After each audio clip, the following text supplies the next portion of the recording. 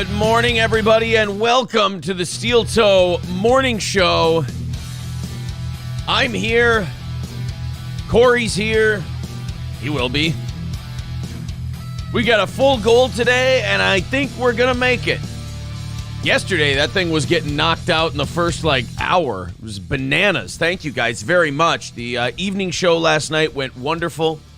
I like when we compare quality with knocking everything out, the ugly side of the business that we need to do. I think that's awesome, man. Thank you. We had a great interview with Husky yesterday. Husky Entertainment on YouTube talked about a bunch of things. Put up the first clip from that one, and the rest of that will be coming out today, tomorrow, and Friday. So a lot of cool things happening. Over 40,000 unique viewers in the last month, pushing 45. And last night, we eclipsed the 5,000 subscriber mark. So some very cool things happening with this show. Very, very excited. I hope you're excited as well. Too many things to talk about today. I'm sure we won't get to all of it, but if we do, we're all in for a very, very good show. Let's go to the chat for a little bit, then we'll jump in. We've got a follow-up on the girl who shot the Husky. There was a woman in Montana who was hunting for wolves, and she shot and killed and field dressed and cleaned an entire domesticated husky before realizing it wasn't a wolf. And then we have Don Lemon making an ass of himself. I'm really sorry, but somebody found Rachel Dolezal's OnlyFans, and that leaked. I want to apologize to your eyeballs. It's going to be very entertaining and a lot of fun to talk about, but it's not going to be good for your face. And I'm sorry, but I couldn't stay away from it. So we're going to do that and a lot of other things going on today. I hope you're excited. Corey is here. Yo. And Corey in Texas, not in Florida, where I just saw that Hurricane Ian is about to cross over into a Category 5 hurricane. So they evacuated the place. They evacuated, all the places? Tampa, all the counties and stuff. They ordered evacuations. It's crazy. Oh, they're down there taking people out of Tampa? Ordering them to leave, yeah. They were doing that for 3 days. So that's not even a you should leave. That was a get the fuck out of here order? Pretty much. Oh, boy. I mean, a lot of people didn't listen, though, because it's just a hurricane, and you can't really scare people in Florida with hurricanes, or at least people that have been there. No, I mean, I'm sure the majority of people in Florida have been through that, and they've lived through it. So it's hard.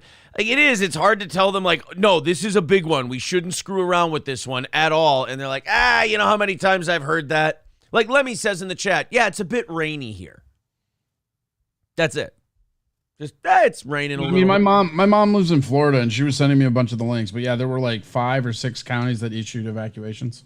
Oh shit! Well, do we know if the Bucks and the Chiefs are playing here this weekend? Because the rumor was they were going to move it to U.S. Bank Stadium. I mean, might as well, right? We're in London. Chiefs, Bucks, Minneapolis. Report: Hurricane Ian could push Bucks versus Chiefs to Minneapolis. U.S. Bank Stadium could host the huge NFL matchup that doesn't involve the Vikings. No update on it yet. It's still the same as I saw yesterday, but that would be cool. I know myself and a lot of other people are just we're sneaking our nose in and just seeing, if they put it there, how much are they going to charge? What are tickets going to look like? Sure. I mean, those are good teams too. I mean, that could be the Super Bowl. Maybe. Right. That's a Sunday night football game. That's a rematch of the Super Bowl from 2 years ago. There's a chance. Pud Pounder says it's in Miami. Are they going to play in Miami? Is that for sure? Okay. Well, I would really like to see them come up here and play that game, but if they don't, I get it. If you can find a closer one, do that. I was thinking, with all the college football stadiums they have down in the Southeast, you could probably find something there. Georgia, Alabama. Oh yeah, those ones are so nice too. Where Crimson Tide or whatever it is. That stadium's better than some professional stadiums. Yeah, I mean, I guess Florida State would kind of be out of the question, but Sanford Stadium, that holds 92,000 people. Yeah, I think you could accommodate everybody. Georgia's schedule. Are they at home this week? Well, they play on Saturday anyway. So why would that matter? Not men's basketball. Why this time of year? Why would I be looking at men's basketball? Football. Saturday, they are in Missouri. So wide open. Play in Georgia. But it sounds like they're going to do Miami. All right. At least Tampa isn't like New Orleans and built under sea level, relying on levees to protect it. Yeah, when has that ever gone bad? Never. God.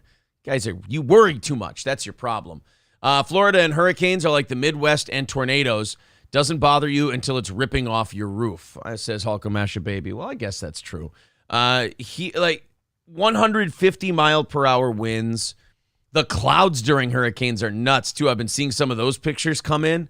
It just looks scary, ominous, and biblical. It's amazing, actually, if you're not dealing with it. I've got listeners in Florida now sending me pictures of the radar and what it looks like. See, I don't get it, guys. I would on Facebook with the evacuation order. It was 2.5 million people told to evacuate. Yeah, see, I would be shitting my pants. I live in like the tornado place. Like tornadoes don't drop just gallons upon gallons upon gallons of water on you. It's this very specific. They do it if they're over the ocean. That's true.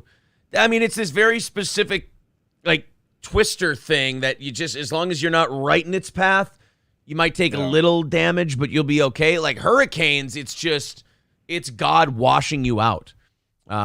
Probably rinsing out your guys' sins for that don't say gay bill. You know, it used to be conservatives who would blame like gay people and stuff for storms. Maybe liberals have to start blaming people for storms now. I mean, I'm sure they'll figure out a way to blame Trump. Yeah, I mean, on this, yeah, if he wouldn't have had all those documents in Mar-a-Lago, this is the HARP system trying to wipe out all the documents. Yeah. And if he wouldn't have had them there, they wouldn't have had the hurricane. So the thing is, they don't know for sure that they got all of them. So this is the only contingency plan they have. Yeah, they had a judge yesterday who's trying to assure them and said, no, you guys have everything on your list here that you said you wanted. So because they're trying to go back in again. And the judge said, nope, everything I see here looks good. You guys got everything you need. You don't need any more. I don't know if that's a good thing, though, like for them, for their investigation. You know, if they're sitting there going, no, we need to go back in again. There's got to be more stuff. That tells me that the stuff they got wasn't that earth-shattering. Like, as far as what they wanted from the first time they went into Trump's house. I mean, they're just adding, like, it's all bullshit. They're all just going to get it's going to be a, like, what is that? Obstruction of justice. It's just going to be an obstruction of justice charge, do nothing. Yeah, but they've been saying they're going to get him on just obstruction of justice every time they come up with one of these. This one, though, is pretty definitive where his people said, like, here's the thing. I don't think Trump will spend a day in jail, right? Yeah. What they will do is they'll, quote unquote, get him by making one of his, like, lawyers go to jail. Yeah, or maybe just, like, get enough on him where it, like, they can hold up him being able to run for president. And then, you know, they'll do all that shit. I've never seen someone so afraid of somebody they beat. Like, this would be like a Tyson Fury saying, trying his hardest not to fight Deontay Wilder. It's like, why? You've knocked him out multiple times. Like, you're good. You're fine. I mean, if the last election was so unquestionable and you kicked his ass so thoroughly, that's when the economy was good. Like, I mean, come on. What are you afraid of? Veldrain says Hurricane Ian is Disney's revenge against the critics and DeSantis. She should have given She-Hulk a positive review. It could be punishment for She-Hulk. I've never considered that. Thank you, Veldrain. That's just because you're sexist. That is a great program, guys. What? She-Hulk. She-Hulk. You're a big She-Hulk fan?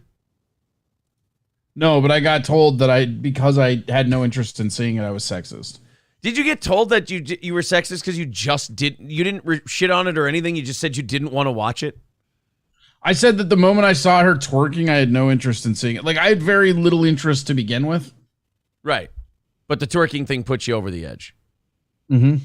But I mean, that's not sexist. That's just you saying, look, I saw that scene too, and I didn't get as fired up as everyone else did, but I did say, yeah, that's not for me.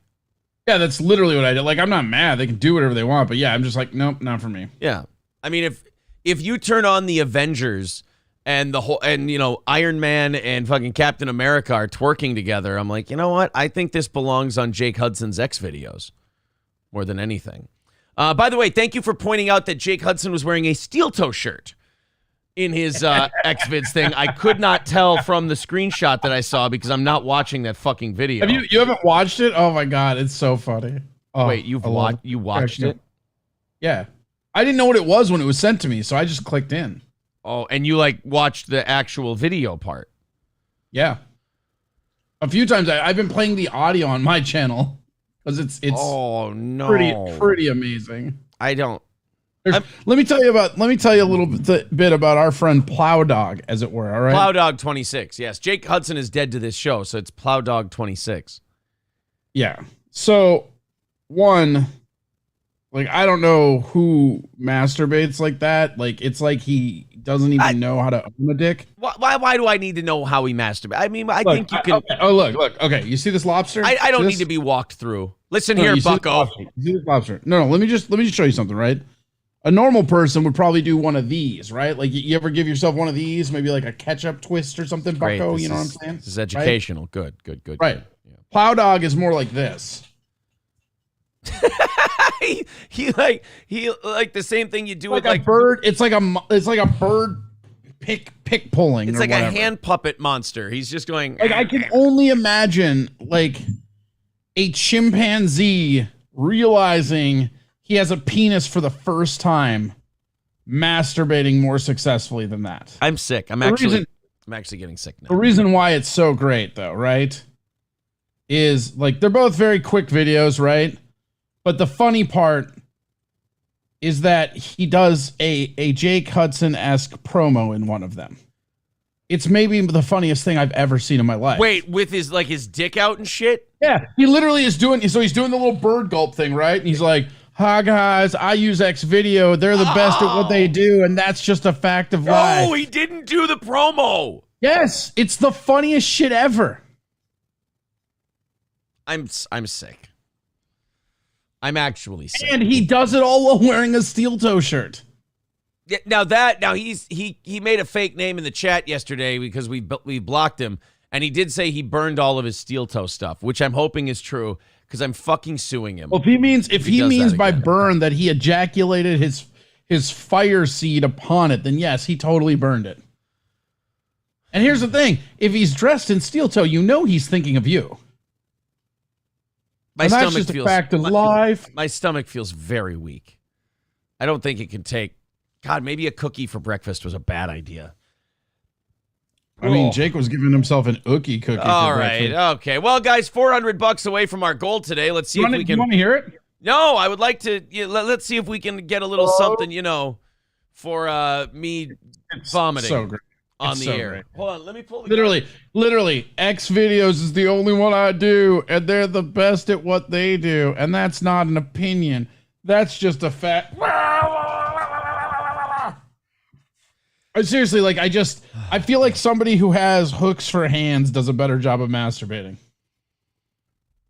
I'm traumatized. Jake Ceiling Rat says, I have PTSD. I understand. I totally get it. Dude, it's on the Discord, my Discord, the not safe for work room. Anybody that's brave enough, go check you out some Plow Dog dogs. Oh. But again, the thing that cracked me up the most was that it's a Jake Hudson-esque promo cut, right? Yeah. While wearing a steel toe shirt. And it's the same like 30-second, like it's not like I'm joking, like he doesn't even finish. He's like in his head, you can see him go, I should be masturbating for this X Video thing. And then he does this little baby bird thing. Oh, they're the best at what they do, and that's just a fact of life. And then he like leans over and goes, okay, and then turns off the camera. Like he does in every other thing he's done. Like literally, it's the exact same thing you've seen the entire time. Oh, it's fucking art is what it is. Great. My merch now glows under a black light in Louisiana. Well, at least a couple pieces of it do for sure. Oh, fuck. Well, thanks, Jake. That's wonderful. Doesn't he have a handler or something? Isn't someone supposed to be making sure he doesn't do shit like this? Seemed like he had a handle on it. I feel like the state he lives in is not, they definitely need some more programs. They can't even get their drinking water sorted out. Well, that much is very clear just by him. He's a great example of the problems with that southern state. All right, guys, $400 away from our goal today. Let's start knocking it out early. Hopefully we can get there and do a half hour of overtime today. Yesterday, of course, you guys went ape shit real early on. That would be a wonderful thing to have again today. There's the PayPal link in the chat. It's also pinned to the top of the page. And YouTube contributions count as well. Plenty of things to talk about today. Last night on the evening show, we gave you guys the bad news about Raleigh's and the hit that's taking on all of us now after the next month is over. But I will say, insult to injury, I sent Raleigh a big, long message thanking him and being very grateful and gracious, because he wasn't the one who told us that they're moving on from our show. And by the way, April is working on a new template. But not only was he not the one who told us, he had a manager of his tell us. I sent him a big, long message yesterday. Nothing. I got nothing back. I'm pretty sure I'm being ghosted by Raleigh. So in a way, you were skid loaded. I certainly was. Here's the link. It's in the not safe. I was gonna say, don't put it in. Some quality plow dog. No, I haven't put it anywhere. Like I can put it in the not safe for work room in my Discord, and people can go there if they want to see it. Beyond that, like, Jake whatever. has someone who interrupted his first X video recording attempt. Corey has an audio clip of that, says Veldrain. Wait, what? I don't remember that. I think he's trying to set you up for some kind of a sound. He just wants me to play the audio for you, is what it is. No. Triple N has an idea. He says, time to leave an upper decker in the Raleigh bathroom. I don't know. The whole thing, like, for some weird reason, like every time we have a good show and we knock out the goal, like some damn thing has to happen that lets you not sit back for a minute and go, oh, that's nice. That's wonderful. Oh, I can enjoy this. I'll tell you this, that text like came down the wire at the exact last moment it could to not fuck me. So I'm glad it happened yesterday. Oh, really? Yeah, It fucked. Guess who's moving, baby? Oh, really? Hmm? Yeah.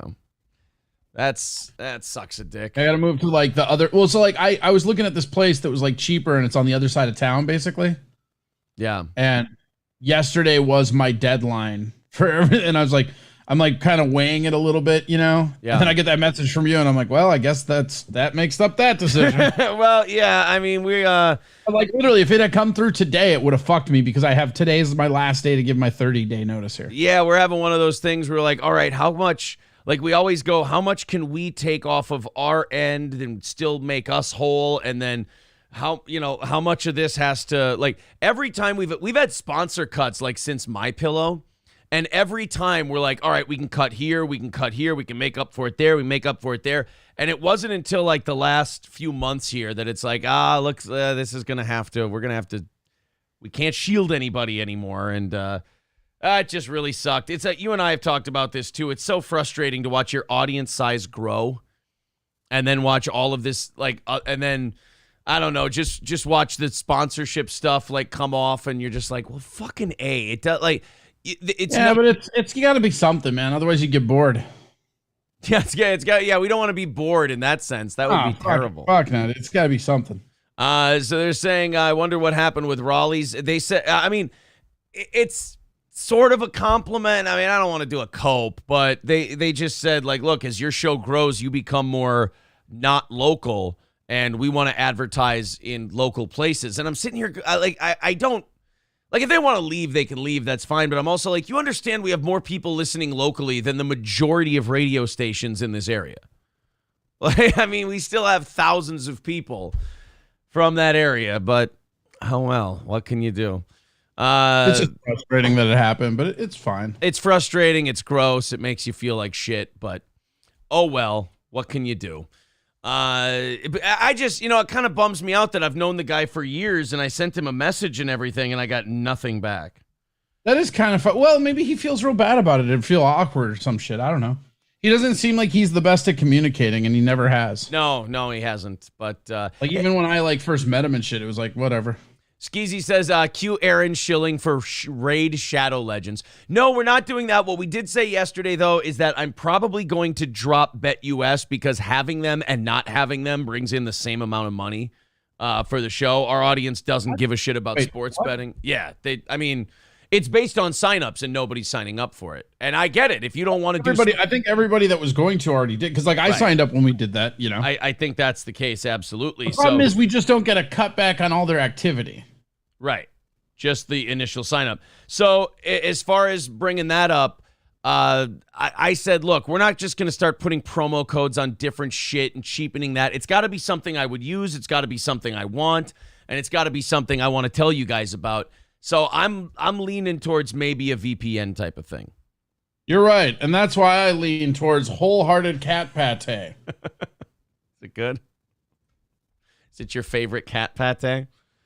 Oh, fuck me. I was weighing whether this promo code broke. Yeah, I was weighing whether or not I was going to talk about that today because it is like I'm noticing now. Like I wasn't going to bring it up. Yeah, we brought it up last night. It's just a fucking bummer, But it just sucks because I don't know. I just thought like Raleigh's would be the last one standing. I really did. I'll tell you, I think everyone we have now are the last guys standing people. Like the one, I feel like that is what we said before Raleigh left too, though. You might be right. Yeah, because honestly, we had like, I don't know, like between 10 and 12 when we started this whole thing. We got 4 left. We've got 4 left and still hanging in there, though. So thank you, guys. Shit, Best Burger closed down rather than be a sponsor. Yeah, Best Burger didn't even want to make burgers anymore if they had to be advertised on this program. So there's that. $400 away from our goal today. Let's see if we can knock that out. Tonight is the prize show. That should be a lot of fun. And then April and I are going to do a special stream at 2 p.m. today. Just content on top of content for this channel. Got to go back to work. We're going over Lossless's video about he called Sven Stoffels, one of Red Bar's very good friends, after they had done a show together. And Sven, is that audio tape where that dude just shits all over Red Bar? Just fucked Red Bar in the and ass. You know what I'll say too? You know what I'll say too? There are people in this fucking chat, and they know who they are, that owe Josh Denny an apology, because a lot of what that dude said is what Josh has been saying for years. Well, Sven said that, first of all, the one that a lot of us are taking away from it, though, like we're skipping over. Diapers? The diapers. Yeah. The diapers. And look, you sit here and you go, well, I'm conflicted. The guy has an autoimmune disease, so laughing at someone who's wearing diapers because of an autoimmune disease is one thing. But then I also said, you know what? This is a guy who has made his living, not like us, where part of the show we might make fun of something we find funny. This has been a guy who, for the last 20 years, has without pause been fucking shitting on everyone. And not like, oh, their show is funny bad, but like they're a piece of shit. They're what's wrong with everything. And don't get me wrong, I've laughed many times. The comeback has been very lackluster. But I've been a big fan for years and years. But I also understand that, look, if you're going to make your living that way and you're going to cause people to homicidally hate you, like a Josh Denny or a Gino Bisconte or these other people. You're not even talking the real one, dude. Sam Tripoli's gonna kill him. Yeah, Sam Tripoli, Patrick Melton. Did you see that shit where like Sam Tripoli has basically figured out where he is now? Yeah, Sam Tripoli's insane. Dude, that's not a guy I would want on my, like, him and I went back and forth bantering, and then he was like, he goes, "I'll kill you if I ever see you." And I go, "I do believe that, Sam." Jesus Christ.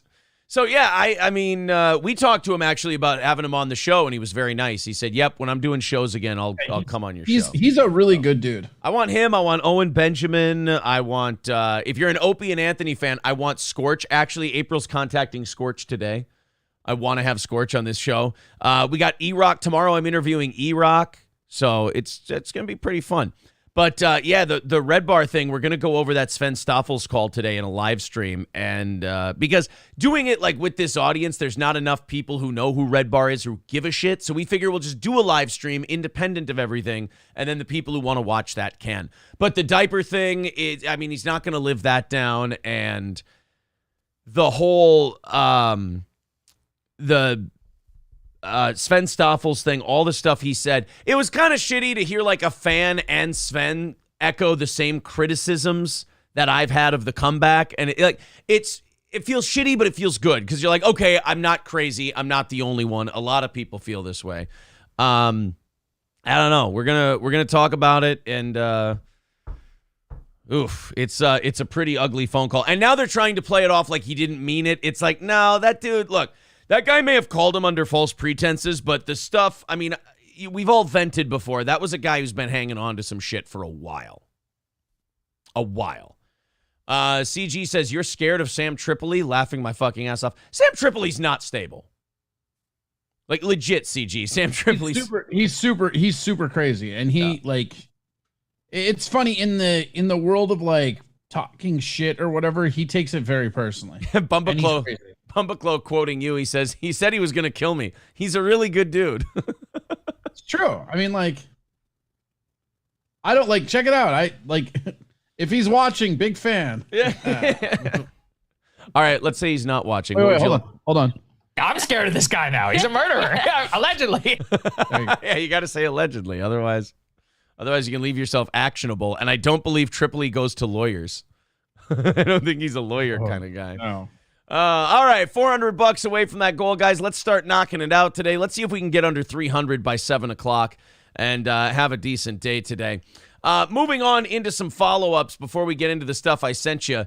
Last night we talked about that woman, Amber Rose, not like the hoe Amber Rose, Hunter Amber Rose, who she's an amateur hunter in Montana. By amateur, I mean you're not going to find her on YouTube. She's not like a big famous, hunting channel or anything. She's just a woman who went out hunting recently, and she went wolf hunting. She shot something. She cleaned it. She skinned it. She posed for pictures with it, put it up on Facebook, only to have people commenting horrified, saying that's a fucking husky.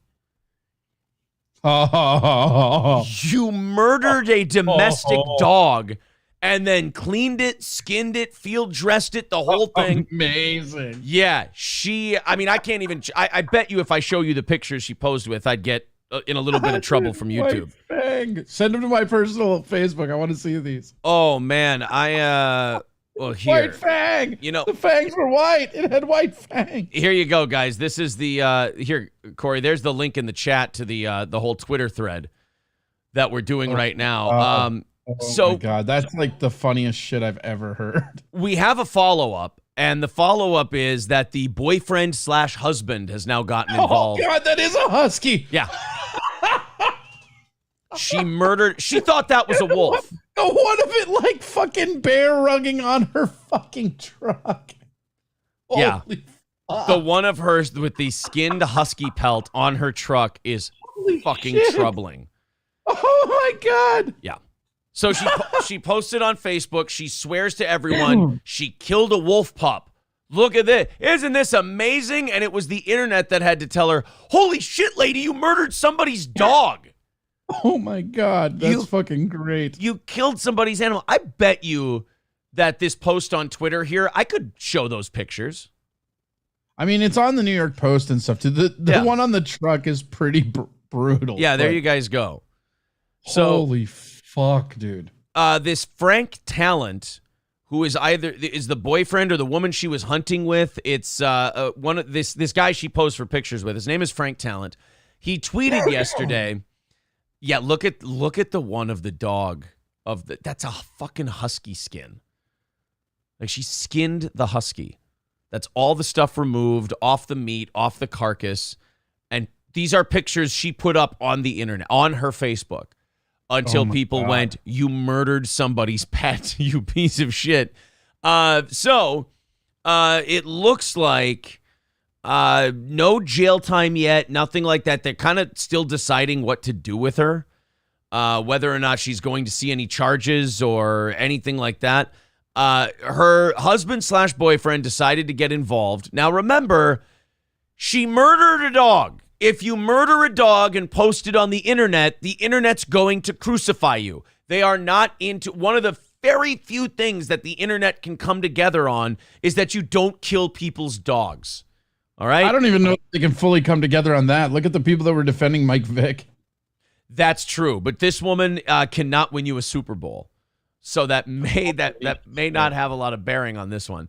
This is Frank Talent's response to the people criticizing her for, again, murdering a dog because she thought it was a wolf. Any you motherfuckers talk all the shit you cause, but no. Okay, by the way, this is a terrible run-on sentence. I'm going to do my best. Any you motherfuckers talk all the shit you cause, not one of you motherfuckers are tough enough to act on any of your bullshit said. If so, come on to my place and I'll beat your fucking ass myself. Yeah, my girlfriend was out hunting and shot a fucking dog that was dumped out in the woods. No charges have been filed or will be filed because no laws were broke. It was a deer-chasing, feral-ass dog on the wrong place at the wrong time. Okay, ellipses. We didn't get a period, but we got an ellipses. So if you want to be a bunch of crybaby-ass fucking sheep, keep going because we really don't give two fucks about what's going on or what's being said. Mistakes happen. Big fucking deal. You crybaby motherfuckers. And for any other hunters who want to talk shit saying it looks bad, well, wheel, W-E''L-L, wheel fucking shit it does, you stupid motherfuckers, but mistakes happen. So like I said, you fucks want to act on these threats and bullshit, come up because I got one for you. Ellipses. Or I'll kill your fucking dog. Or I'll kill you. Yeah. Any of you want to talk shit, there's a fucking Husky with my name on it. That guy seems really nice. Triple N saying, oh, wow, this response was a bigger mistake. Yeah, I don't think he's really grasping the severity of the situation, which is you're a hunter who shot the wrong animal. This is like you're going out, you have, like April said this yesterday on the evening show. Hey, I've got a deer tag. Hey, I killed a deer. And everyone's like, that's a fucking moose. Like, what are you doing? That's not the thing you're supposed to be shooting out here. Like, no, that's a deer, clearly. No, that's a gigantic. That's not anything close to a deer. What are you doing? Bumbaclo says, watch out. We got a badass over here. Yeah. That guy don't take any shit from the internet. He'll fuck you up. So that's Frank Talent. And he wants, I believe. For sure, a Husky, though. Yeah, he wants all y'all to know that he will fuck y'all up. Because you are the motherfuckers talking shit. And he was so angry in that one, he didn't even have time to put periods or exclamation points or question marks or commas. He was right after it. Mr. Tough Guy, as Zeke says. Wow. God, that's fucking... I mean, you'd like to have a ride or die partner like that, I suppose. But I mean, at some point, you got to stop him in the middle of his typing, put a hand over his hands and go, honey, I murdered a dog. And by the way, punctuation is important or people won't understand what the hell you're babbling about. I murdered a dog? Triple N says, go take on the internet. Always works out. Yeah, whenever someone's really mad at you for killing a dog or being involved in killing a dog, you should absolutely go on and yell at all of them all at once. Works great. Works out great. Yeah. Derek says, you are the ones who are the ball lickers. Yeah, he went full Jay and Silent Bob Strike Back on that internet response. You are the one who are the murdered the Huskies. God, and oh man, it's fine if like the average person sees a husky and goes, "Oh, a wolf," and you make that mistake. It's totally different if you're supposed to be a hunter who like is supposed to know what you're supposed to be shooting, and you go, "Oh, look at that wolf! I'm gonna fuck him up," and all of a sudden you shoot it, and you're like, "Oh, that yelped a lot like a dog does." Well, you know they are cousins, I guess. I think they all yelp like dogs do. That's the rub. That's what really gets you, is the fact that they all sound like dogs. Bumbaclo says she should get a longer sentence than this statement. Yeah, oh, absolutely. Oh, she should get a longer sentence than his statement. That's funny. That was a big-ass long sentence. Somebody says, I mean, I got a neighbor who shoots any dog that goes on his property. I've lost 3 dogs to him, but his property, I guess nothing I can do. Well, there is one thing you can do. Either move or stop getting dogs. You're really kind of sending your dogs onto Hamburger Hill, aren't you? I mean, you keep getting dogs and he keeps blowing them away. I mean, shoot my dog once. Shame on. Shoot my dog, Shame you on can't Blue's shoot the next Clues. one again. Yeah. Shoot my dog once. Shame on Blue's Clues. Shoot my dog twice. You just have to tell him it's not a husky. Number one hater says she should stick to licking windows. Yeah, but what if she licks the wrong one? You can't trust her. You can't. Only retards confuse huskies and wolves, says good old JR. Well, then, therefore, what can we assume about this wonderful hunter woman? She should be hunting with a special tag. Yeah, I don't think anybody thought she was overly smart. No. Not when you're posing next to what is clearly a husky skin and you're like, right? Take a look. Aren't I a great hunter? Revan said she needs to keep up on that fucked hairline and ask for managers and shit. You look, I think she might retire for a while. That's all. $400 away from our goal today. Let's see if we can start knocking into that. If you guys feel a rally in you, there's the PayPal link in the chat. We take over 90% of the PayPal, 70% of YouTube super chats and whatnot. That is what our show runs on, especially after losing most of our advertisers here. That really sucks a dick, but especially our biggest one yesterday. So if you feel like chipping in, we got a independent employee out there working the Xvid with their t-shirts. Yeah, exactly. So if you feel like chipping in today, please do, and we can knock out that goal. Yeah. You think we'll get a user, like a new user from the X video stuff? Like just like somebody's like watching it and they're like, oh, steel toe. Hey, saw you when that retard was jerking off. You guys have a pretty good show. I saw you on that smooth brains shirt who was peck fucking himself. Good Christ. So anyway, $400 goal today. Let's see if we can knock it out. I've got Don Lemon for us today. No. It's always fun when you've got some Don Lemon. When God gives you Don Lemons, you find a new God. Don Lemon was covering Hurricane Ian, which, as we said earlier today. Did they send him on location? Fingers crossed, right? No, they kept him nice and cozy in the studio because, they want to keep him fresh for when they cancel his show and move him to a morning zoo type program. Where he can kill huskies. Yes, that's the new plan for Don Lemon. That's 100% true. His evening show is going away, and he's going to be teamed up with a bunch of chicks, and they're going to all do one of those, like, Gene Lundergaard viewed. It's pretty awkward for him, isn't it? Oh, hanging around girls? Yeah, that is a little weird. Instincts will just kick in, and he'll start doing their hair.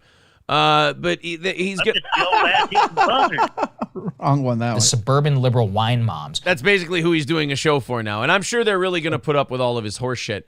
Well, watch Don Lemon try to be a good soldier. You can see that he's trying to save his nighttime primetime show, and maybe try to convince the powers that be, like, look, I can be a good little propagandist. Don Lemon trying to shoehorn the talking point in there to the meteorologist he's discussing this with. And when you try to throw in a weather talking point and even a meteorologist doesn't want to play drama with you, you know you fucked up. Here's Don Lemon. Can you tell us what this is and what effect the climate... It's a hurricane, Don. Sorry. Can you tell us what this is and what effect the climate change has on this phenomenon? Well, we can come back and talk about climate change at a later time. I want to focus on the here and now.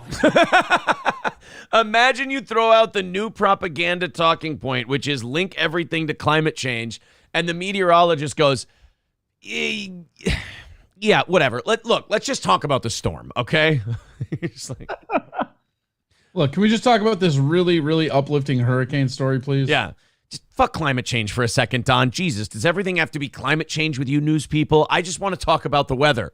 We think the rapid intensification is probably almost done. There could be a little bit more intensification as it's still over the warm waters of the eastern Gulf of Mexico, but I don't think we're going to get any more rapid intensification. If you look here, you can actually see, pretty interesting for your viewers, you can actually see... Yeah, pretty interesting for falling asleep. Yeah, pretty interesting for your viewers. Unless you're one of the viewers who lives in the path of this hurricane, then not so fun to look at. By the way, it looks like he's fingering Don Lemon's butthole as he's pointing at the storm. That's adorable. Because of all the green? Yeah. They call Don Lemon's butthole the Eye of Ian. A second eye wall. I thought they called it mean green Okerlund.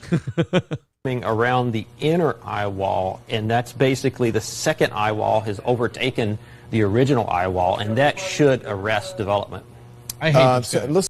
So that guy's boring, but I want to see if Don Lemon tries to go back to the climate change well and see if he gets shot down again. Because this is, I mean, who was it? James O'Keefe interviewed a CNN producer undercover, and that producer did say, like, now that COVID's pretty much over, we're going to be moving on to climate change now, and that's going to be the thing we try to tack on to everything.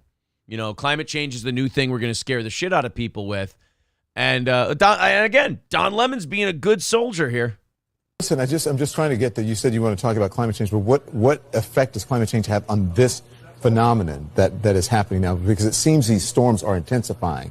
That's the question here. I don't think you can link climate change to any one event. Okay. Don keeps trying, and this meteorologist is like, no, fuckhead. This is not a climate change thing. The meteorologist is basically telling Don Lemon, like, oh, hurricanes in Florida in September. Look out, climate change.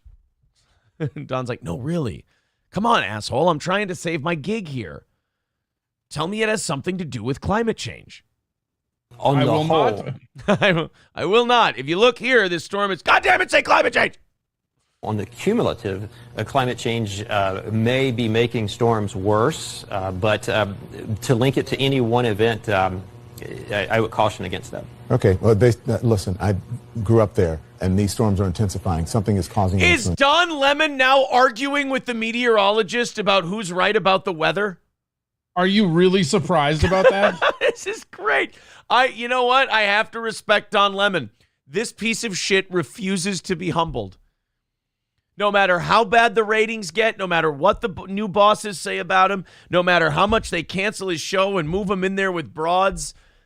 You know what it is? It's like watching that one guy from Young Turks. Cenk Uygur. Yeah, he's very Cenk Uygur. Like no matter how many times he's proven wrong, he'll just double down on it. He doesn't give a fuck. He will just lower that head and barrel into it. I mean, here's a guy whose whole life is weather, and Don Lemon's like, are you sure we can't blame it on climate change? He's like, I don't know what you want me to say. I've already told you that you can't blame climate change on one storm, and it's a hurricane in Florida in September. I mean, this is literally called hurricane season. So, I mean, it's, yeah, but the climate change is fucking it up, right? Don, I don't know what you want from me. Just tell me what you want to say, and then I'll say it and apologize later. I just don't, you're making this very awkward. People are in danger, and I'm trying to help them. But they're in danger because of climate change. Fuck, Don. Intensify. The meteorologist finally goes, like, don't you have a morning show to get ready for? You know, no, the thing is, like, you know, the camera's cut and the meteorologist is like, fuck you, Don, I'm leaving. He's just like, out. Now, fuck off. I got to do weather for our local Fox affiliate. They don't badger me there. They ask me about my hair. We do funny, corny banter back and forth. They ask me about my Halloween plans. I mean, don't get me wrong. I drink after that one, too, but this is monotonous. So this storm is it's a massive one. Its effects are also being felt in the southern part of Florida. What about the areas that may not be taking a direct hit or experiencing the storm surge like on the west coast? Why the fuck would you want to talk about them, Don? There's a Category 3 hurricane about to hit Florida, you stupid fucking fuck. Yeah, now I think it's evolved into a 4, and they say it could be a 5. It's going to be a 4 or a 5. And well, I'll say this. I don't know much about hurricanes, okay? What? My mom lives in Florida. She's been there for a few years, so she's gone a few, right? This one is one that's interesting because it's going to be so strong when it hits Tampa that they're saying it still could be Category 3 or 4 as it goes through Florida. Ooh. Like, because it's just going to come out on the other side. And my mom's on the side that's away from it, so it's not that big of it. But, like, people in Tampa Bay, man, it's a good thing they found that body that Dog the Bounty Hunter was looking for, because they're about to find a bunch of bodies. Oh, there's going to be a lot of bodies, yeah. How much will the rest of the state be impacted? Yeah. Well, Don, I have the numbers here, and actually Tampa has done some investigating. on who's going to be affected by all this that's not in the Tampa area. And apparently the feeling is, who gives a shit? Yeah, I'm just looking at my data, Don, and it looks like you have a category 3 share of nobody gives a fuck. But Don, in fairness, that's the first time you've seen a 3 share in about a decade. So congratulations. You know, Don, you had a rating spike when you were showing the weather, but they're gone now. Yes. Yeah, that's actually a good question. Yeah, Don Lemon's show is now like a local newscast. He sees a nice big bump when the weather segment comes, and then everybody goes, all right, fuck this You guy. tell me this doesn't look like a local fucking newscast right now. Yeah, it does. Question, because we flip out to this other graphic, you can see this orange area is the size. So if you think about how big the wind field is, and you can just see how big that wind field is relative to... Dude, it's the width of the panhandle of Florida. That's what I'm saying. Like, they're saying that this is like, there are people like it's going to basically splinter off, and one part of it that's like the strong part is going to go straight through fucking Florida. Oof. Yeah, batten down the hatches, guys. Hope you're okay. I got friends in Florida. You got family in Florida. I hope they're okay. As long as you're not like Tampa Bay is the one where they were issuing evacuations, and that's something like that's another thing that's like pretty crazy is that, and I sent that link to you in Facebook with the 2.5 million people ordered to evacuate. Yeah, I saw like, that. That's not something that Florida normally does. Like, No. they'll tell people, hey, it's in your best interest to not be in the path of this hurricane, but Florida's pretty big on like letting people be free. I mean, it's pretty good about that. Yeah, it doesn't happen very often. This one is a pretty decent size. And, you know, it's crazy to think about that one that just pounded fucking Canada, and now this one's crazy. Yeah. Traditional hurricanes, and as that moves up and over the Florida Peninsula into the southeast United States, you can see this big area, blue area of tropical storm warnings. So it's really going to be a big event for not just... Okay, well, that's the end of that clip. So Don Lemon he tried, man. He tried to be a good soldier and get that guy to say climate change, climate change, climate change, but no dice. No climate change from that guy. He was not having it. All right, guys, we are working on, we have not started chipping into that goal yet today. Sorry to be that guy, but $400 away from our goal. Almost an hour into today's show. Let's see if we can chip in. If you're someone, it's the end of the month. If you haven't thrown in $5-10 to Steel Toe, please try to do so. There's the PayPal link in the chat. $400 away from our goal.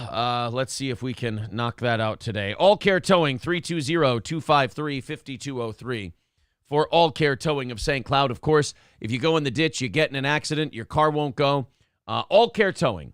320-253-5203, allcaretowing.com. So, yeah, all of our listeners, viewers, whatever, Who are they pulling for? What's that? What are they pulling for? They're pulling for you. Yeah. They're pulling for you at All Care Towing. $400 away from the goal today. Let's see if we can start knocking into it. I'm an all care entity as well. That's why I use Wholehearted Cat Pate. Thank you. I wish there was some revenue coming in with that cat pate. All right. Stay positive here, Aaron. Let's do a show today. It may not be revenue, but it is dinner. God. Oh, well. Continuing on. I got to shake that off. Rachel Dolezal. She's back in the news. Back in the nudes, you could say. Some asshole on the internet who saw something and then decided, well, fuck everyone else. They have to see this shit too. Found Rachel Dolezal's OnlyFans and decided to leak her nudes. Not to be a broken record or anything, but that is also in our not safe for work section right next to Jake. Oh, you have, see, I only have the New York Post safe pictures. You have the moment I have somebody has an OnlyFans, I go get it for free out of obligation. Oh boy. It's just the stuff we can show you is horrifying enough that it'll give you bad dreams. The headline from the New York Post is Race Faker Rachel Dolezal's nude OnlyFans photos leak on social media. Notorious race faker Rachel Dolezal has yet another scandal on her hands. The ex-NAACP chapter president, who was embroiled in scandal after being outed as falsely posing as a black woman, joined the subscription site OnlyFans last year, sharing frisky photos for fans who forked out a fee. But on Tuesday, several nude photos from her page leaked on social media, sending the 44-year-old hurtling into the headlines once again. Dolezal's rep told TMZ that the raunchy images were authentic and said the mom of 3 snapped the images to pay homage to Rihanna's Savage X Venti lingerie line. Ironically, her pussy's black. Yeah, I got to tell you, Rachel, Rihanna does that, though. Like, they hire this thing called models, and then those models go ahead and they wear the items, and then they pay tribute to the. We don't need you to do that. That's really, especially when it looks like this. Sorry, guys. Sorry. I'll leave it on the screen for a second. In case you were thinking, well, we might be helping her. Maybe she wanted to. Maybe she wanted some more people on the OnlyFans. She thought. Again, there's the link for the Discord. There's like 8 of them, all of them. You can go see them that we can't show here. She's 44 years old, which seems to be a little past the prime for OnlyFans. It is, like boxing. It's a young woman's game. But she's in there grinding away, I suppose. According to the rep, Dolezal got her hands on the latest batch of lingerie from the label and wanted to show it off for her subscribers. And show it off, indeed. The one that's like really gross is there's one where she's in like this like red thong type thing, but she has it to where it's like just tracing her pussy lips so you can see like the entire taco basically. Oh, and it's just, God. And she's like laid back with her legs all up, and it's just not even like. It's like a pose that even like an attractive porn star, you're like, I don't know, take off the fucking underwears. Let's fuck. She doesn't even look transracial anymore. She just looks transgender. Yeah. Like she looks kind of dudeish. She looks like they made Christopher Kidd Reed dress like a girl. Oh, that reminds me. What? Oh, I have something for you. What? Here, you fill time real quick. I'm gonna send you a link on Facebook and just like. Oh no! I wish I don't know what I'm reminding you of, but I'm regretting reminding you of it. You remember how you just joined Instagram not too long ago? I did. Yes, I did join Instagram. There you go. I sent you something to your Facebook account that you are going to thank me for, and you are going to glean hours of material from. Well, I'll tell you this. I got to throw a huge hearty thank you into a guy who chips in a lot to this program, and that is Lab Glass, getting us off the schneid and getting us started today. $20 super chat just says first. Hopefully it starts a little rush here. 385 away from our goal today. Let's work on knocking that out. I thought he was dead. I haven't seen him in forever. What up, Labby? Keeping this show going. Thank you, Lab Glass. We appreciate that a ton. There's all the links in the chat if you want to chip in as well. Dylan, another guy who's very generous towards this program with $10 over there on PayPal, 375 away from our goal. Hopefully we can keep chipping away and that can get knocked out and we can do 30 minutes of overtime for you. All right, let's take a look at this. Drag syndrome. I'm going to fucking hate this. You're going to love it. Drag syndrome. It's an Instagram account. You're welcome. 75.8 thousand followers. Ooh, I have 3 messages. I'm so excited. I barely ever go on my Instagram. Zen Rhino sent me a message. Oh, God. I haven't blocked Jake on fucking Instagram yet. Plow dog. Oh, boy. Okay, so... this is... Give him a little play-by-play of what you're experiencing right now. All right, drag syndrome. Oh, no! Fuck you! Yup. This channel should be put in prison. Yup. You're welcome. They put Down syndrome kids in drag? It's an entire account dedicated to 4 Down syndrome people who dress in drag. It's called Drag Syndrome on Instagram, and I had a very, very chuckling and entertaining time. Yes, queen. No. Dude, it's fucking Sodom and Gomorrah. Like, it's the end of the road. This is biblical. But, like, look at the people with Down there. syndrome don't just start doing drag. Someone has to encourage this and have them do it. Look at those hashtags. Drag syndrome, hashtag tour, hashtag drag, hashtag icons, hashtag queerties, hashtag weekend, hashtag Down syndrome. Yeah. Oh, no. No.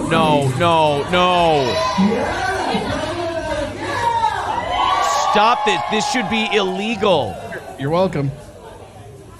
Now, there's nothing exploitative about this at all, right? This is the most exploitative. Trust the process. Sure is. Go with your gut. And it's also Friday, so it's the weekend, so cheer up. Dude, I mean, we'll never be forgiven for this era of our country. No. I thought it was bad when they were taking kids to these shows and shaking their ass in front of them and having the kids put dollars in like their G-strings and shit. Or like the one, have you seen the one of the little girl and the guy dressed up as a mermaid it brings the little girl, like a little elementary school girl on stage, and she pets the groin area of the mermaid. And the mermaid just allows the kid to pet the groin. It just watch it and you're like, put that thing in prison right now. Yeah, but like drag syndrome, Aaron. That's underage kids that have Down syndrome that are dressing in drag. Oh, no. Yeah, Kane B says, please stop. Sir K says, this is illegal.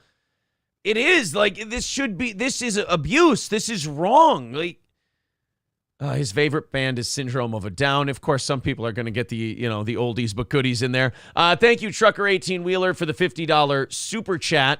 340 away from our goal today. We take 35 of that. Appreciate that, buddy. Let's see if we can get some of the non-regulars pitching in a ton. I hope they don't have to pitch in a ton. Everybody who hasn't thrown in yet this month, throw a couple bucks in. We'll knock this thing out. If you can, don't overextend yourself. Thank you, Wildcard, for $10 over on PayPal. 330 away from our goal today. Let's see what the audience thinks about all this. Definitely. When I overexert myself, I turn to Trident. Corey, the point is we have to get money for it, though. Kane says, I hope this violates TOS, you asshole. Why? I'm playing it to shit on it and talk about how horrified I am. Pud Pounder says, if I can identify different species of ducks in the air, she should be able to tell the difference. Oh, you're behind in the chat, Pud Pounder. KF says, the whole vegan cat analogy, these little extra chromies aren't doing this on their own free will. Right. Down syndrome people don't think about cross-dressing and drag and doing drag shows. Kids don't think about that. We've talked about this on that show about how, like, you see these kids with these issues, and a lot of that is just their parents pushing it on them. Well, what is this? Yeah, this is really terrible. Isn't that crazy? And I honestly, I almost was going to talk about it on Monday, but I figured I would save it. I figured, because like anything I show on my show, we'll get back to you. And then like, I figure I wanted to see your fucking reaction. Because when I watched it, I was like, are you fucking kidding me? Like, it was just like, in an era where very little shocks me, this shocked me. I was like, are you fucking kidding me? Oh, man. Yeah, Bumba Close, the one person saying, stunning and brave. Stunning and brave. Stunning and brave. Nick Benton says this is a huge violation. Of TOS. No, guys, don't do that. All right, don't go. Oh, the TOS violation. Don't make me nervous about you. It's not a TOS violation. It's all over social media and everything else. It's on Instagram. It's on Instagram, for fuck's sake. Everybody just calm the fuck down. All right, I'm trying to have a little fun today, as it were. Yeah, this was. Dude, that's beyond. I got to close that out before I forget that it's up there and accidentally click on it again. Well, thank you, Corey, for bringing that to us. Fuck whoever's doing that. Thank you to our buddy Sage. Sage Retard, PhD, KF. Sage says, looks like Florida just told all our citizens to... Oh, wait, looks like just told all our citizens to leave Russia. Nothing is a better idea than a potential conflict with Russia in the winter. Thank you for the $20, buddy. Appreciate that. Thank you, Patio Monk, for your very cute comment there. Appreciate it, pal. Yeah, I guess Russians are dipping out of Russia in general because Putin's brought back the draft. They've been having a lot of people that are leaving the country now, a lot of draft age men that are ski-daddling out of Russia because he's bringing back the draft so he can raise an army to, We covered this a little bit on Monday, and, what's really interesting is that a lot of that stuff is just the West media, like, really hyping it, because the activations thus far are almost all people who were already in the military, and that big protest that everybody's saying, that was, like, one isolated part of Moscow, according to, like, YouTubers who have no real political agenda that I follow. You know, you're going to be called a Russian apologist now. I mean, that's fine. I already was, because I didn't stand with Ukraine because I think that they're just a corrupt nation that we overthrew the gut. Like, it's possible to stand with nobody in a conflict, right? Yeah. I mean, I don't stand with Russia, but I also don't stand with Ukraine. You don't want to give... I stand over here hating the British like a fucking American. You don't want to give billions of dollars to the Azov battalion? What are you, a Nazi? I just... it's ironic you should say that. Why? Why is that? Because they were Nazis. What? I don't believe that. Find me one piece of insignia they've ever wore that shows they're Nazis. I can't. It's a TOS violation. Besides the SS Thunderbolts. Other than those. That's all. What about the swastikas? Sage with another one, $10. Thank you, buddy. He says, no coffee yet. Thanks for reading between the lines with my mumbled ass message. Hey, no problem, bud. Thank you guys very much. 310 away from our goal today. Thank you very much for that awesome run. Putting us on track for a nice day today. We appreciate it. So, yes, Russia, Ukraine, that old chestnut's still going on. Somebody blew up the fucking pipeline, they said? Yeah, well, so now they're saying it's sabotage. Remember how Russia had all these fucking, like, pipeline issues? Yeah. And now Nord Stream's leaking, and they're like, we think it's sabotage. We're like, oh, now you think it's sabotage. Tucker Carlson, actually, on his show, fucking ballsy, he just came right out and asked, did Joe Biden's administration do this? Like, he just went out. Oh, yeah, here we go. So the sabotage clip. This is Tucker from last night. Tucker! Is as close to the apocalypse as we have ever come. So the question is, how did this happen? And it turns out it was not an accident. At the very same time that leaks in these pipelines were detected, Swedish officials recorded 2 powerful undersea explosions, each one of which was equivalent to hundreds of pounds of TNT. And that just happens naturally in the ocean, right? With like gas pockets and things like that? Yeah. There's always just like cruise missiles basically going off. Yeah, well, like there's so like, do you know the tectonic plates? I'm familiar with my favorite band. Yeah, that's where Russia keeps their subs. Is that true? I don't know. Oh, I was like, you come up with weird shit sometimes. So like, yeah. You're the last guy who should be coming up with weird fake stories, because it's like, wait a minute. I love it because like, but if somebody asks me, I always like, I won't fucking double down. And like, I have no idea. But I'm just saying, like, yeah, no, it was they're on these tectonic plates and they got these submarines, and sometimes the tectonic plates shift and then the submarines just go whoopsies with their missiles. You know, the Nord Stream pipeline being hit by explosives, I mean, that can't be too bad of a thing. I mean, it's not like Europe's facing an energy crisis this winter, right? Right, and it's not like they're about to just, undergo a war with Russia in the winter? Like, that's, like, historically, when has that ever been a bad idea? Dude, if you follow, and I'm sure you do, what's going on in Germany right now, they are on that path to the Fourth Reich, aren't they? Yeah, it's crazy. And then, like, Iran, dude, the whole world is fucking going nuts. It's crazy. Like, the Iran shit is crazy. Like, yeah, Iran, like their cops George Floyded somebody, and now they're all burning their hijabs. Dude, they George Floyded a woman who wouldn't wear her hijab. Oh, that's what she got killed for? Yeah. Oh, sorry, she didn't get killed, Aaron. She fell into a coma and then died of accident. Like what was it? I can't remember it was like non-related fucking trauma markings. Yeah, from when you beat the fuck out of her. That is one of the times where like we criticize our own country, and that's fair and all that. Yeah, but you do sometimes have to grade on a curve. And like, at least when the George... Fuck them, dude. They elected another Ayatollah. You get what you fucking deserve. That's what I mean. But like, you have to grade us on a curve. It's like, yeah, if you just look at us, we do some fucked up shit. But like when a George Floyd thing happens, we're like, all right, we should probably throw that cop in jail. Our cities are burning down. Let them throw a tantrum. And like, we'll let them destroy a city over this guy. And then, or multiple cities. But then in Iran, they're like, what? Death? No death. No, she had health problems. She went into a coma, probably got pneumonia from not wearing a hijab, and now she's dead. So let that be a lesson to you. Like, it's all coincidental. Come on, stop that.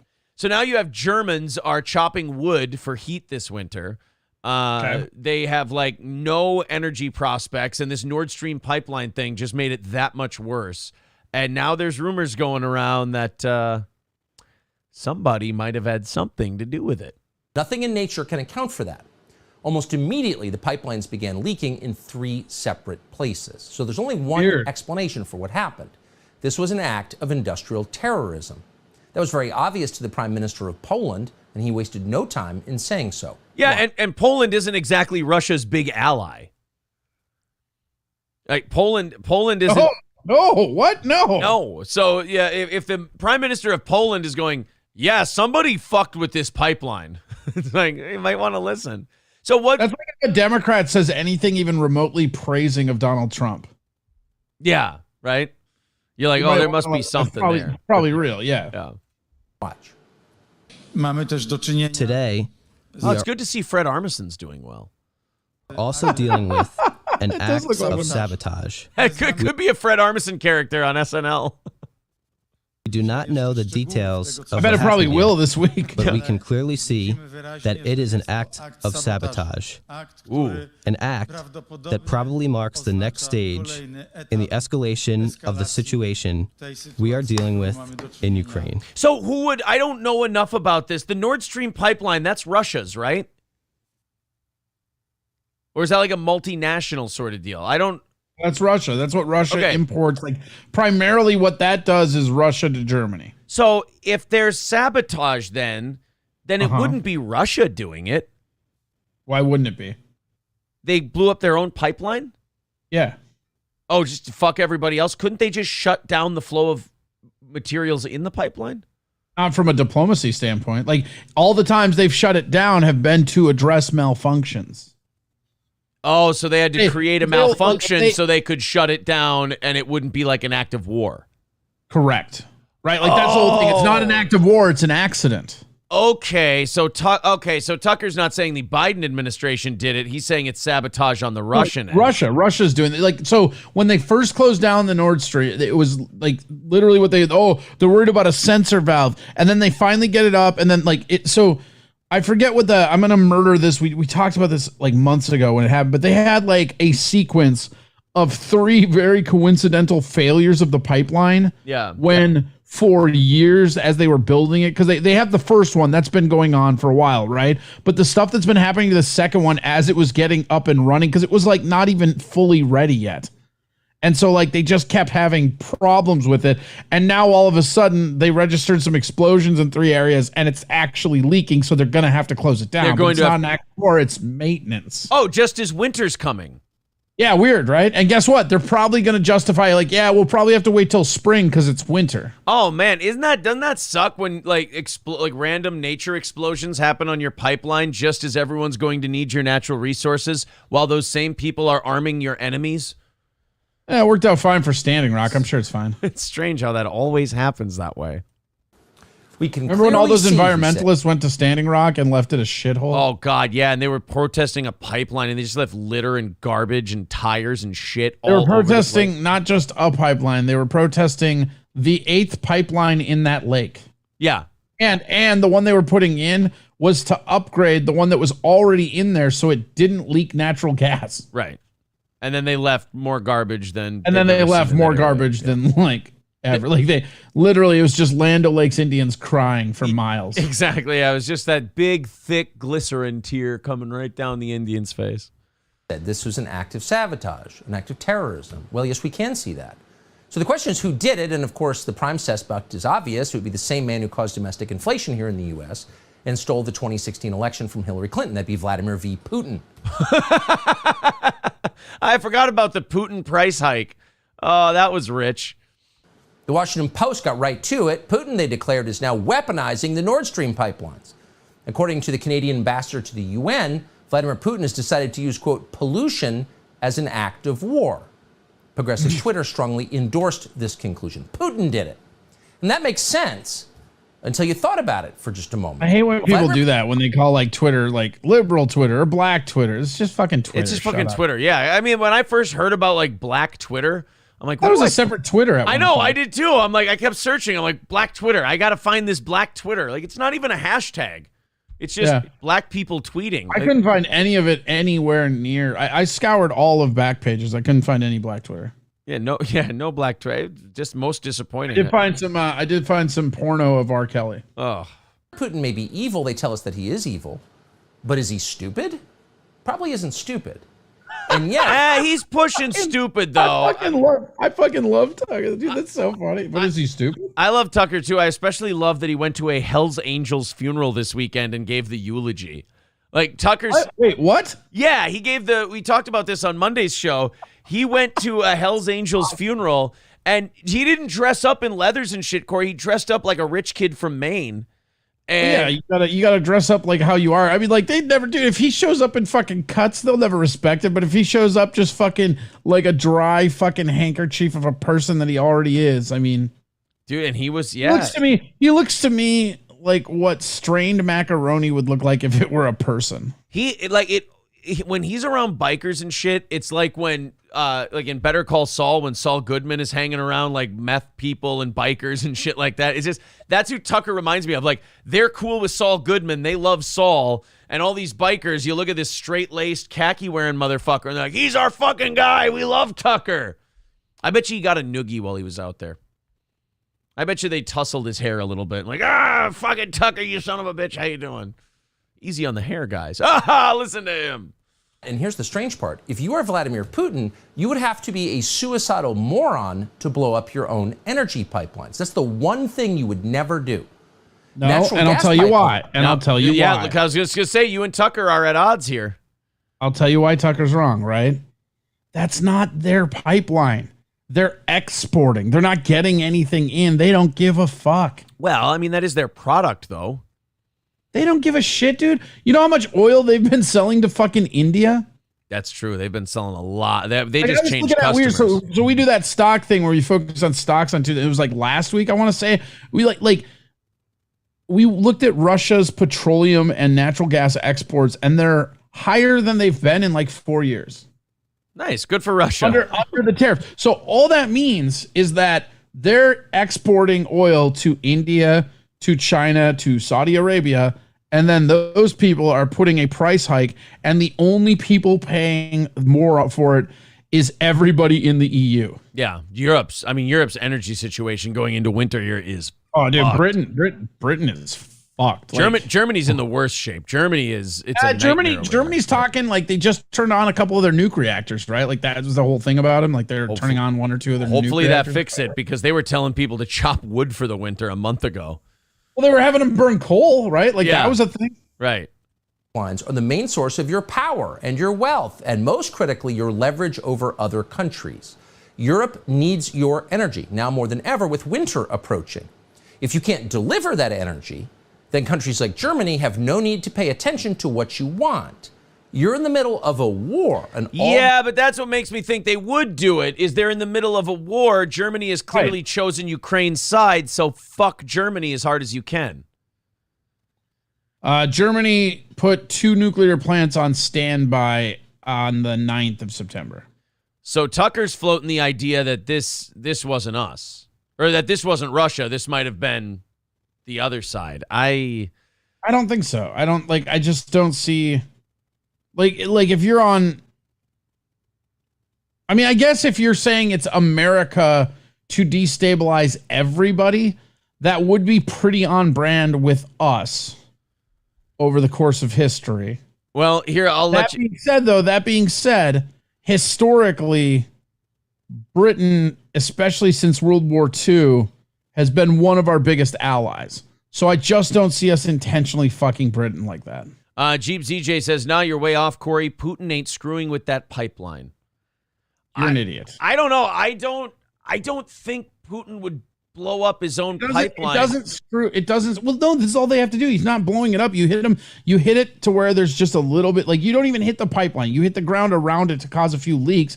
And now you have a maintenance problem that's going to take you 3 to 4 months to fix. The exact same time frame as it's going to maximally punish everybody else. And it's not an act of war. It's actually very, very strategically sound. Thank you very much to Kraken Slappin' for the 15 over there on PayPal. Appreciate that. Inside of 300 here. Thank you very much, guys. 295 away from our goal today. Thank you very much for chipping in. There's the PayPal link in the chat, and the YouTube stuff counts as well. So let's go to a few other people here. I'll let you argue with them on these things because, like I said, I I barely have enough to even form an opinion here on this particular one. H says maybe the Germans can stay warm in some of those ovens they used years ago. Oh, no. Could you imagine if it got so bad and all of a sudden the news, breaking news out of Germany, it's the Germans are turning on the ovens at Auschwitz to stay warm. Oh, shit. This is pretty bad. Do you remember Auschwitz? I don't personally know. I wasn't there. When I have things I want to remember, I turn to Evo Plus. Evo Plus for all of your memory needs. Right, but we're not getting paid. You're doing the first one's free thing.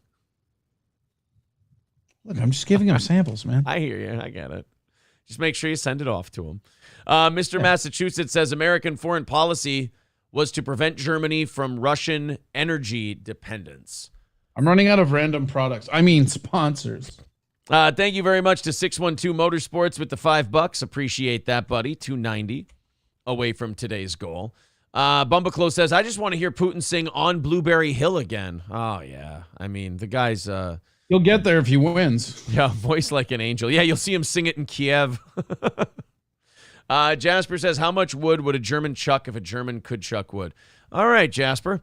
Hulkamasha Baby says, I heard Goldman Energy is selling Germany power at 30% interest. Yeah, pretty much. Pretty much. Goldman.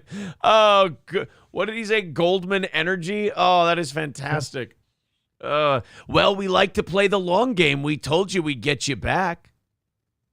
Gordy says, oh my God, Braun Breaker, the son of Rick Steiner, did math in the ring last night on NXT as a shout out to his uncle Scott Steiner. Oh, that's fucking cool. Was he wearing chainmail? Yeah, if he wasn't wearing chainmail, then it's not as much of a tribute. So we don't know what's going on with Russia's pipeline. Could be Russia, could be someone else, could be a turtle had bad gas. We don't really know. It's fucking Russia. Come on. You guys want to check on another war zone? Let's see what's going on in Minneapolis. Corey, I know things are down and, we're all kind of taking a haircut and you're moving and all that to the other side of town. But, I just thought I'd cheer you up a little bit with some news from Minneapolis. To show you. That's weird because when I need cheering up, I turn to Corey Adams jokes available on iTunes. How does that doesn't help anybody but you? I don't see how they have to pay for them. You said that they got to be ready. They can buy this. It's right there. Benefit. I know. All right. You know what? You said the other ones they couldn't buy, so I got one that they can. They can go buy. Shit. You know what? If it keeps you around, I suppose. 612 Motorsports says I ran into a German couple in Tennessee that were here on vacation.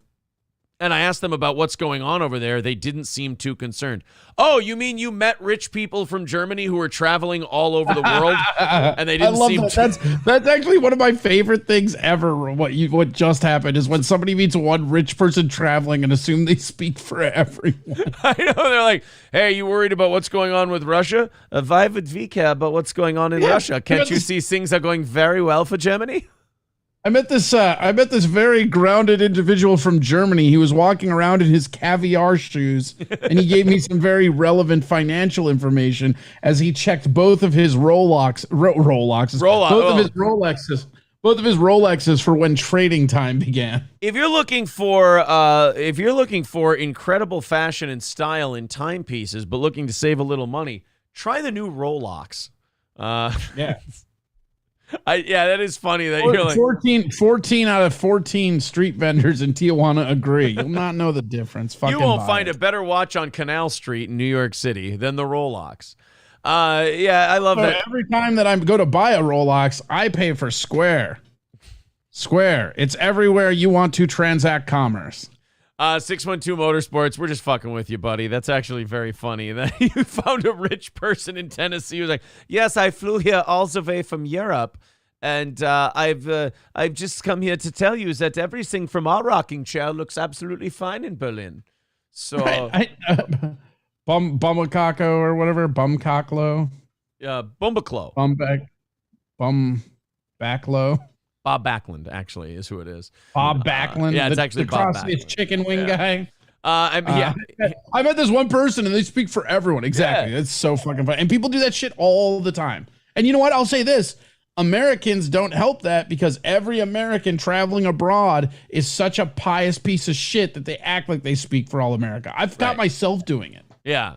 And we all, like, they'll kind of shit on their own country just to put, themselves over. We do it regional too. Like when next time you're in Vegas, right? Like just notice when you talk for all of Minnesota, because we all fucking do it. I do it down here in Texas sometimes. Yeah. Every time I go somewhere else. And I got cussed out yet a fucking again today. Have I told you about this shit? I know you've been cussed out for some shit down there in Texas. So you see this Viking hat? Yeah. Sometimes when I'm walking in a building or something, I'll take my sunglasses and I'll put them up here, right? Right. Just so they're out of my way and I don't have to have them in my hand. Well, if I cover this logo, everyone down here thinks I'm wearing an LSU hat. Fuck them. Right, but like I'm just like fucking. It happened again yesterday, and it's happened a handful of times where somebody's like, "Fuck you, dude," and I'm like, "What?" They're like, "Fuck Louisiana." I'm like, "Yeah, no, I agree." Yeah. And they're like, "What?"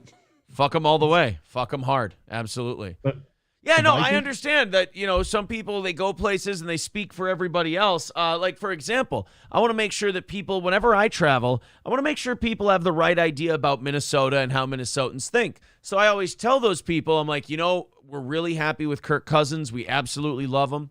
He's a great quarterback. He's Pro Bowl caliber. Everyone thinks he's the man to take us all the way if we can put the right team behind him. You realize the Super Bowl's a night game, right? Yeah, and I hear it's in prime time. Yeah. Yeah, that's a little rough. Even you have to acknowledge the ridiculousness of his primetime shit. Look, in my absolute best defense, the best defense I could ever muster if I had to get one is, it does seem to be an alarming coincidence. Yeah. He was basically playing catch with Sway during that fucking Eagles game. I won't say that he chokes in prime time. I'll just say it does seem to be a remarkable coincidence that he saves his best game. You want to hear my really conflicted watching Vikings story of this last week? That Kirk Cousins brought us back from the depths and got us a great so you know me. victory. I'm a big Zim guy. Like I feel like we shouldn't have got rid of Zim, and I feel like honestly the defense is kind of proving me right when we go out there and run the same fucking zone pattern and get eaten up every fucking game. It's happened 3 games in a row now. You don't like the idea of us letting them catch everything underneath? No, right. It's like anything underneath they can have. Like, don't fucking do that. That's like the dink and duck shit where you get beat nowadays. That's like really stupid. But what's crazy about this last game, right, against Detroit, was I'm watching it early, and they just keep the defense there. Like, God damn it, I miss Zim because this defense would not be allowing this if he were here.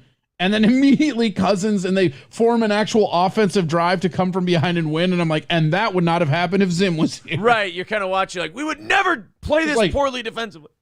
I think we would have won that game if Zim were here, but it would have looked like a completely different win. I just like watching.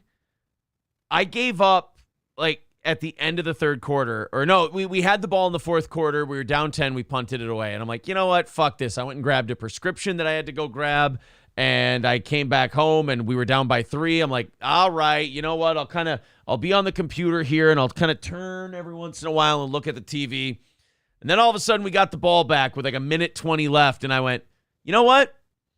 I feel good. We're going to win this thing. I just had that feeling, that feeling like when you're watching a boxing match and there's a guy who hits like a fucking truck and the other guy's been winning rounds, but he's been dancing around the guy. It's like Wilder Ortiz, that game, where when we got the ball late, I'm like, all right, good, we're going to win. And then we got the touchdown, landed the knockout punch, the whole thing. But that was a game that it took me like 5 or 6 hours to realize we'd won. Yeah. Because we won and we were 2-1 and we're in first place, but I'm sitting here going, did we won? I kind of had to remind myself. I'm like, we were getting the shit kicked out of us for 59 minutes and 15 seconds.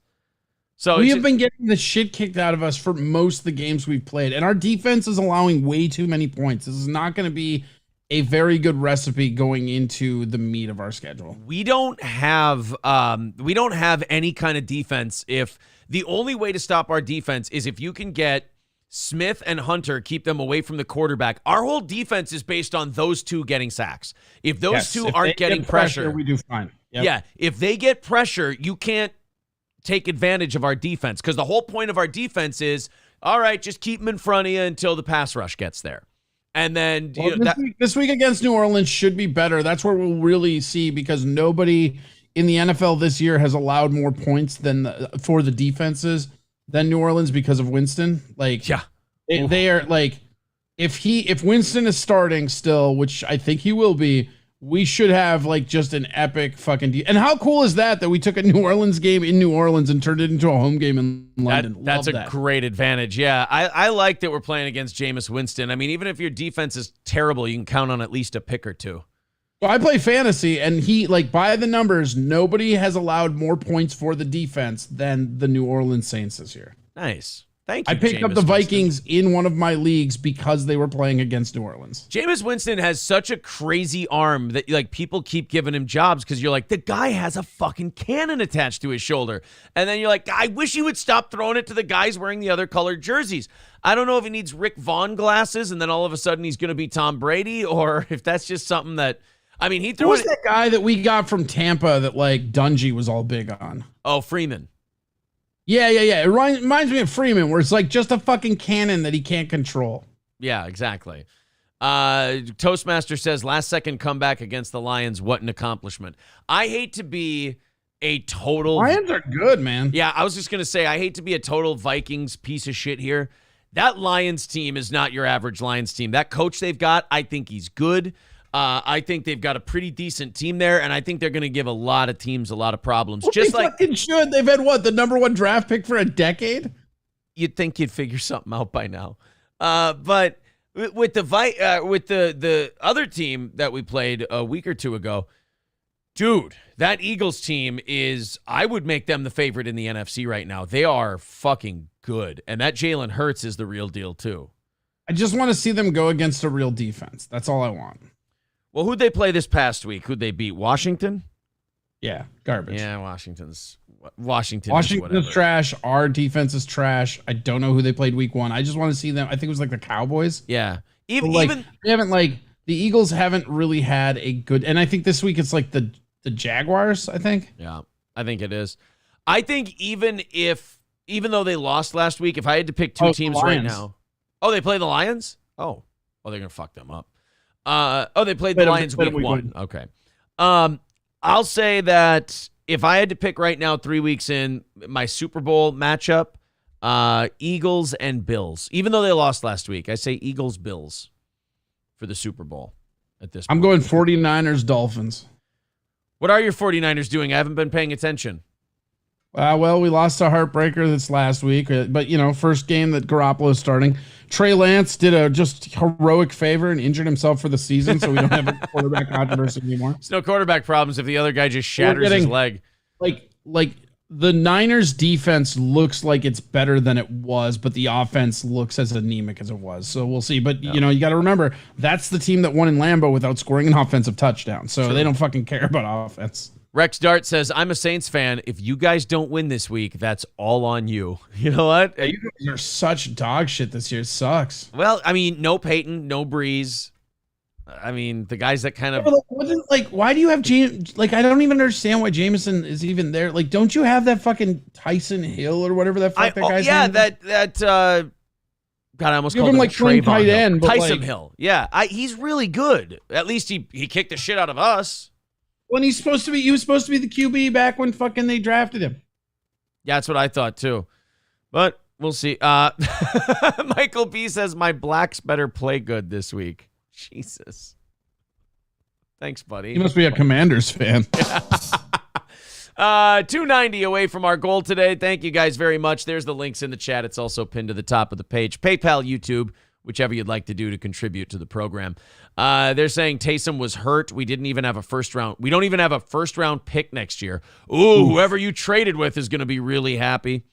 Taysom has a broken back. Winston came from, right? That's what they did. They went and got him this year. No, they had Jameis Winston last year too.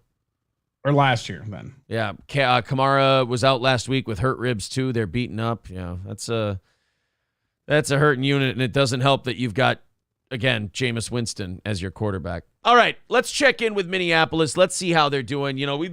We've made fun of Minneapolis for their crime problem and everything else, but guys, I come to you today bearing good news.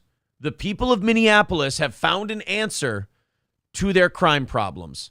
I give you WCCO News reporting on the resilience of the people of Minneapolis to rise up and address the crime problems in their own community. Fire erupts. That is the reality for some people living on Minneapolis's north side. WCCO's Reg Chapman met up with one woman who took a pretty extreme measure to feel safe as she lays her head down to sleep at night. Corey, how do you think this woman has helped address the crime problem from her home in North Minneapolis? They called the cops whenever she saw stuff. They gave you a clue. She's found a way to have some peace when she lays her head down at night. With a gun? I'll give you this. I don't blame you for not getting this. This is a brand new one, even by me. You said peace, bro. When you would rather do this than move, I just don't understand you. The last couple weeks, I've had gunfire 500 feet from my house. Julie Olden's Northside home sits in the middle of the war zone, where the battle between... See, that's not good. We shouldn't be saying things like that.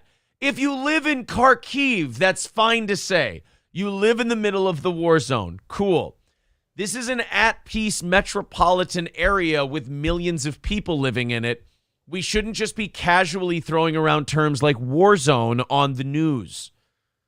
That to me is one of the most troubling things about this crime wave all metropolitan areas are seeing lately, is that they've moved so far past addressing this problem. They've just found cozy little words that they're at peace with, that they're fine with, that should make you pull your hair out. Like when you're on the news and you're reading the script and you're going, war zone. Wait, guys, we live in a war zone? Can we fucking do something about that part, maybe? You know, the war zone thing? Like, no, it's just the war zone. It sounds good on the news. Yeah, it sounds bad for us, though. All right, I guess war zone it is then. We're not on the news. It's fine. Yeah, let's figure out how this soldier is doing.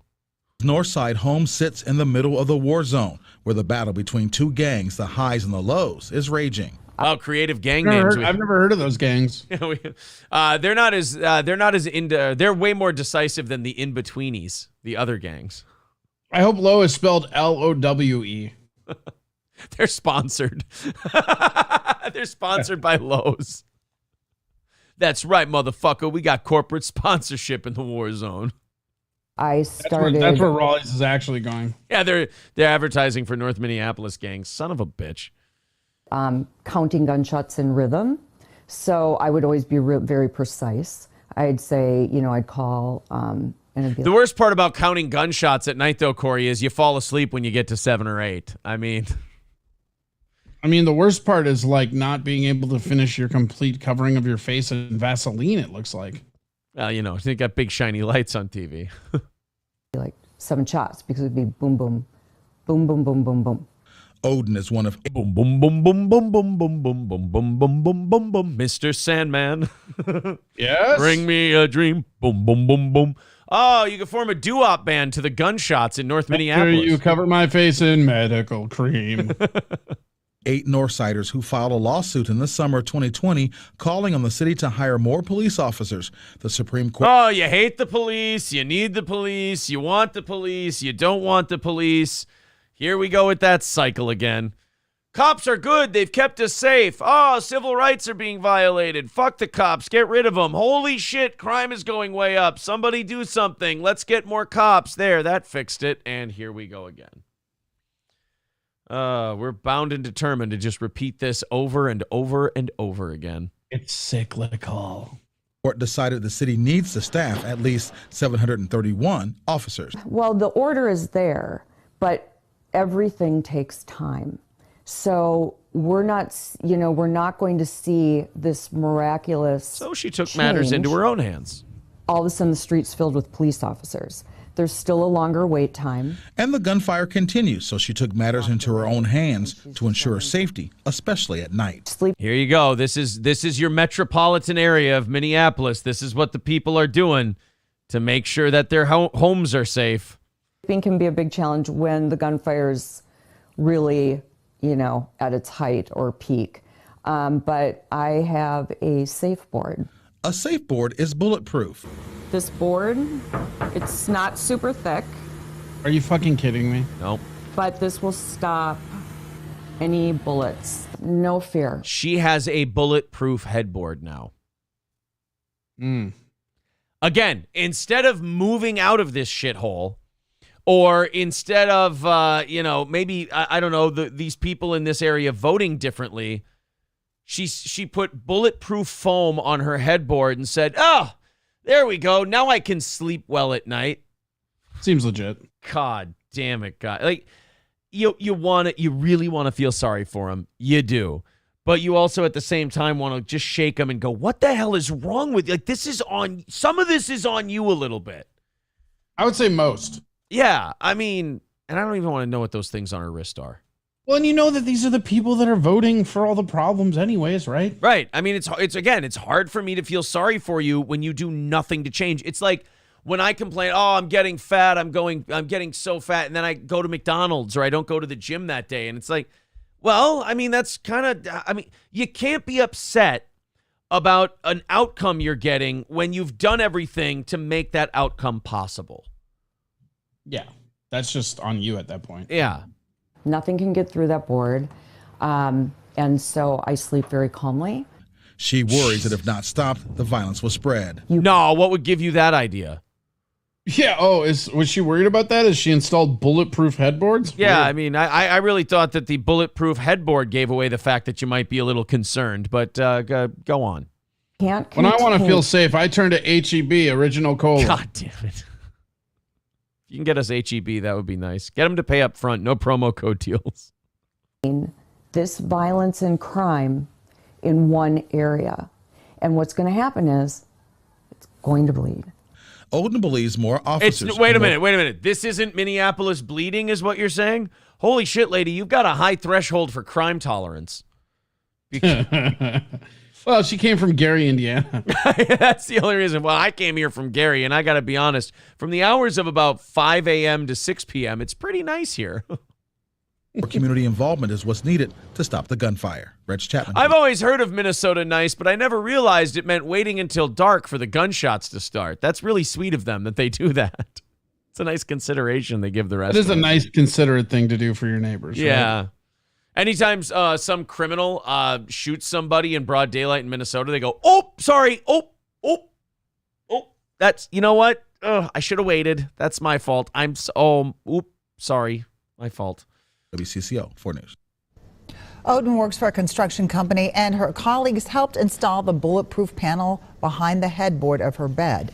She tells us that she's hopeful for a day when it won't be needed. Well, yeah, isn't that the American dream? Red Lobster's finer points. Oh, thank you, Red Lobster. I'd love to. Today's show brought to you by Red Lobster. Do you want to pretend you're eating good seafood? Sure do. Head to Red Lobster. Thank you, D-Luke, for the $10 over there on PayPal, and Trucker 18 Wheeler with a $10 super chat. He says, I grew up calling Minneapolis Mini Hopeless, and it's living up to that name. Well, weren't you fucking ahead of the curve, pal? When I was a kid, it was called Murderapolis. Yeah, when I was a kid, I remember the Murderapolis. What's crazy is that I was reading that they might smoke their record in like 97 when they were Murderapolis. Really? We're gonna beat the Murderapolis thing. We're coming up on our records. Oh, baby. That's nice. It's nice to have a victory, right? Yeah, it's good to be number one in something. That's all. Loaded Wrench says the irony: she gets shot in her chair. You got your bulletproof headboard, but you're just sitting in that rocking chair, and all of a sudden, boom, right in the side. She thought about a bulletproof something else when she was an insomniac. She's gonna be walking around in fucking like battle gear. She's gonna be decked out. She's like, oh, now I feel safe in North Minneapolis. It's like, wow, you really don't want to pay $300 a month more in rent, do you? I got it. Sure don't. Yeah. There's a potential new sponsor, Corey. The bulletproof bed. What about a baby-proof bed? That's just one where you're fixed. No, same thing. You're just shelling. $270 away from our goal today. $270 away. There's the PayPal and YouTube links in the chat if you'd like to contribute to the show. Thank you, D. Luke, for that $10 over there on PayPal. So 270, not too far away, doing pretty well this morning. Thank you, everyone. Stoney's Bar in downtown Rockville. Cheetos from Stoney writing in the chat earlier today. He goes, I ain't going anywhere ever. Thank you, buddy. Appreciate that. Stoney's is open this Sunday for the Vikings game. That's right, the 8:30 start we've got this week.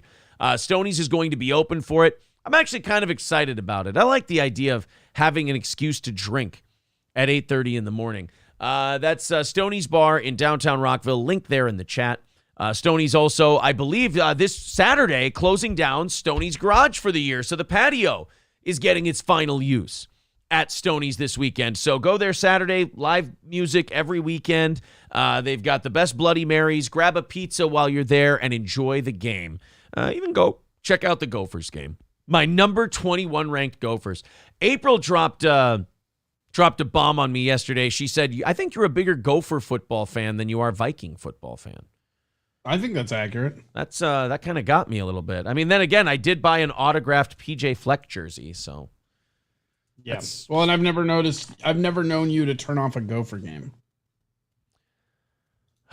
It's tough. I know we were getting ready for a comedy show once, and I made them turn on the Gopher Iowa game, even though it was looking pretty hopeless. I still had we can score here in a couple seconds and get that onside kicked and pick that up. I don't know. Maybe I am. Maybe I just really like PJ Fleck. I know people see him as like a carnival barker, hustler kind of a guy, but I kind of like it. You know, I like believe. What was the guy before him? Jerry Kill. Yeah, I miss Kill. I liked him too. That guy couldn't do it because of his health. But like that guy, like I love watching that dude like get all rowdy up in the booth up top. Like you never see college coaches up in the booth. Yeah, he kept stroking out during games. He kept having seizures. But he too. I think we've had two great coaches back to back. He would have had us about where we are now. I think it was a different style. It was a more old school kind of a style. But he would have had us about where we are too. I think if he would have been healthy. We're kicking the shit out of Purdue this week. I think. Although this always happens with my Gopher fandom. We get ranked. We're looking great, unstoppable. I mean, kicking the shit out of Michigan State 31-7 on the road is not an easy thing. That shocked the shit out of me. I wasn't sure we were going to win that game. And to watch us beat them 31-7 was fucking crazy. But anyway, yes, Mike McShane, I am a Gophers fucking mark. I am. You fucking mark! We're playing Purdue, and we should beat the shit out of them at home, too. I'm tentatively optimistic about the Gophers. How's that? Thank you, Ryan the Garbage Man, for the $5. Thank you, bud. 265 away from today's goal. Thanks for the support today, guys. Appreciate it. This, I thought, I don't know if you saw, because I haven't been sending them lately. I don't know if you saw that the prep sheet I gave you. I don't know if you took a look, but I sent you something that might be my favorite. I might be following this on YouTube for quite some time. It's called Deconstructing Karen. Oh, yeah, I did see that. Okay. Deconstructing Karen, guys. In fact, I'm going to write this down as a clip already because I'm going to love going through this. I don't know when we'll be able to post this because we got the Husey clips to throw up for you, and we're doing the Red Bar thing today. You might want to check that out if you have time because we're doing it when your show's over at 2 o'clock.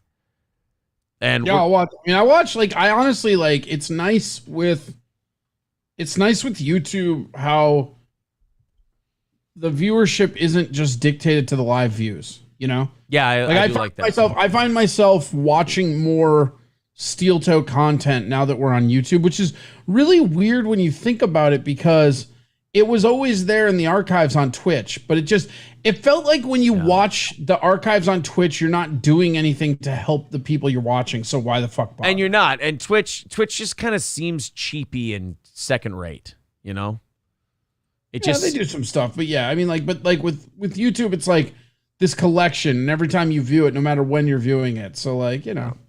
Well, this show is called Deconstructing Karen, and somebody went ahead and clipped out 6 minutes of what they're calling the wokest moments. This is a show, I checked this out yesterday, and it is a show where a bunch of liberal white women sit at a table while a person of color Urban liberal wine moms. Yes, perfect, exactly. You're going to be able to really wear out that button during this. It's been worn out. Have you seen America?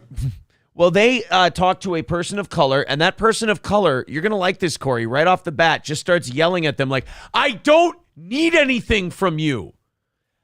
And then the women proceed to like bare their soul about what bad white people they've been. And it is, if you've got a strong spine and you can stand the cringe, it is a lot of fun to watch.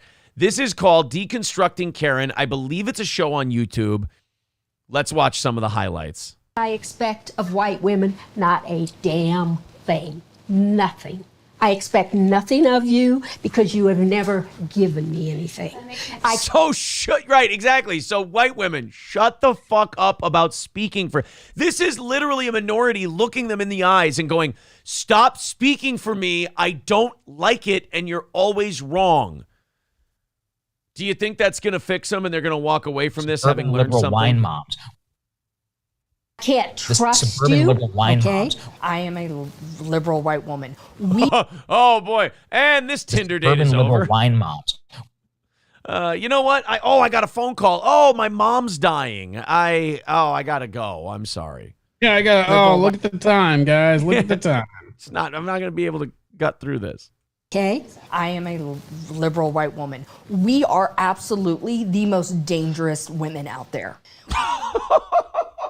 Oh God, don't flatter yourself, bitch. Oh, Is she's saying irrelevant wrong? Yeah, I was gonna say, are you saying most ignorable? Are you saying cringiest? Are you? Because I just feel hate how liberal white women just elect themselves queens of all minorities. You know, Right. it's like anytime there's a minority issue, I have to hear about it from some liberal white bitch. Like, what are you doing? And You know? it's not just that. It's that too, but it's also the way this woman's talking. Even when they're being chastised and criticized and they have to own the criticism, they've got to make that criticism, it's because we're dangerous. Like there still has to be like that female empowerment in it. Like, oh yeah, I know we annoy the shit out of you, but it's only because we're so dangerous and badass, right? And this black woman's probably like, and this is where white liberal women get away with it, because the black woman probably just rubs her temples and goes, yeah, that's what it. Whatever you said, bitch. Yeah, it's because you're so fucking dangerous. That's exactly what it is. Isn't Grey's Anatomy still on the air? Don't you have something to do? We Yeah, are but the most. I'm dangerous. I use TiVo. The suburban liberal wine moms. Oh, by the way, where's the other one? Wait, right here. Well, because they're a clown show. There you go. Corey, take a look at what's in those glasses, by the way, speaking of your drop. Wouldn't you know it? It's almost like they do exactly what we all know them to do. The suburban liberal wine moms. All right, let's continue. We're only accountability All right. for your own actions, you race baiting scrote. All right, we're only 19 seconds in. We're going to get through some of this, I promise. Are the most dangerous women that exist because we want to think that we are better. White women have abused us our whole lives. They're saying it right to your face. They're telling you, you don't speak for me. You're abusive. You're shitty. You say Latin X. You pulled that out of your asshole. And then these sociopaths stare right at this black woman and I believe this Indian woman, and they go, oh, we're so dangerous and we do so much harm. It's like, have you thought of stopping by chance? Have you literally these two people of color, as it were, are just telling Have you tried fucking off? Right, but that's what they're saying. They're like, have you just tried not doing anything and leaving us the fuck alone? Because we're not. That woman literally looked them all in the eye and said, I don't want anything from you. Leave me alone. I know, Schwann's man. You've got great ice So what do you want? So what do you want from us? Yeah. So what is it you need us to do? Ah! Every episode of this show ends with a black woman with a gun in her mouth going, I'll fucking do it. I swear to God. You are 2 seconds away from me eating bullet dinner. And it would be sweet relief from this fucking conversation. Why do we have to hold your hand? Can't we just tell you, hey, you guys have hurt us. This is what you've done. Now make it right. I have this. If white men and these people could get together, we would be able to form a powerful alliance. They don't realize we all want the same things. for white liberal women to shut the fuck up and leave us alone. We have a common enemy. Let's band together and do this thing. All of a sudden, you've got black women marching for like the repealing of women's suffrage. It's like, this is the only way we can beat them. You already have people of color like advocating for segregation. That's already happening. Wouldn't you want to get away from these people? Fuck yeah. Discussion with people that I know, friends, lawyers, everybody in there. Especially these bitches at this dinner. Right, yeah. I have this discussion with people that I know, friends, lawyers, everybody, and they'll say, well, Regina, there are some good white people. And I'll go, well, what have the good white people been doing for the last 450 years? I love this Malcolm X bitch. She's great. She's like, white people can help us, but they can't join us. And she's even going further than that. She's like, no, fuck it. I don't want them helping either. Because these people ain't done shit. What have you been doing? Obviously, it's not enough because nothing has changed. So I want to... No. I was with you for a second. Don't tell these white women they haven't done enough. You don't want that. I don't want that. The suburban liberal wine moms. They're not going to take it as, oh, we've been making mistakes. Let's do something different. They're taking your words as, we should do more of the shit we're doing now. You just fucked up, lady. You just fucked up. You just fucked up real bad. Show of hands of everyone at this table who is racist. Oh, sorry. Yeah. Sorry. Hey, guys, everybody watching at home, too. Come on. Let's see them. Honesty's I like the best. how you and I both did that. It was funny. I had this argument when I first moved down here with one of the like liberal students that lives in the apartment complex. It's like they'll hang out and drink, and they were telling me about like how you get rid of racism, this and that, and I go, well, yeah, but like I think everybody's racist, and they go, well, I don't think everybody's racist, and I go, yeah, you wouldn't think that because you're racist, right? Exactly. There was a very funny Opie and Anthony clip where Patrice O'Neal was talking to those guys about the difference between being racist and being racial, like being aware of like racial differences and shit. And he goes, I think I'm a little more racial than racist. And he goes, wouldn't you say, and Patrice looks at Anthony and he goes, Anthony, wouldn't you say you're probably more racial than racist? And Anthony goes, it was so innocent. He goes, I'm probably a little more racist. He just said it openly. He's like, I'm probably a little more racist than racial. They all raise their hands. Fucking ridiculous. Okay. I miss when Patrice O'Neal was on. That show was so look good. at this. I love this. You get all of these women, they start raising their hands. So then a bunch of these women see that and they're like, oh, I should raise my hand so I can get the same attention. Oh, yeah, I'm racist too. I'm like the most racist. I say the N-word sometimes. Like, whoa. The real racist person would have done this. No, the real racist person would have said, I ain't raising my hand for no dark skin. Or one of these. Yeah, they'd pull down their shirt and go, you see this? It means not welcome. You ever raise your hand at a fireman? I saw a couple people surprised that I raised my hand. When I said that I was racist, I am racist against black people. Holy shit, lady. It's a bold move. Let's see if it pays off, Cotton. Holy fuck, just sitting right next to her like, I'm racist against black people. As a matter of fact, I find these fucking picking it. Whoa, Jesus. Let me tell you something about these Whoa. So it's institutional. Indians are institutionally racist against black people. You know what? No, fuck you. I hate it when I was on her side for a second because she was owning it. She was admitting, like, look, I got some shit up here that I think about black people. I think I'm a little bit better than them. But now she's going to cop out and say, well, it's not my fault. It's ingrained in me, and I'm just too fucking stupid to realize how to get rid of it. You know what the funniest part is about that? Is do you see how it's like institutionalized racism, noun, right? And then it gives you the definition. Yeah. Kind of like how everybody blames white people for everything, right? Yeah. Like that definition, everybody's racist. The systemic oppression of a racial group to the social, economic, and political advantage of another. That is going to happen to literally every minority in any country where there's a majority race and a minority race. You can't help it, because if the majority rules in a democracy, and most people are this thing, they're going to vote to benefit that thing. That's not even racism necessarily. That's just human nature. Like, you're looking out for yourself. I don't see color. It's all self-looking out. That's all it is. Yeah. It's just, hey, I think these things that I don't really believe are okay, but here's why I get to believe them because I'm the victim.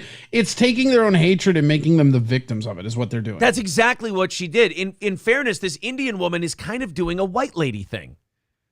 Where she's like, oh, yeah, I'm racist towards black people, but you know what? It's so not my fault because the things I've been through and the things I've heard and everything else. Oh, I was so close to liking this lady. The black lady I still like. She's awesome. I don't see. So how she said, I'm blinded to color. Like, it doesn't faze me at all. When we bleed red. Oh, fuck. Shut the fuck. That'd be funny if this black lady threw her wine at her right now.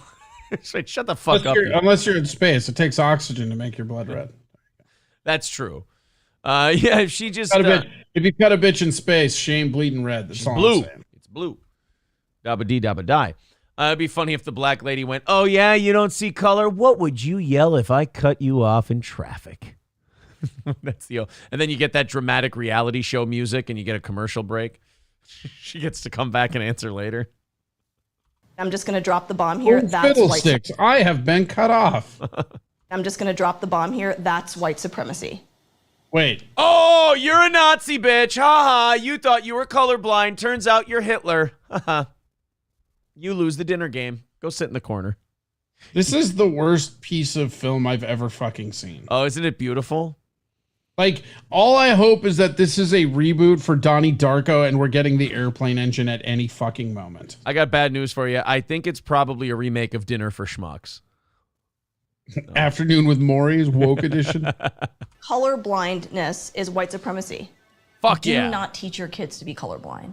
Do not talk about color blindness. Don't say that. See that? You see that, motherfucker? That's yellow. That's not fucking green. Your eyes work, motherfucker. I don't care if it's a medical condition. You're not fucking colorblind. You tell me those fucking colors or you're going back in the fucking shed. That's a black person. Tell me what's different about them. It's like, I thought this was the opposite of what we've been striving for this whole time. Do you see that haircut? You see how it looks a little woolly? Remember that shit. Oh, you like fucking green? Green is not a creative color. I don't see the color of your skin and we cut ourselves open. It's bleeding red. If you're going... That means you want to cut black people open to watch them bleed, you Nazi.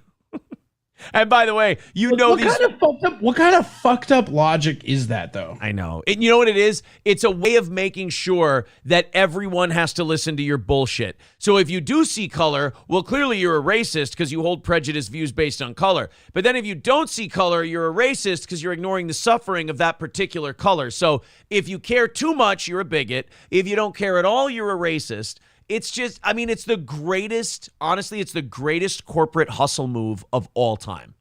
Because now you've guaranteed that you have a 100% audience because they all fall under the net you've cast. Who cares if it's good for society?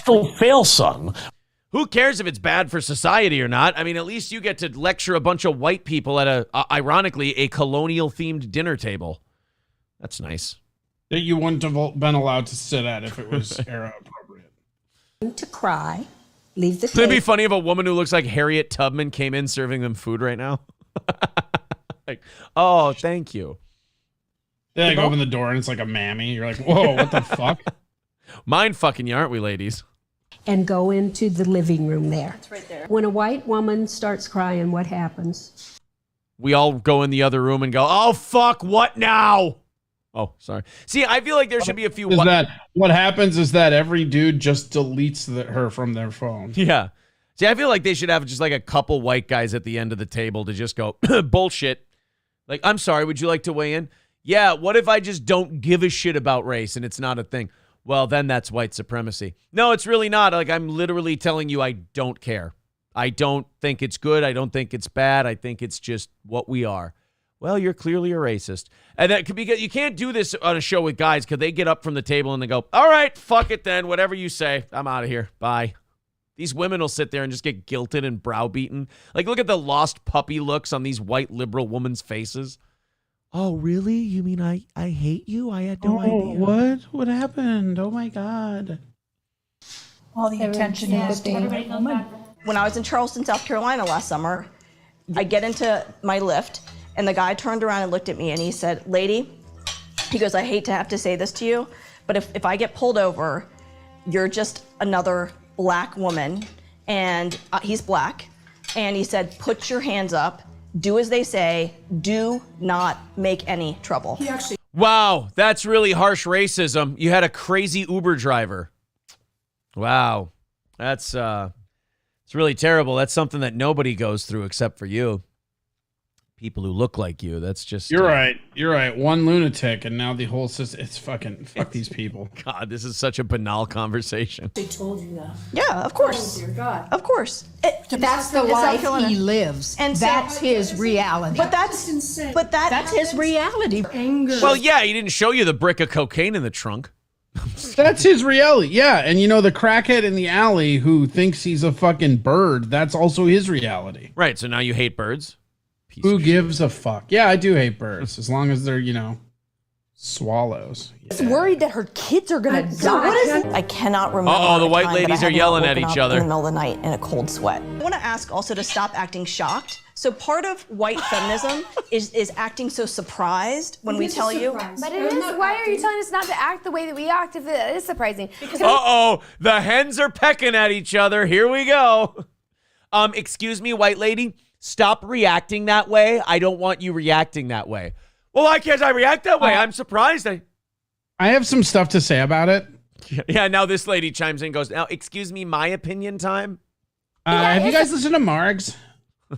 This should be, like, observed by, like, a school resource officer, and he can just go, oh, fuck, here we go. Could you do me a favor while you're giving me your horseshit opinion? Could you maybe not eat thirds? Thanks. Yeah, that'd be nice. Save some for the rest of us. If it is surprising. Because to me, that is surprising. That upholds white supremacy. Why are you? So you can't be, so you're not allowed to have an emotional reaction to my story because that upholds white supremacy. Fucking A, these women are great.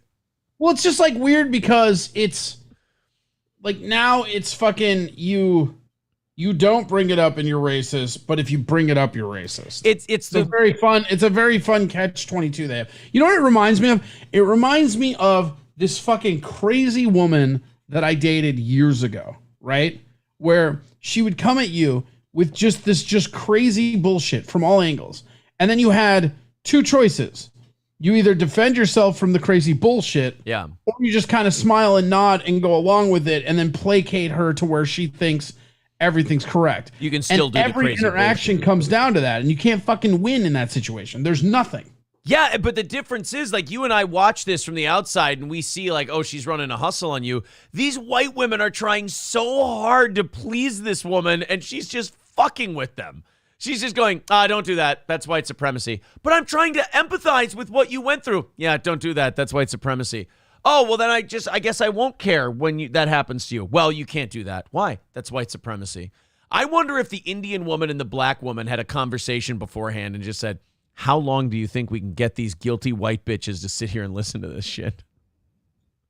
And they went, well, that's how these feel like, right? These Yeah. feel like it was like a personal dare. It feels like one of those like telemarketer calls where you're just trying to see how long you can keep them on the phone. yeah. I want to give them like white supremacy chips or cards that they deal out to them every time these women speak. Feeling so hurt. But why are your feelings more important than the reality of the violence of our lives? She wasn't saying that. She was trying to say, you poor thing, I'm sorry that happened to you. My favorite is that the lady right next to her is just nodding and eating her food. And she's the smartest one there. Yeah. Because if you open your mouth, guess what? Literally, well, she said a bunch of bullshit, and now she's just eating and letting them eat each other. Yeah. I'll tell you that lady in that dress right there with the blonde hair, yeah, she's going to be hungry even after eating all these. Oh bitches. yeah, she gets, as Ricky Gervais once said, she gets peckish between snacks. Here we go. You walk through the world with a different experience because you are a white woman. I want to. So I can't sit here? You gotta go. Sorry, sis. Oh no, if the white lady cries, they have to leave the table. If I do this, I'm a sexist. God, these fucking oh man, they don't understand the advantages they have. Oh, if I yell at a white woman and tell her, get the fuck away from the table if you're gonna cry like that, I'm a piece of shit. These two are fucking Mahatma Gandhi and Rosa Parks over here. Get to kick the white women off the table for sobbing. That's what this is. I'm just jealous of these two and the power they wield. Which, by the way, is probably white supremacy on my end. Yeah. A little bit of a problem with the we versus I. I think that there is the big perpetual we, right? We white women for sure. But I think there's also we African Americans and we were slaves, right? Oh shit, she's firing back. Yeah, do it. What about you, black lady? Oh, what about me? Yeah, you know what? Blonde white lady ain't taking any shit anymore. These things happen to us. Look at that stare. Give it a second, Corey. Look at that fucking look Grandma Jada Pinkett Smith is giving her. Oh boy. G.I. Jane is pissed. She does not like the idea of being called out by Blondie over here. It took every sip of that wine for that skinny little blonde rail to pipe up about what she was seeing here. Well, that's the funny part, too, is like, how drunk did they get them before they had these real conversations, right? Yeah. They were just trying to get one of them to say the N-word. Yeah, I'm not convinced they won't succeed given how this is already going. Right. It's got to be so frustrating. Who is it? Yeah, who is it? Wait, like, look around the dinner table. Who is it? I think the chubby one that was just talking, the one before this blonde one, the other blonde chick, she might do it. Or this lady. This one, I think it's the one that's crying. Oh, you effing all the time. I'm getting out of here. She kicked me off of the table. Yeah. To us. That doesn't happen to everybody, right? I mean, and you, I understand, and I am here. It happened to all African Americans. Yeah. It didn't happen to you. Listen. Oh shit! Paris Hilton is not having it. Oh, she's getting the like snaps, and you see her hand. Oh yeah. This fucking based. Funny. It happened to all African Americans. It didn't happen to you. Yeah. I'm starting to really enjoy this show unironically now. Woo, we are fired up. It would be funny if there was one like super base chick in that white chick in that group and she was like, and the slavery and all that. And the chick went, oh, come on. We know that was mostly disproportionately Jews owning them. Like, whoa, Jesus Christ. And then the director went, I will shut down production of this program with any more white supremacist talk like that. Listen, one of the things that we know, let me just say. I have a lot of Native American history, and I don't take advantage. Oh, yeah, you look real Cherokee, bitch. Oh, no. She looks like she lied about being Cherokee to get into a college. Okay, yeah. Okay, Elizabeth Warren. Yeah, you. Oh, yeah, I was on the Trail of Tears and everything.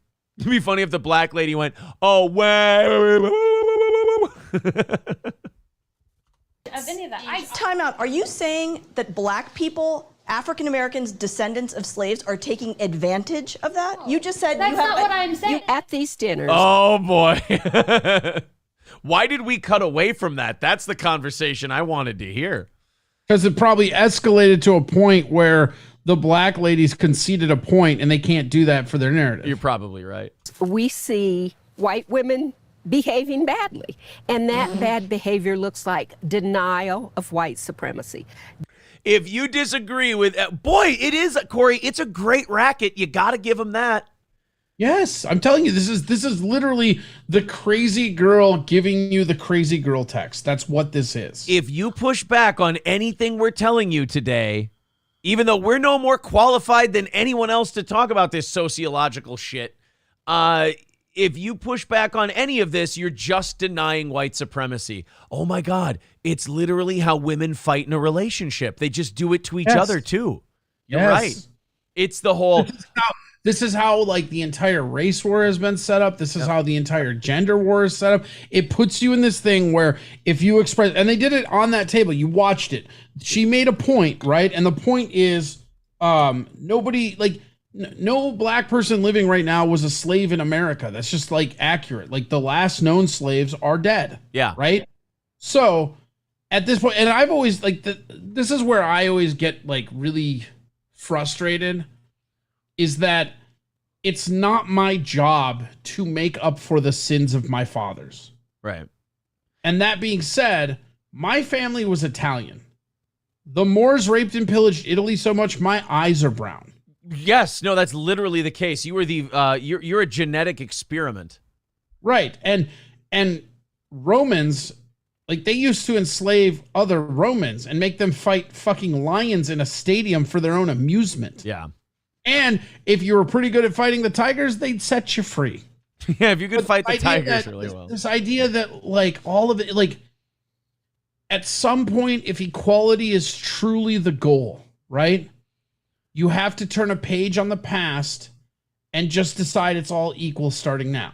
It is, but But that's not what they're doing. They're doing the fucking pendulum bullshit, right? Because what they do is if you say what I just said, right? Oh, that comes from a place of privilege and that's racist. And they'll go to all these little mini attacks like what she just, I can't remember how she worded it, but it was the perfect denial of white supremacy. No, it wasn't. What that lady goes, did you just say that did you just say that black people are taking advantage of slavery, right? And all she was saying is that those people weren't nobody alive right now in America is a slave. That's not, that hasn't happened in what, hundreds of years now? Yeah, Al Sharpton's sitting there counting out 100s. He's like, how dare you say we're taking advantage of slavery? All right, there's another 10,000. All right. Can I get a band, please? All right, 10,000. There we go. That is like unless you moved here from some other country, like Libya, I think Dub just said, yeah. Like there's countries where that could be the reality. But the problem is that now if you even voice how ridiculous that is, that's racist. Now you're part of the problem. It all becomes the authoritarian suppression of ideas. Dude, and it's not even... That never leads to equality. It can't. Right, and it's not even black-white, this conversation they're having. This is every relationship with a woman. This is, hey, we need to have a conversation, which should be the translation is, I get to talk at you a bunch, and if you don't accept 100% of every gripe I've just had, if you see it from a different perspective, you're just denying my truth, and you're bullying me. And it's like, well, you can't be the strong-willed bad bitch who wants to have a conversation about tough things, but then you're the victim the second anyone lays an intellectual finger on you. But that's what our fucking society is now. How many women did you see over fucking pandemic? I don't need a fucking man. Go to my OnlyFans. Right. That's what this culture is now. This culture is this really weird amalgamation of women who want to act like men. Like what's so funny about men, right, is what happened when women started really attacking and going after men. You had a portion of them become quote unquote beta males, right? And then you had the other ones become incels, right? Yeah. And what are the incels? The incels are just dudes that are like, hey, maybe masturbating is better than putting up with your shit. That's basically what an incel did. They went, I'm going to play video games and jack off a lot. Right. Seems a lot easier. Yeah. Denial of racism and even denial of slavery. Whoa, come the fuck. We all just watched what you watched. That woman did not deny that slavery happened. Well, she told me that I never worked in a cotton field, so she must be a slavery denier. It's like, did you ever work in a cotton field? That is denial of white supremacy to ask me that question. Oh. What's funny is these motherfuckers will be the same people that in 10 minutes from now will be like, and if you don't raise minimum wage, that's slavery. Yeah. Right? Like everything's fucking like it's all back to the fucking Goodwin laws of like Hitler, right? Yeah, the Nazis and slavery. Everything has to be slavery. It has to be Nazis. It has to be racism. It has to be sexism. Yeah. I just love that it's denying slavery now. This is nothing new. Why is it that being called a racist makes you so upset? Because, can I answer that one finally? Because you're being a bitch. Not only you're being a bitch, I'll get to that part.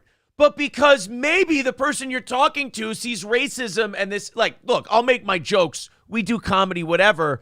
I do feel that people who make racial humor are probably some of the least actual racist people you'll find. But here's why it bothers them. Benny. I'm just kidding. It's true. Well, he can be happy now. Red Bar poops in a diaper. But the reason it bothers these white people that they're being called racist is because maybe, lady, they see racism as a really bad, terrible thing, and they don't want to be part of a bad, terrible thing. So they see racism.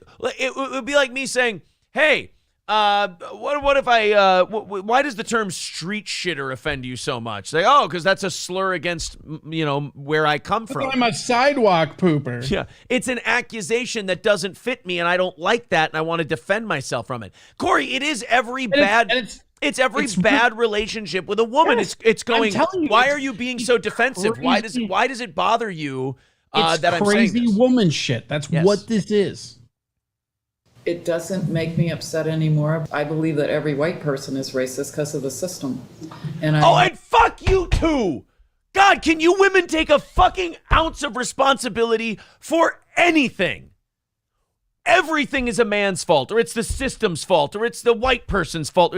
Could we raise our next generation of children with just a fucking modicum of maybe the shit that's happening to you has something to do with you? Sometimes. I feel like this is how we got to Handmaid's Tale. Right, we just went, enough of this shit. We're bigger and stronger than them. We went Planet of the Apes on them. Eventually, maybe giving people the right to vote was a bad idea, right?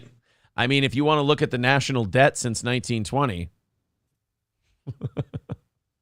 All I know, and this is a fun stat that you can give feminists that they will just. This is a fun piece of ammunition for anybody who really wants to rile a feminist, right?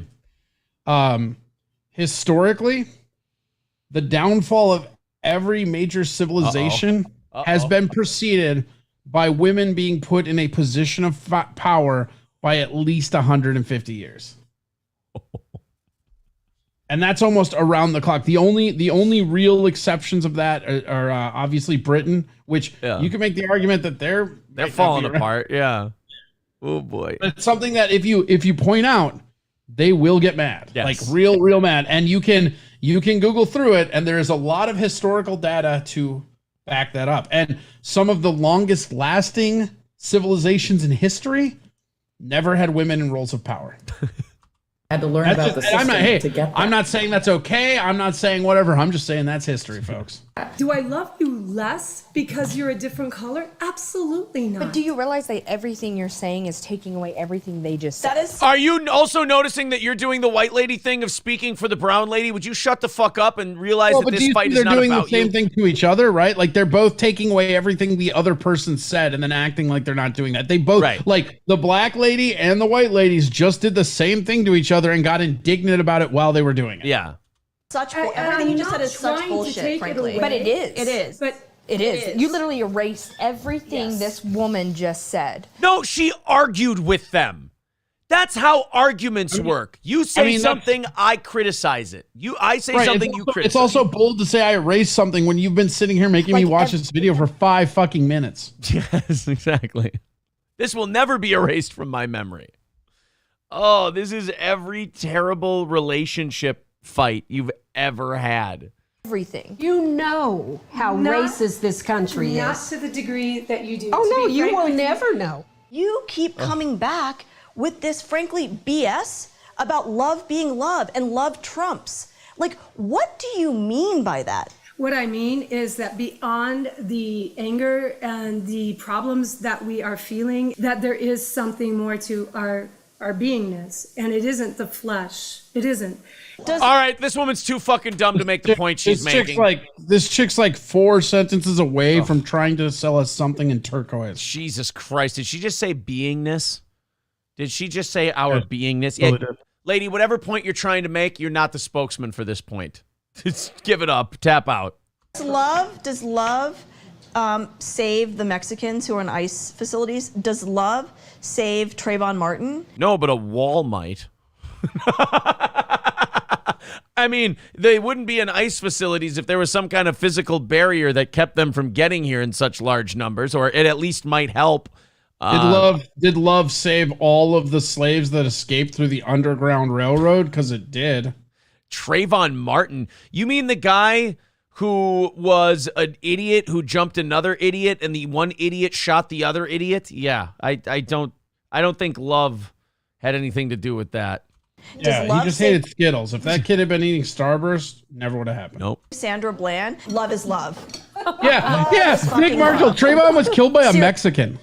Look at this. Now they're belittling this woman and laughing at her. God, what a bunch of fucking... these bitches never left the school. They never left high school. This is like, this could be called mean cunt lunch. That's what this could be called. That's the perfect name for it. I'm writing that down for the clip. Mean cunt lunch. Oh my God. Mean cunt lunch is my favorite. Does love Just save fucking Sandra insane, Bland? dude. Love is love. Love is fucking love. Seriously. So who Wow, so she just was mean and shitty to that lady for just trying to say, can we give peace a chance? in this room? But this is what I'm raise your talking about. hand There's if 8 you're seconds racist. left. Oh, sorry. Dang! Woo! Whoa, did you see our blonde chick did not put her hands up when they asked the racist question again? She went, fuck you, I ain't racist. Oh, no, she did. Oh, never mind. Her hand is up. I thought she was, okay. Nope, they all went ahead and raised their hand and said they're racist. It would be funnier if they had a gun that they could lift to the side, just like, who here's racist? Oh, you wouldn't it be so one lady's raising her hand while she's smiling. You know what I love about this? These idiots think they've accomplished something. All you've done is gotten more people than when you began to say that you're racist. Congratulations, you've created more racism. Well, I feel like they really gained some real sympathy votes here at the Steel Toe Morning Show. Yes, I haven't been in the chat for a long time because we've been doing this story. When I'm looking for sympathy, I turn to Wholehearted Cat Pate. Thank you very much. $5 from Lab Glass. He says, I sent you a link to their book. Oh, please, yes. Absolutely, 100%. Let me see that book. I'm going to go to the bathroom and puke. I'll be right back. All right, sounds good. Damn it. This makes me so fucking mad. Oh, we are saving that segment. Mean I can't cunt. believe those bitches can read. Mean cunt lunch. That's my favorite fucking line. It should be retitled Mean Cunt Lunch. Oh, fuck. Oh, did anyone else? Yeah, a lot of yeses in the chat. Oh, really? I'm trying to catch up in the chat here. I'm trying to see if Mean Cunt Lunch got the attention it deserved. Holy shit, thank you very much. Cheetos from Stoney's. $200 coming in from good old Cheetos. That's going to knock our goal down to $70 today. Cheetos, that is remarkably generous of you. Stoney's Bar, that, you know what, that earns a guy a second read the rest of the month. Stoney's Bar in downtown Rock. Fuck it, we'll just give him Raleigh's. Stoney's Bar in downtown Rockville. They're open for the Vikings game this weekend. Make sure you go to Stoney's if you're in central Minnesota. It's a lot of fun, man. Get a pizza, get a Bloody Mary, watch the Vikings game. It's going to be great. That's Stoney's Bar in downtown Rockville. I love going there. I don't make it out. I don't make it to any bars anymore. But goddamn, if I can get to Stoney's, I'm happy. If I can get to our friends at Old Capitol Tavern, I'm happy. What I love about the now 2 bars that we have on this program is I don't think Cheetos and Sulzer over at either of their bars will consider each other competition in what they do. Old Capitol is more of a sit down, order from your big fucking menu, craft cocktail. Stoney's is more like, let's get in here, motherfucker, and have a party. Let's have a pizza and some beers and some whiskey, and let's go outside and smoke and then come back here and sing a bunch. Watch some fucking football. Love it. Let's go watch the band and try to grind on some bitches. That's Stoney's Bar in downtown. I don't understand why people don't see this show as a great read doer. I feel like we're doing a great job over here. Stoney's Bar in downtown Rockville. Somebody says, so now Aaron is happy that Raleigh's is gone. No, I would say the same thing about Raleigh's. I would say all 3 of the bars are in way different locations, not like direct competitors with one another. I always loved that. I am certainly not happy. Believe me. No, Corey, Johnny, Oz, April, and myself, everyone who took a little haircut because of that, none of us are happy that Raleigh's is gone. I can tell you that much. I'm never cutting my hair. But thank you very much to Cheetos for making it a $70 goal today. I think we can go ahead and fuck off with that goal for about an hour and a half or so. I think 70. You guys. Hey, what happened? I just got back. What did Cheetos do? Cheetos dropped $200 on us. Jesus Christ, big baller. What a fucking guy. Shout out to Cheetos and that big dick energy. He must. You know what? I bet that if Cheetos was on X video, he would, 1, know how to jerk off, and 2, not wear a steel toe shirt. No, he'd probably still wear a steel toe shirt. Yeah.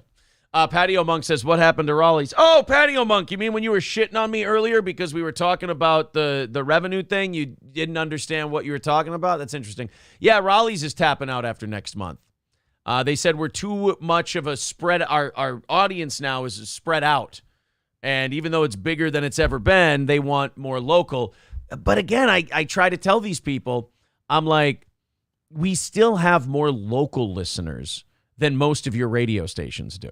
If not in the morning, at least all of them throughout the course of the day. But what can you do? Wouldn't Raleigh be the one to make that call, not a manager? Yeah, that kind of hurt my feelings a little bit, I'll be honest. Yeah, I don't know. Honestly, it bothers me that he didn't respond to you. I don't care. Like, I get the business decision aspect of it, where if you're in a small market and you're advertising on a place that like the audience members in fucking Florida are probably not going to make it out to Raleigh's, right? Like, logistically, yeah, right? So like, I understand that, but like, you can't respond to a fucking email, especially like somebody that's been there as long. I mean, I don't know. The conversations I had with that man when we were still at the radio station does not lead me to believe he would do that. Right. So maybe he was just like out of his phone or whatever yesterday. I don't know. Yeah, but it reminds me of like Sisyphus, honestly. Like when all the shit went down with my fucking like canceling shit. Like when Sisyphus let me go, they didn't even tell me. I had to find out on Facebook. Yeah, that sucks. You know, it's like I don't even care. Like, I get you're doing what you have to do, right? But like same with Raleigh, but you can at least fucking pick up the phone, you know? Yeah. I thought so too. And people are saying which manager. No, Jesse's a great guy, and I still love Raleigh's. I think it's great.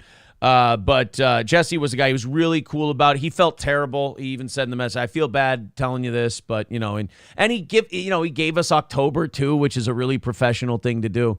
I just thought, when I was at the radio station, I was the guy who brought Raleigh's on Steel Toe. I was the account person. And closer. You got coffee, baby. I'm the closer. Coffee is for closers. So we've been working together for, 2 years here, probably about 5-6 years now. And I would have thought that, maybe a phone call, maybe a text. And I sent him a very nice text yesterday saying, and I didn't bullshit him either. I was like, it sucks that you guys are leaving, but, it was a great time, having you guys on the show. You really fit great, this and that. And, I didn't get anything back. So I hope I do today. Maybe, I get it. You're a busy guy, but phone call maybe to end something like that.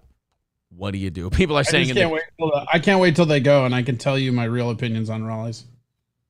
We're not going to pretend that we don't like that place, are we? I mean, permission to speak freely? I mean, as long as it's not too bad, permission granted. Their pizza's fucking trash, and it Whoa! always fucking I love their fucking pizza. Yeah, fuck, dude. You have St. Cloud taste buds, fucking end it. Wow, I love their wings, too. Stale ass crust, fucking tasteless, fucking trash ass sauce, some okay toppings. I strongly disagree. That's fine. Actually, you know what? I won't say strongly. I disagree. When I want pizza, I prefer Jets Pizza and the money they sponsor us with. They don't, though. Wait a minute. What? How many locations does Jets have? Would that be advantageous for them? Jets Pizza. Yeah, dude, they're all over the country. Are they really? Yeah. I would say, dude, Austin has some of the best Italian, or some of the worst Italian food I've ever seen. Oh, shit. You're right. Arizona, Colorado, Florida, Georgia, Illinois, Indiana, Kentucky. Oh, wow.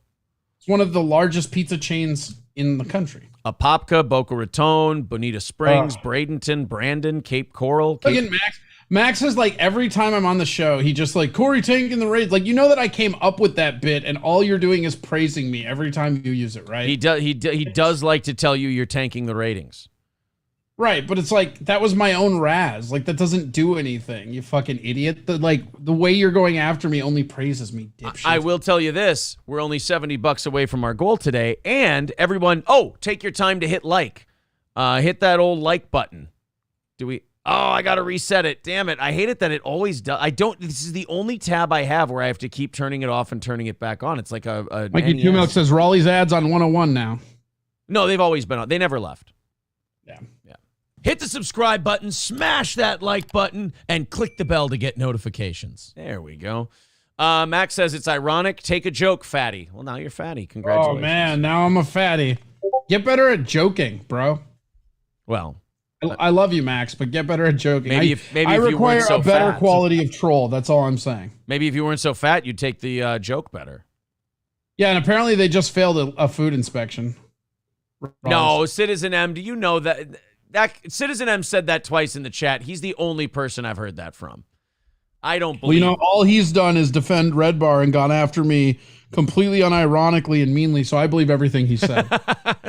Citizen M, are you going to be tuning in for our lossless episode that we do today? I think you'll be really excited about that one. We're going to go over that.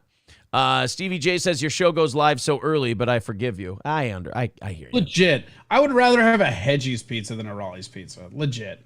Jeez. I have held my tongue on that shit for so many fucking years. Skeezy says I love the place. I love the atmosphere. Yep. I really do love the institution and the place of it. But the first time I had that pizza, I was like, this is fucking dog shit. And everybody's like, oh, it's the best pizza ever. It's like, maybe you're just fucking drunk.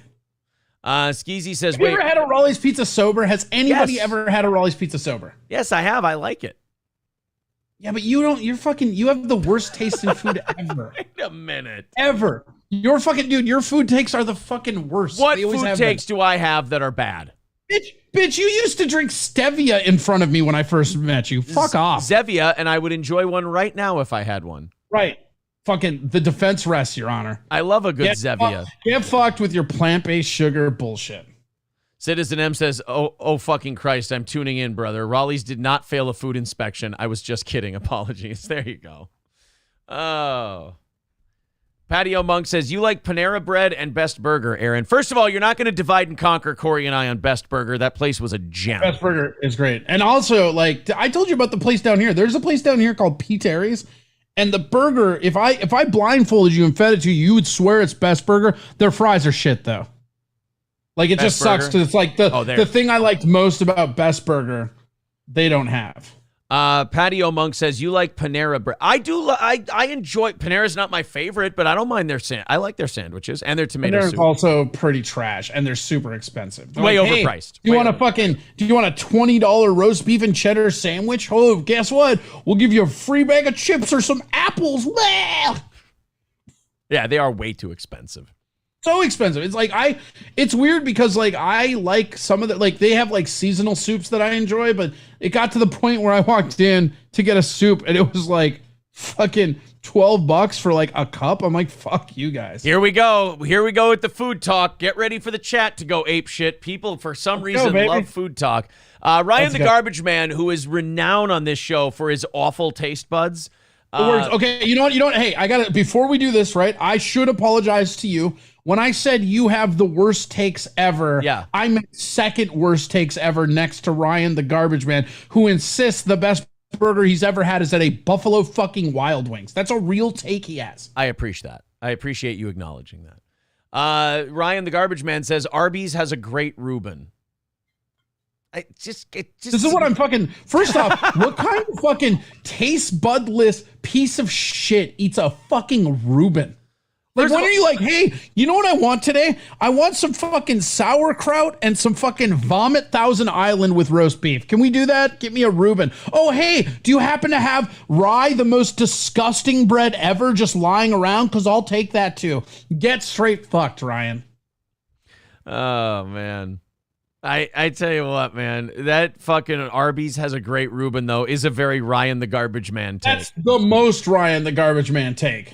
I'm surprised he's not complaining that they don't have a Rachel, if I'm honest. Ladies Man says, Best Burger was fucking trash. Better come with a side of drugs. Well, I mean, they probably could have stayed in business longer. Granny says Aaron elected to go to the worst possible breakfast place like 2 days ago. No, we ended up going to Copper Lantern, and I will tell you, it was dog shit. Is that the one in Minneapolis? No. It's in St. Cloud. We were telling the audience we were going to Perkins for breakfast that day because we were so excited. We were like, oh, we've been so good with being little skinflints and being cheap lately. Let's go to Perkins for breakfast. We wanted to have a trashy breakfast. And then we went even trashier and we went to the Copper Lantern here on the east side of St. Cloud. And when you can see April's skillet, when you can see the cheese melted on it is still in that Kraft singles square form after it melted, that's how you know you got yourself a real cheap meal.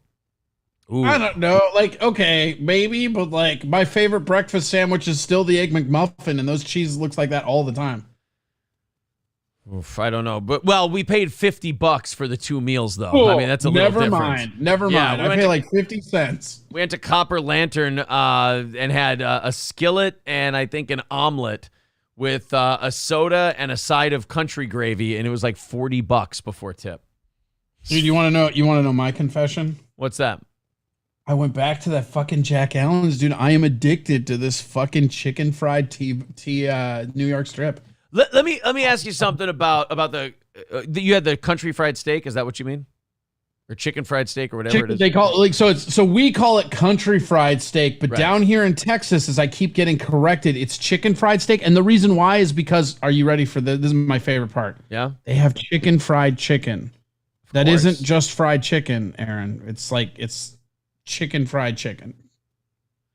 So it's like the exact same like meat tenderizing process. Fried chicken. But it's called chicken fried chicken. I haven't been to Texas in a long time. I forgot all that shit. Have you? And you still got to make it to the Catfish House in San Antonio.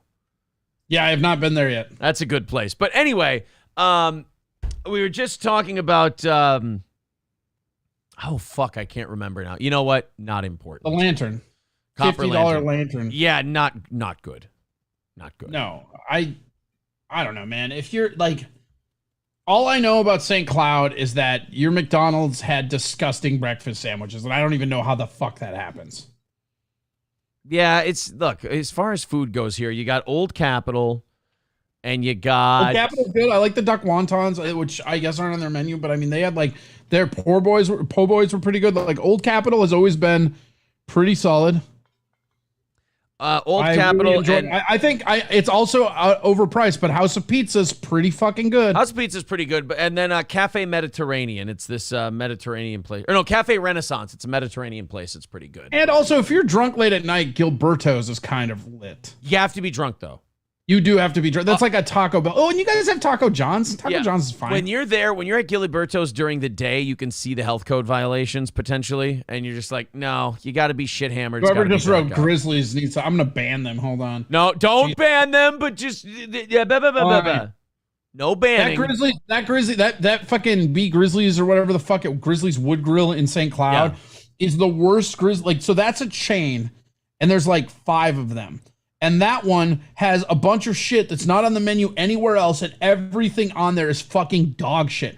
There's one in Plymouth, Minnesota. Just go there, dude, here's a fun homework project for people that just fucking travel or whatever. Go to that St. Cloud one and order anything. Then go down to the Plymouth one and order that thing off the menu and just see how bad it is, because it's so fucking different. It doesn't even taste like the same food. Not only fuck Grizzlies, fuck Texas Roadhouse.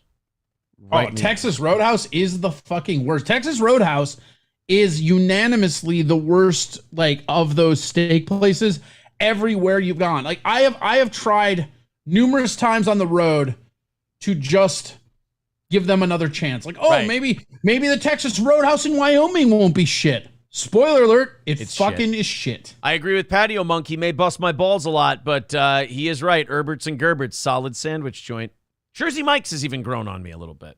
I love Jersey Mike's. So I'll say that this is what I don't like about Herbert and Gerbert's. As somebody that hates mayonnaise, if you don't like mayonnaise, there's not a lot that place offers you. Everything is just drenched in mayo there. That's true. Von Kaiser says, come on, I got a gift card for Texas Roadhouse. Everybody has a gift card for Texas Roadhouse. Yeah, I literally have one in my wallet I haven't used. Everybody has one. I miss Cattle Company, man. That was always my favorite growing up. I loved that place. People who like Texas Roadhouse are probably people who think Red Lobster is good seafood. Okay, now come on. Don't be like that. I have been to Red Lobster. The last 4 times I've been to Red Lobster in like the last 10 years of my life, it has been fucking dog shit. I would say, okay, which Red Lobsters are you going to? Blaine, Minnesota, St. Cloud, Minnesota. Those are the 2. I already see your problem. Go to the one in Golden Valley. Okay, fair enough. I will say this. It's not like, it's never going to be your upper, like, it's, don't fucking go there and expect it to be like the Oceana. You know what I mean? Like, but it's like, if you want a fucking like lobster and like, what I always get is I just get like the Captain's Catch or whatever. It's just like fried clams, fucking lobster tails. Fucking, it's decent. It's That's whatever. true. If you get their fried shit, it doesn't make a difference. Yeah, like it's, you just like, it's like Olive Garden, right? Like, I know I love to hate on Olive Garden, but like Olive Garden, it's fine if you just stay within your lane. You know, it's like when you go to these places and you're expecting like, oh, they have fucking like dry aged swordfish. I'll have that at the Red Lobster. Yeah, you're gonna have a bad time, and guess what? That's fucking on you. Yeah, get yourself some fucking popcorn shrimp and some fried calamari strips. If you're holding the menu at Red Lobster and you're not ordering Shrimp Fest, you're fucking up. That's all. Yeah, you got to get the breaded shit because then it covers everything. It covers the lack of freshness up. It covers the frozen vibe up. I mean, clam strips are fucking tits no matter where they're, you know, it's great. I don't know. I like Red Lobster. Like Red Lobster, I will say this about Red Lobster. It's easy to make fun of it and it's easy to get mad about it. But if you want seafood, it's the best at that price point you're going to get. I will give you that. Absolutely. Bumbaclo says, oh, they got peanuts on the floor. I don't know who you're talking about. Oh, is that Texas Roadhouse? Five Guys and Fries. Yeah, Texas Roadhouse too, I think. Dub says, I've never had a bad meal at Outback or Cracker Barrel. All right, this may take away my white cred. I've never been to a Cracker Barrel. I have been to Outback. I've always enjoyed an Outback Steakhouse.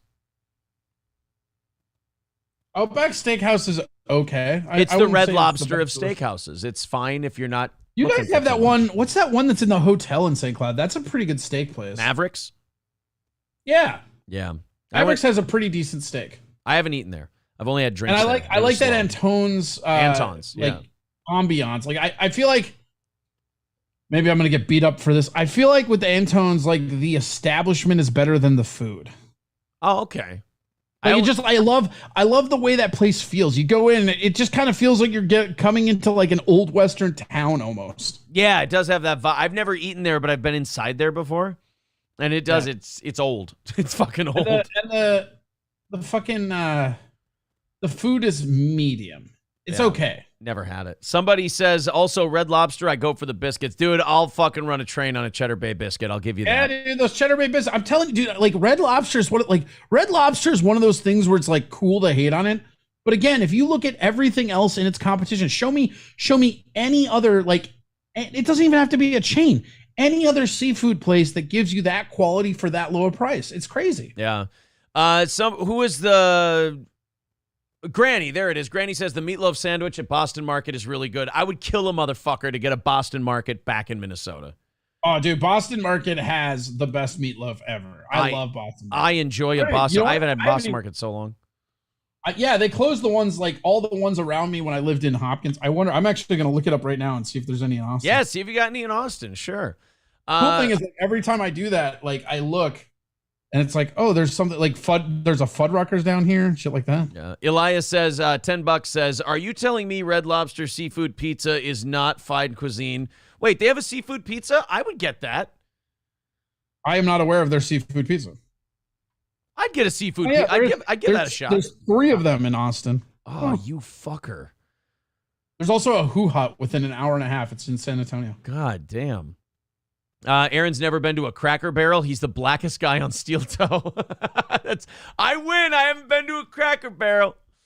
I like Anton's. You can eat and go for a swim when it floods. Yeah, the river floods at Anton's, and they're famous for flooding terribly. It's pretty rough. What happened? Aaron, I can see if Cisco will sponsor you, knowing how much you guys love their products, apparently. Yeah, there you go. Whatever, dude. Don't knock on Perkins. Sam Gerlach says, Boston Market went under. Their stores were either a crab shop or torn down to become banks. So sad. Yeah, they're all gone here in Minnesota. They're not under. They're here. They're just not in Minnesota. They're all over the country still. Yep. We just didn't appreciate good food. You guys in also don't have Minnesota. Fuddruckers. Like Minnesota gets real weird about the food it likes and doesn't. Like that's another one that everybody likes to shit on. But like Fuddruckers is one of the best burgers you'll get, man. That's still my favorite burger. Fucking people come at me. I like Fuddruckers and I hate Raising Cane's, and it seems we swapped the two out. I fucking hate Raising Cane's. Dude, the Raising Cane's here. Like, so I live kind of by campus, right? And they have a Raising Cane's here that's open till like 3 a.m. And I will drive by and that shit, like there will be circle lines around it. I'm like, who the fuck is waiting that long for fucking Raising Cane's? Hey, do you like chicken but hate it tasting like anything? Come to Raising Cane's. Hey, do you want some fucking chicken tenders? By the way, we have no barbecue sauce. Yeah, we just have this. Like I'll never forgive him for that. Like I get it. Like people like that cane sauce, right? But if you have a chicken product and you do not have a barbecue sauce, you are a piece of shit. I won't even bring up the Val's comments that are coming in because it'll just make you upset. I don't even care. Like, check it out. Every person that likes Val's, you deserve Val's. Go there. Eat there all the fucking time.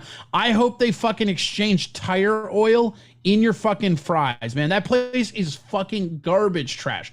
Val's hamburgers are probably on par with Dairy Queen as the worst hamburger I've ever eaten in my fucking life. Well, let's go into a different story because I'm sure this food thing could go on all day. I want to thank Elias for the $10, $60 away from our goal today. Thank you guys very much, especially Cheetos from Stoney's for chipping in a ton. Thank you guys very much. All right, let's go to this American Airlines story. Apparently, this was a flight from hell kind of situation. The passengers were subject to, I don't know if like the pilot was jerking off or he was fucking one of the stewardesses or what the deal was, but somebody left a microphone on somewhere. And the entire plane, just for a solid chunk of time, had to hear moaning sounds. And again, like on a plane, you're not all exactly comfortable with each other. Have to? Did you misspeak? Got to? It was like a mall rat situation, the story of everyone starting to jerk off on the plane. Well, did they come? Jesus Christ, Gil, there's some questions you don't ask. All right, let's take a look. This is KTLA out of California. Yeah, moans and strange noises. That's what passengers on a series of American Airlines. Oh, my God, Johnny Carson's alive. Wait, did he just say a series? Yeah, weird moans. They're on the plane. No. Yeah, a series of moans. He said a series of flights, so it happened on more than one. Oh, so this might have been like some recording somebody played instead of like, or it was National Jack Off the Captain Day. I'm not really sure. Maybe there was some kind of celebration we didn't know about. Airlines flights heard over that plane's PA system. From whispering to heavy breathing and moaning, passengers aboard several American airline flights have reported hearing a cacophony of disembodied sounds coming from the intercom. Jeez, this guy really loves his fucking pen, doesn't he? A cacophony of disemboweled sounds. Too bad you didn't have that kind of effort in college there, buddy. You might actually be a writer. Well, I mean, give him credit. He's in L.A. and he's got a stroke face, and they're still letting him do the news. I mean, what an extensive vernacular this prick has. KTLA's Mary Beth McDade is live at LAX with more on the unexplained noises. MB. Yes, and Shara and Rick, we spoke to one of the passengers who happened to capture these bizarre moans and groans on his cell phone, and they were all watching Plow Dog 26 on X videos. Oh my God. That lady, go back just a little bit. Wait, check out that lady's Twitter handle. Here's his take on all this bizarre. We spoke to one of the passengers. McDade_MB. McDade? Oh, never mind. What do you think it said? I can't say. Oh, Jesus. I don't know what you could fuck that up for. I'm looking. You thought it said the N-word? No. Oh. Passengers who happen to I'll tell you when you're older. Bizarre moans and groans on his cell phone, and here's his take on all the noise.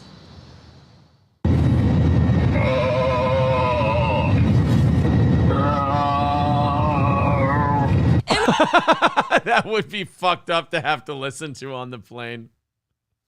Because your mind immediately goes to like somebody that's beating off noises by a guy who beats off creepily.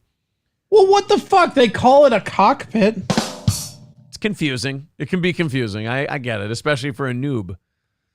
Emerson Collins can't help but giggle when strange sounds start coming over the PA system on his American Airlines flight. Someone on this Are they going to play the fucking moaning?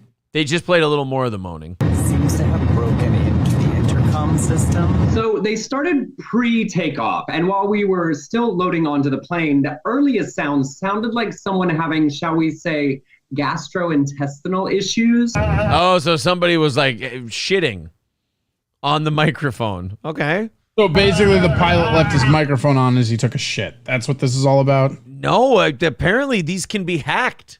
They're saying this had nothing to do with the airline. That's even better. I didn't know that those could be hacked. Collins says he was They're flying from probably Bluetooth, LAX right? to Dallas on September 6th to produce a writers' festival. When I jokingly asked the flight attendant, is he okay? Because it definitely sounded like someone being sick. They came on quickly and announced that our flight crew was fine. It was no one on board, nothing to worry about. Ladies and gentlemen, we realize there is an extremely irritating sound coming over the public announcement. The flight deck is trying to troubleshoot. Extremely irritating.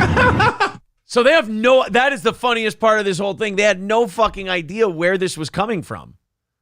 So they're all watching, they're all listening helplessly too and just running around like chickens with their heads. Or if they did, they're not owning up to it. Yeah, they're not, they couldn't stop the pilot from jacking off. So they're just like, guys, we don't know where any of this was coming from. We have no idea. God, but imagine, like, what kind of person, is this somebody who works for the airline and has just had it and this was their last day and they're like, I'm going to make shit and jerk off noises over all the planes. I mean, or it's just a passenger that hacked it and then airdropped it. That's true. There's been a lot of those airdropping stories with planes now where people are just sending dick pics to all the passengers. Yeah. Like, there's stories where like the pilot comes on the PA and goes, whoever's sending all those inappropriate pictures, if you don't stop, I'm going to turn the plane around. Like he has to become your dad on a road trip. If you don't stop showing tit and cock pictures, I'll turn this fucking plane around. You have a real fucked up family, dude. The pilot also assured passengers everything was fine. But American Airlines says their PAs are not connected to Wi-Fi, so there's no way to hack them. 2 other passengers on separate American flights have also reportedly said they heard similar noises on their flights recently. American Airlines released a statement about the sound saying, the PA systems on board our aircraft are hardwired and there's no external access. See, that's what I was thinking. I was like, how can they be hacked into? They're just like hardwired radios. They're not connected to the internet or anything.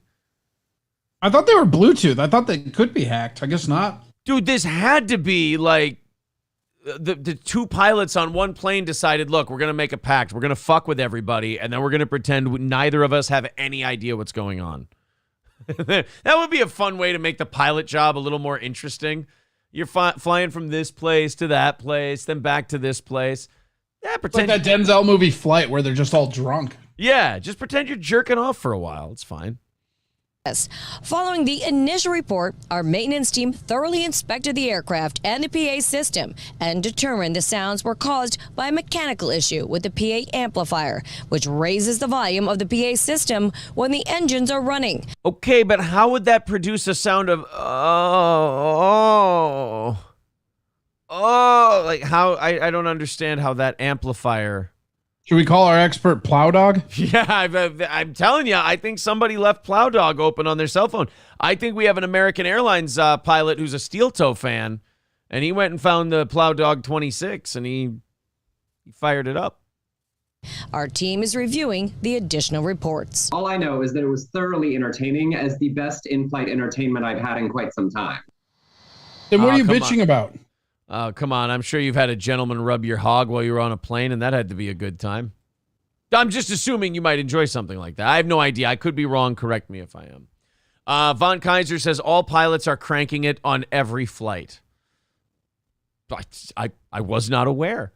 Curly Adams says, Google if you can hack a passenger airline. You're probably already on a list. Yeah, you might want to be careful how you phrase that Google search. Buddy Travis says, speaking of drunk, I need some of the dog that bit me and keep this hurricane party going. Oh, Buddy Travis down in Florida, drinking out the hurricane. I hope you guys stay safe, man. We got a lot of listeners down in Florida. And just hunker down or get the fuck out of Dodge. Is it too late to get out of Dodge? I don't know.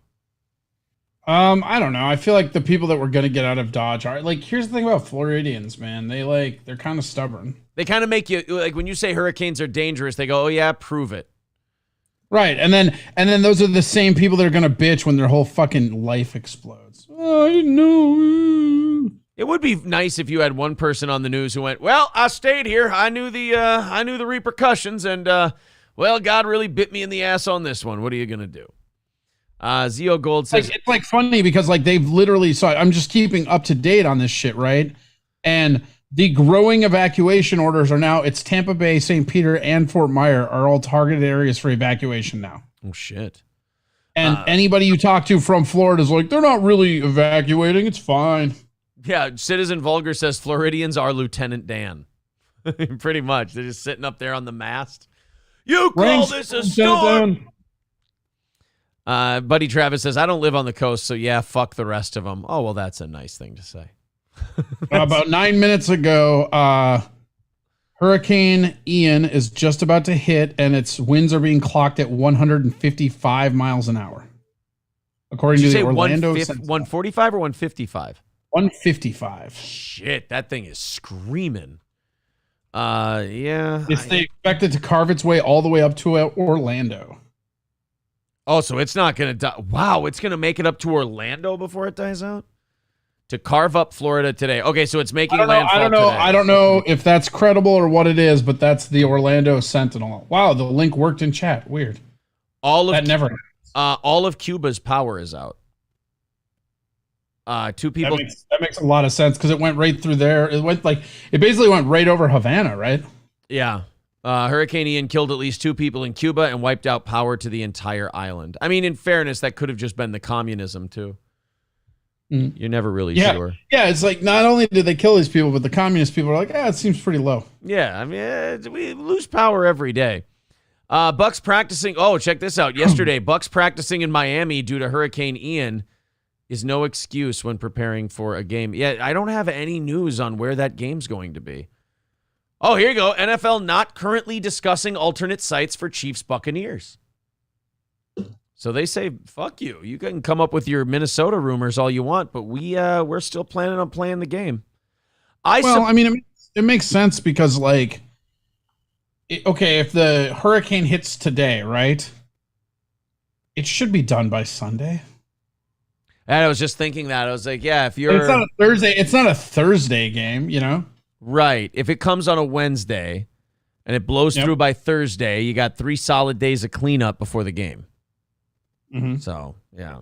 I think you're right. My God says, isn't Cuba's power usually out? Yeah, this could just be a coincidence. We have no idea. Yeah. Or as they call it in Cuba, Wednesday. Shane F. says, wiped out power to Cuba. You mean blew out the candles? Yeah, it's very windy. That's what we're trying to say. J-Dub says, Mersh from Revenge of the Sis' new place he moved into has just been destroyed. Tisk, tisk, he can't catch a break. Is that true? I hope that's not true. I hope Mersh's new place is all right. Well, one of the things that's funny is when I moved here, the other place that I was going to move to was Tampa. That was the other one that was on the table. Oh. And what made you pick Austin? Tampa Bay has a pretty decent comedy scene. How is the comedy scene in Austin now? It's really weird. Like the audiences are cool. The comics are fucking terrible. But there's a lot of real big time spots. So like in Minneapolis you have 2 comedy clubs, right? Right. In Austin you have 6 with Joe Rogan's about to open. Yeah. So I don't know. I like it a lot. I think it feels like what LA felt like 8 years ago. Okay, so it's pretty good. And Austin itself feels like Minneapolis like 6 years ago. Like it's not like by Texas standards, it's a liberal shithole, you know? Yeah. But like from somebody coming from Minneapolis, it just seems like when Minneapolis was reasonable. All right, I'm going to fire up these 7 o'clock hour stories here as we get, where are we at? Oh, God, it's almost 9 o'clock. All right, $60 away from our goal. We're pretty close, you guys. I'm not worried about it. I'm pretty sure you'll knock it out. The link is up top. $60 away from that goal. We'll probably be, it looks like we'll be doing overtime for all of you guys. All right, Corey, I'm going to let you decide. Bob Levy, Stuttering John story, or we've got... Kind of like disheartening to see. A passerby. Or we've got a quick... Well, we're going to do the quick stock market story first before all that. But after that, we got Bob Levy with... You got any Plow Dog? I don't have any Plow Dog. Spoiler alert. Okay. Right. Bob Levy on Shuli Egar's show shitting on Stuttering John about how he tried to fuck Bob Levy's ex-wife after they broke up. And then... Do that one. I should call Shuli and see if I can get him on the show to talk about it. That'd be cool. I like Shuli. I opened for Shuli like 3 times at the Hopkins Royal Comedy Theater. We got Germany limiting free speech, prosecuting people for online speech. That always goes well with Germany, those kind of actions. Or we've got this dipshit San Francisco firefighter and the big news storm that he caused out in San Francisco because he wore a fucking shirt. Let's do the stock market thing. I'll move Stuttering John to the end of the hour here. We're getting in some totals. You know, this is like after the hurricane, getting all the damage together for the insurance companies. We're getting the reports that the stock market dip that we've been seeing recently has wiped out a grand total of $9 trillion from the pockets of Americans. That's called a wealth distribution. $9 trillion. Oh, and also, like you say, wealth redistribution. It's only the really wealthy hedge funds and the really rich guys who live on Wall Street, basically, who just watch it all the time, who are going to buy up all the deals from these losses and end up making profits. So it's going to be a shift from people's 401ks into really wealthy people's hedge funds and shit like that. I mean, I've started to read reports of like people already coming up from like owing taxes on like GameStop and stuff like that. So oh shit, yeah, you gotta because how many people you think got rich, and then fucking I'm rich, and then the tax time comes around, they're like, well, yeah, where's your fucking 100,000 that you owe in taxes? Because what I mean, capital gains is like 20 when you figure federal and state. It's like you got to take 20%. Capital gains is like fucking insane. I mean, it's like almost 50. No, it's like 40. Yeah, it's like 40 something, right? Capital gains. I thought it was capital gains was like 20. Capital gains rate's like 20%. You want to pay capital gains, not income, because if you pay income and pay your payroll tax, that's like 40, 50, 60%. That's what it is. Yeah, it's that one. You're right. Capital gains tax rate is the tax rate on most net capital is no higher than 15% for most individuals. So there you go. I think it goes up to 20 when it's like $1 million, like something crazy like that. But goes up to 37 on the high end, it looks like. I think that's income tax you're talking about. Capital gains taxes. I'm looking at it right now. Short-term capital.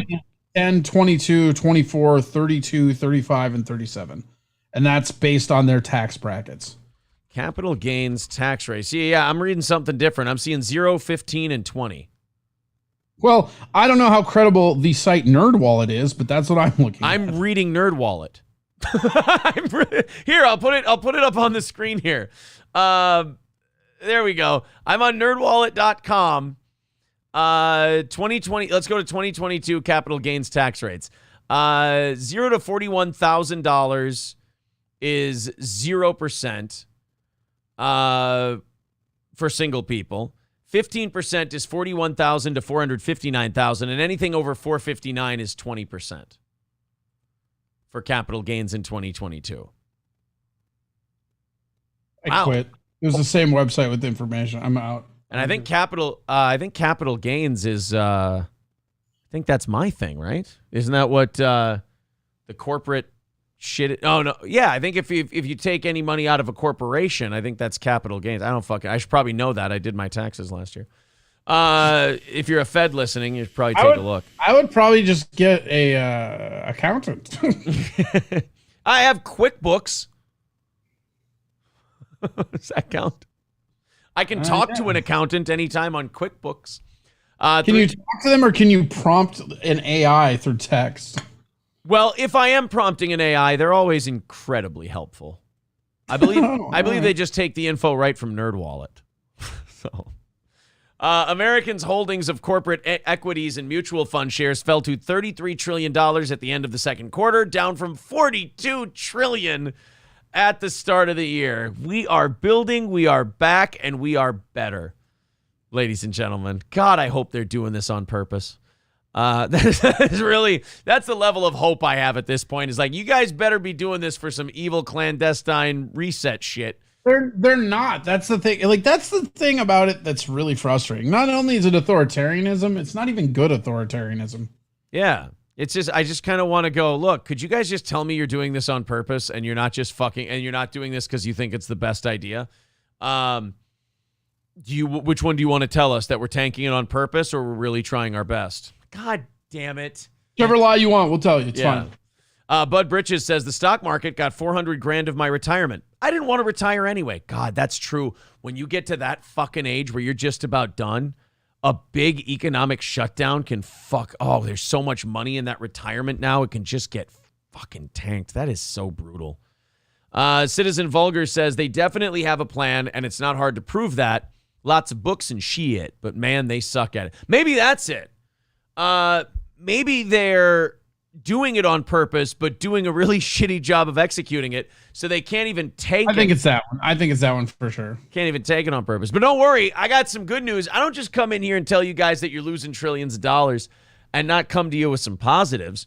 The CFO of Costco yesterday says the price of the $1.50 hot dog and soda combo is, quote, forever. So you can watch everything else at Costco go through the roof with inflation, but you can always get a nitrate sickle and a fucking pop for lunch for $1.50.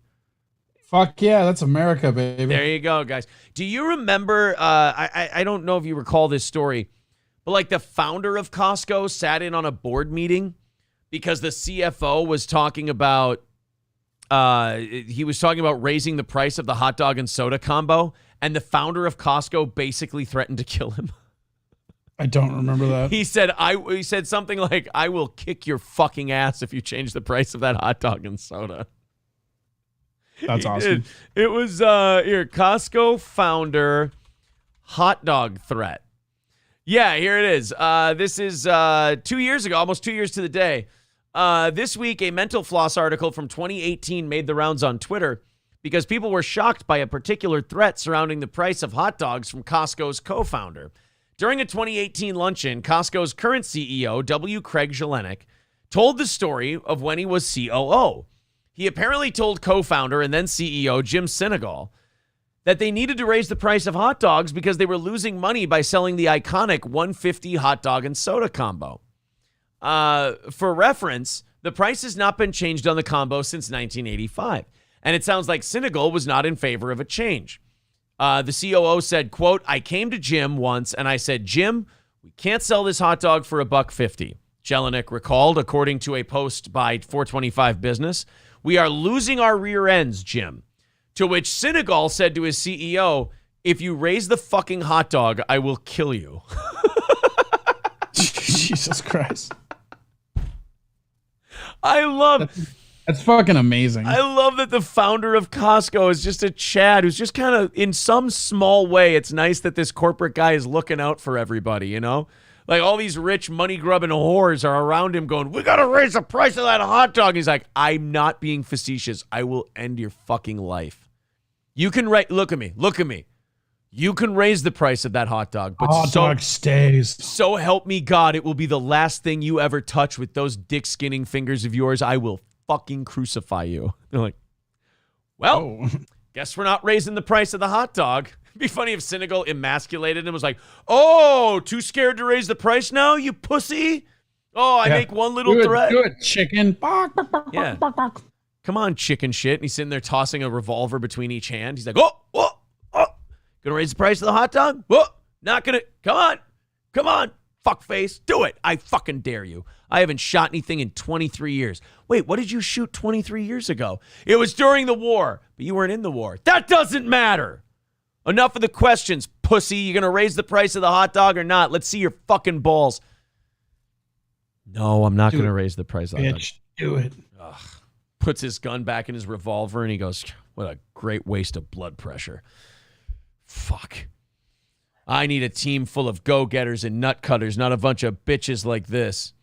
So you want us to raise the price of the hot dog? Did you understand me? I will fucking kill you. Guys, I think we got to get Jim out of here. You better switch him to decaf. Actually, we have this is audio proof that the Costco founder did threaten the COO. We have the actual recording of it. I'm coming to kill you in Los Angeles at your house. Or in the ring. No, in real life. Wow. That is a bananas threat. I love that. I love that fucking cut. I know. Sam, I hope Sam Hyde's not done fighting. It's just great. I just love that he's getting this resurgence again. I know. It's not it really is one of those rare times where you watch a guy who fucking deserves it. And you're just like, it's nice. Yeah, because that guy got canceled because he didn't want to fucking talk, or like he just wanted to make his funny jokes that people thought were racist. Right, like he would make these really creative sketches that you could take any way you wanted to. That was the greatest part about him. And they would want him to comment on the social, like, impact of the sketches. And he's like, no, that's the whole point is I make them and then you guys do all the legwork. That's it. That's the whole deal. And they're like, oh, well, what if we call you a Nazi? And he's like, well, then I guess you're going to take my show from me then. But no, you're supposed to grovel and ask for your shows. Like, I'm not going to grovel because you call me a fucking Nazi. I'm not doing that. I'm not groveling at all. Get fucked. Yeah. And then we're taking your show away. And he's like, well, we had a good run. What are you going to do? And then he shit all over Cartoon Network and shit all over Brett Gelman and Tim Heidecker and called them all kinds of fucking names. What's his name? Did a documentary on Sam Hyde. It was really good. Porcelain did a really good Sam Hyde documentary. That's why everyone will remember Sam Hyde. Yeah, I mean, those who know who Sam Hyde is, they think he's really, really funny. Peter says... He is objectively very funny. He's a really funny dude. Peter Engels says, would Midland Armory give Aaron a free gun, and what would Aaron and April choose? I used to have a DP-12. I would really like one of those back. That was a really nice shotgun. I'm not picky. I'll take I'd probably want a rifle. I'd probably go with like a 308 or something like that. I mean, nothing to. I'm not a fancy man. Midland Armory in downtown Foley, midlandarmory.com. That's Midland Armory in downtown Foley, or at midlandarmory.com. And the link is coming in the chat. That's Midland Armory in Foley. Of course, you can pick up your lower receivers, handguns, rifles, shotguns, magazines, optics, and more. And if you live anywhere in the country, you can have all that stuff delivered to you, or if it's a firearm, to an FFL dealer near you where they can run the appropriate checks and you take it home. Now, you might be thinking, well, having that stuff shipped to me, won't it be cheaper somewhere else? Nope, because you're going to use the promo code SteelToe, and that's going to save you money no matter what you buy. That's Midland Armory in downtown Foley. They're locally owned and operated. Derek and Tracy, it's a family business. You'll feel good supporting it. It's Midland Armory in downtown Foley, Minnesota, or online for the rest of you at midlandarmory.com. Midlandarmory.com. Link coming in the chat. April says, there you go, promo code SteelToe. April says, we don't have use for a DP-12. Something for hunting. I'll fucking hunt with a DP-12. You kidding me? I can take a bullpup shotgun out and I'll shoot something right in its dick. Thank you very much. I just want a Sig Sauer. I'm easy to please. Sig Sauers, I've heard nothing but good things about. Some people, the most controversial handgun I've ever heard, like people argue about, are Glocks. I've heard people say Glocks are the greatest fucking thing, and I've heard people say they suck shit. So I don't know. I'm one of those people who I don't know enough about it. So the first thing I heard from someone, I just took it, so I think they're shit because that's what the first person told me. I've done no other research other than that. Other than that one thing. I feel like that's still more research than you normally do. Yeah, exactly. I actually listened to someone. Yeah, good for you. I'm proud of you. That's cool. You know what we call that is growth. It's growth. For you, that's personal growth for sure. $60 away from our goal today. We're right about there. Nice work, everybody. Thank you especially to Cheetos from Stoney's. PayPal link right there in the chat. Otherwise, if you want to chip in on YouTube, renew your membership, become a member, whichever one it is. We're just $60 away. Let's see if we can knock that out today and do overtime. We got about 40 minutes left until we pass around the offering plate and knock out that last 60. Quick reminder, we do have our prize show tonight. The prize show is this evening, so if you want a shot at winning $250 and getting some steel toe gear, if you're a member or a VIP, you're in a $100 drawing tonight, Or if you want to get yourself some Midland Armory gift cards and Stoney's gift cards, we'll be giving those out as well. It's the big giveaway prize show tonight. We'll be drawing for $250 cash or a VIP spot here on Steel Toe. That'll be a lot of fun. That's tonight at 7 p.m. on the prize show. Hello, best of the best. Wonderful to see you. If now you don't need to say hello 3 more times because I said it back to you.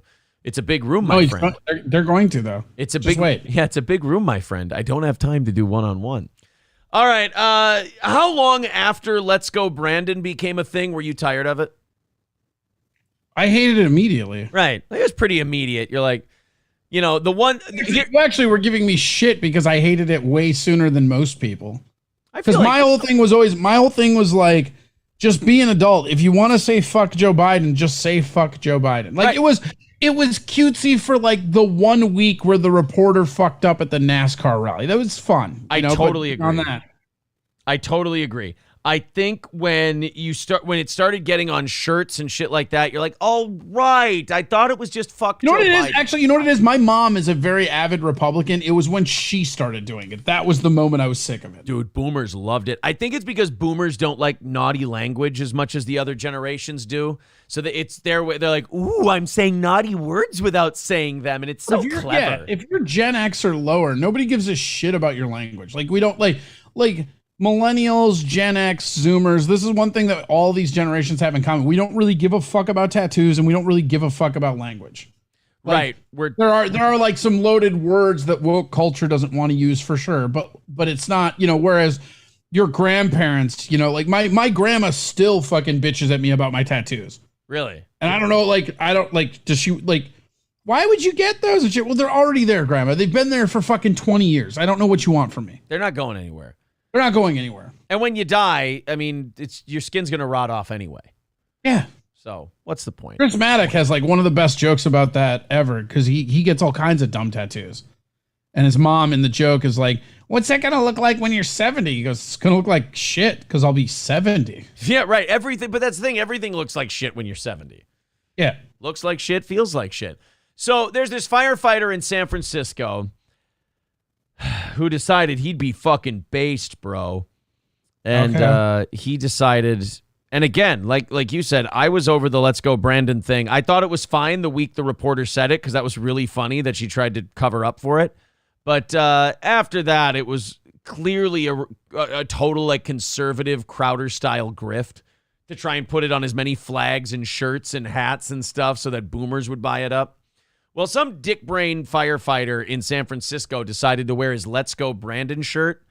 And because this is a country of infants, he had to wear his shirt with this thing on it. And then the fire department had to get pissy. And then, of course, everyone else had to get pissy. It had to go out on social media. And then the news got involved. I'm not shitting you. ABC7 in San Francisco, a major media market, decided to take 1 minute and 40 seconds out of their broadcast to talk about the guy who wore the Let's Go Brandon shirt.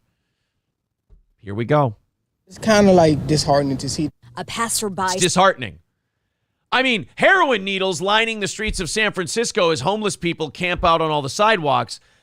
That we'll put up with for a few years. But a Let's Go Brandon shirt on a firefighter, I mean, that's disheartening. We don't want to see our San Francisco become that.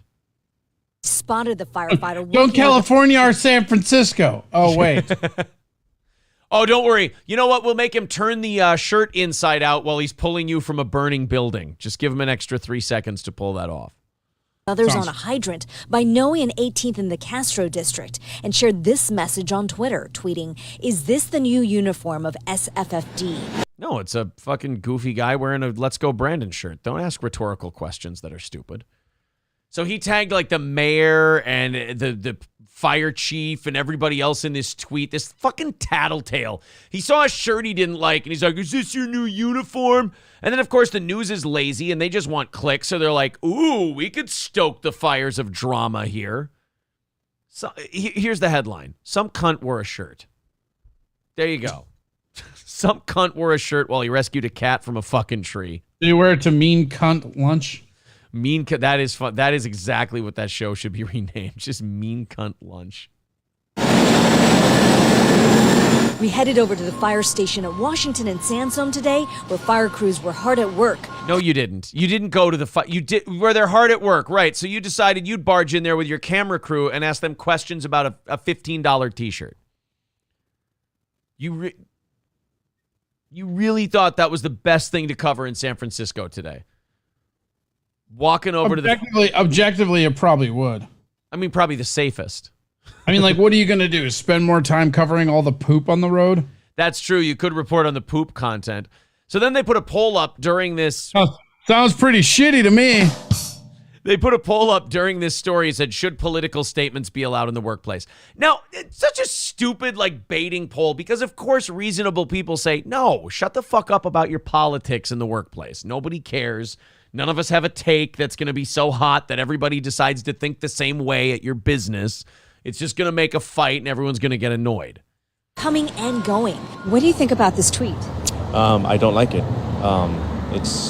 They shouldn't be wearing that type of shirt. Especially. What do you think of this tweet? I don't like it. That's the news. I was just going to say, all right, that's a wrap, guys. We did some hard-hitting journalism today. We had a guy tell us that he didn't like the tweet. Well, we had a guy who looked like he walked out of a fucking salon demo catalog. Actually, degrading our current president. Fire department says that does not reflect us, but what do you think when you see this tweet? I understand. I understand how people are upset about it. Don't, like, when you listen to California news stories, don't you just look at it and go, you people are fucking weak? Oh, it's fucking crazy. So one of my buddies moved to Sacramento, or outside Sacramento, like Chico, I think it's called. Okay. And he sends me public news stuff from them all the time, like just links that he sees on. Because like what's interesting, and a lot of people don't know this, is when you go and live somewhere and you connect to the internet or whatever, Google and YouTube will actually start geotagging you. So like if you're in Minnesota, the likelihood that you will find a YouTube video with like Care 11 goes up exponentially. Oh, really? Yeah. It happened to me here. Like when I came here, there's like 2 like Texas channels that show up in my feed now every now and again. And it's he's like, yeah, ever since I moved here, check this out. And I get like 1 or 2 of them a week from him. And these people that are the anchors are the ones that are fucking crazy. But it's so nuts, man. Like they're living on the moon. They're not even on planet Earth. You watch, they do the man on the street shit on the news, and it's just these soft people afraid to have any opinion. They're like, yeah, I can see where, people would. It's like they're looking around to get like social approval before they say anything that might be opinionated. Fire says the firefighter violated the department's uniform policy and they immediately took action. A spokesman says the department cannot talk about what disciplinary measures were taken because it's a personnel matter. Yeah, so mind your own fucking business. But number 2, I got to say, for the first fuck you goes to the guy who wore the shirt. You started all this stupid horse shit. Because you had, I don't like the president. You get like 60% of the country doesn't like the president. This isn't a hot take. Things ain't. Go do your fucking job. Yeah, things ain't going so well right now. I mean, does your Let's Go Brandon shirt, is it your lucky shirt? Like if there's a little kid in a burning apartment, does it make you climb the stairs faster? Wear your fucking uniform and go to work. We heard from Danny Gracia and the San Francisco Firefighters Union Local 798. I'm all for freedom of speech, but it's a job and we have rules and regulations. Many people argue that what we wear is protected by the First Amendment. That is the case to a certain degree. Not to your employer. They literally have dress codes. You stupid. Like, this is literally, hey, you're watching news for people who've never had a job. I know. It's just the news. I hate to make the idiocracy comparison, but you watch the news and they're like, man wore shirt at work. Man bad for shirt. Man thinks he can wear shirt. Job says no. Man gets mad. We talk to people. They say boo. It's like, thanks. I guess I'm up on what's going on in San Francisco now.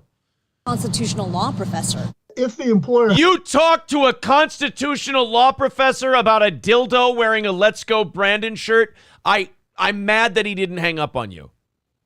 He probably did. Yeah, they can wear whatever they want, but not at work. Leave me alone. Bye.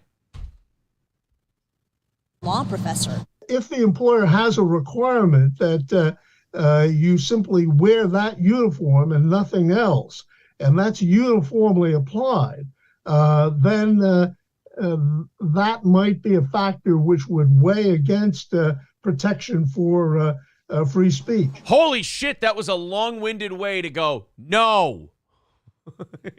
Free speech is not in the workplace. Back to the streets of San Francisco. Is there a time and a place for freedom of speech? Yes, it is, but not on your job.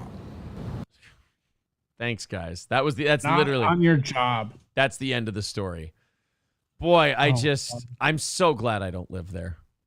And look, I'm sure that they're really glad I don't live there either. I understand that. I get that this is a two-way street with the rest of the country in California, but I'm not the one doing news stories about whether or not a guy, who wore a T-shirt just brought down the fundamental existence of our freedoms or not. Fuck, guys. Thank you very much to Gina for the $20 via PayPal. Appreciate that, Gina. Looks like we are only $40 away from today's goal. Thank you very much. We're going to do some 30 minutes of overtime today. We're going to knock out the rest of that. PayPal and YouTube, it all works. Thank you guys very much for your support this morning. We mentioned this. We teased this story earlier.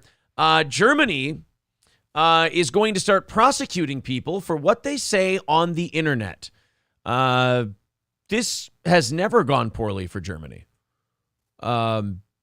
This kind of ratcheting up. How much cooler World War II and like Hitler shit would have been if there was the internet? Oh God, Twitter during World War II.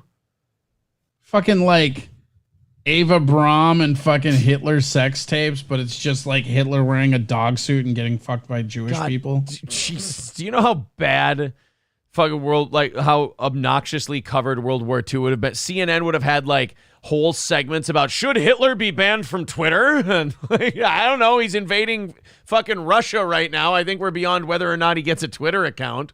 Well, we've seen some hate speech on his Twitter. He's murdering Jews and gypsies.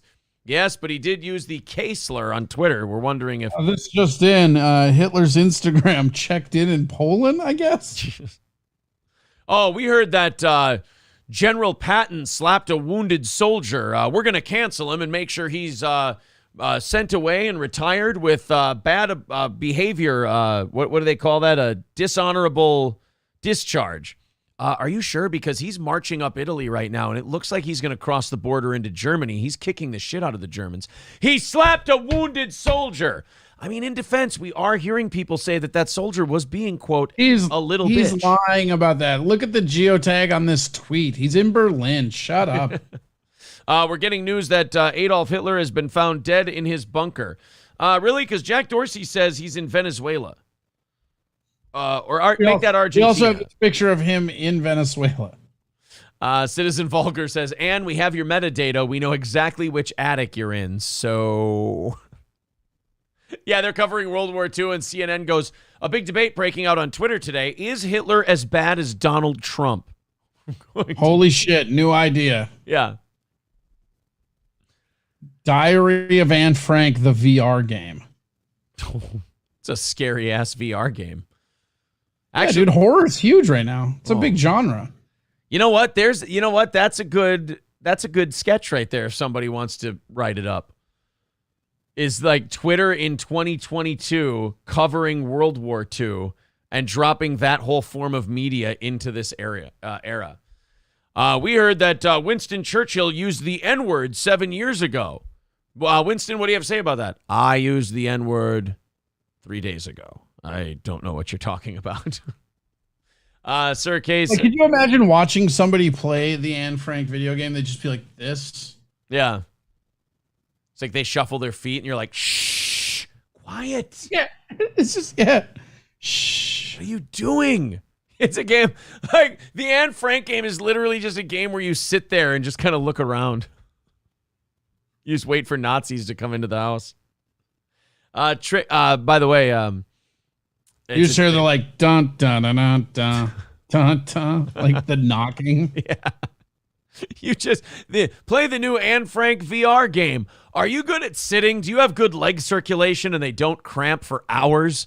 Then enjoy the new Anne Frank game. Do you have Anne Frank, the original Ghost Rider? Yeah.